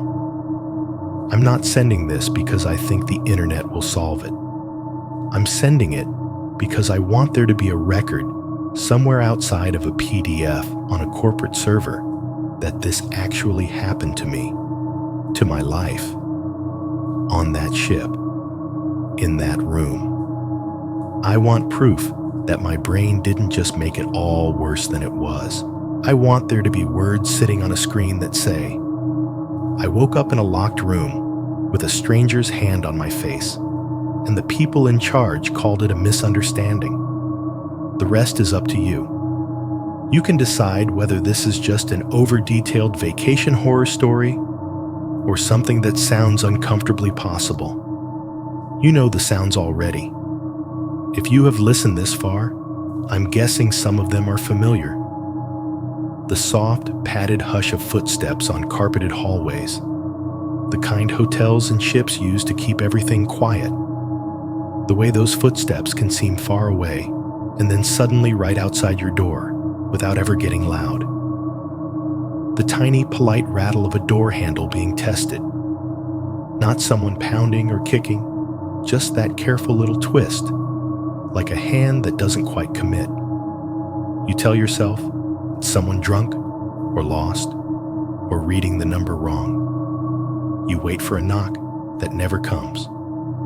The heavy, satisfying clack of a deadbolt sliding into place. The extra inch of peace that sound buys you, even if you know, rationally, that most of what scares you in the dark can't actually be kept out by half an inch of metal. The sound of someone breathing when they are closer to your face than they should be. That one is the worst, because your body recognizes it before your mind does. There is a rhythm to it. In, out, with pauses that do not belong to sleep. The air against your skin feels wrong. It smells like someone else's night instead of yours. I've been trying not to live inside those sounds for the last 2 years. Sometimes I still wake up feeling the shape of that hand on my cheek. Not the pain. There was never pain, and that almost makes it worse. But the detail. The dry skin, the roughness near the nails, the weight of the heel of the palm pressing my jaw in a way that was not affectionate, not medical, not accidental. Curious, maybe. Measuring. Sometimes it's not the touch I wake up with, but the absence of sound. I don't know what kind of room you're in right now, listening to this. Maybe it's your bedroom, in a suburb, where the loudest thing at night is the far-off wash of a highway. Maybe it's a room in an old house with thin walls and louder neighbors. Maybe you're in a business hotel next to an airport with planes roaring overhead and ice machines coughing in the hallway. Maybe you're on a ship yourself, rocking gently somewhere warm, telling yourself nothing really bad happens on vacation. Whatever the case, there is probably a constant noise floor.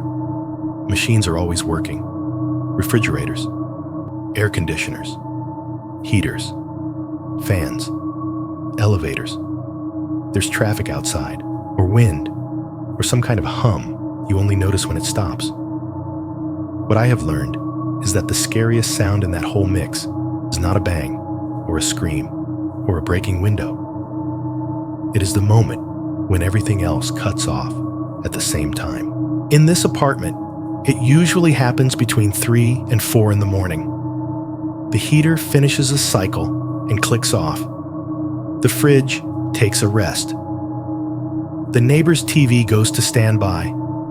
The building settles for 1 or 2 seconds, If you're awake and paying attention, everything mechanical that normally covers the gaps takes a breath at the same time.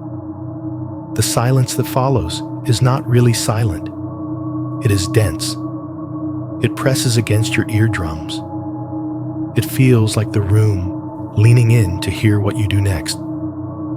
There are nights when, in that exact sliver of quiet, I hear it, very faint, from the hallway, or the front door, or once, I swear, the bedroom door itself. The soft, cautious turn of a doorknob. Not all the way. Just enough to test whether the latch is caught. A tiny metallic complaint, followed by stillness when it meets resistance. No knock. No voice saying, "Sorry, wrong room." Just the sound. And then that held, listening quiet afterward. Like whoever is out there is trying to decide if anyone heard. I have replaced that handle twice. I have changed the lock. I have moved apartments.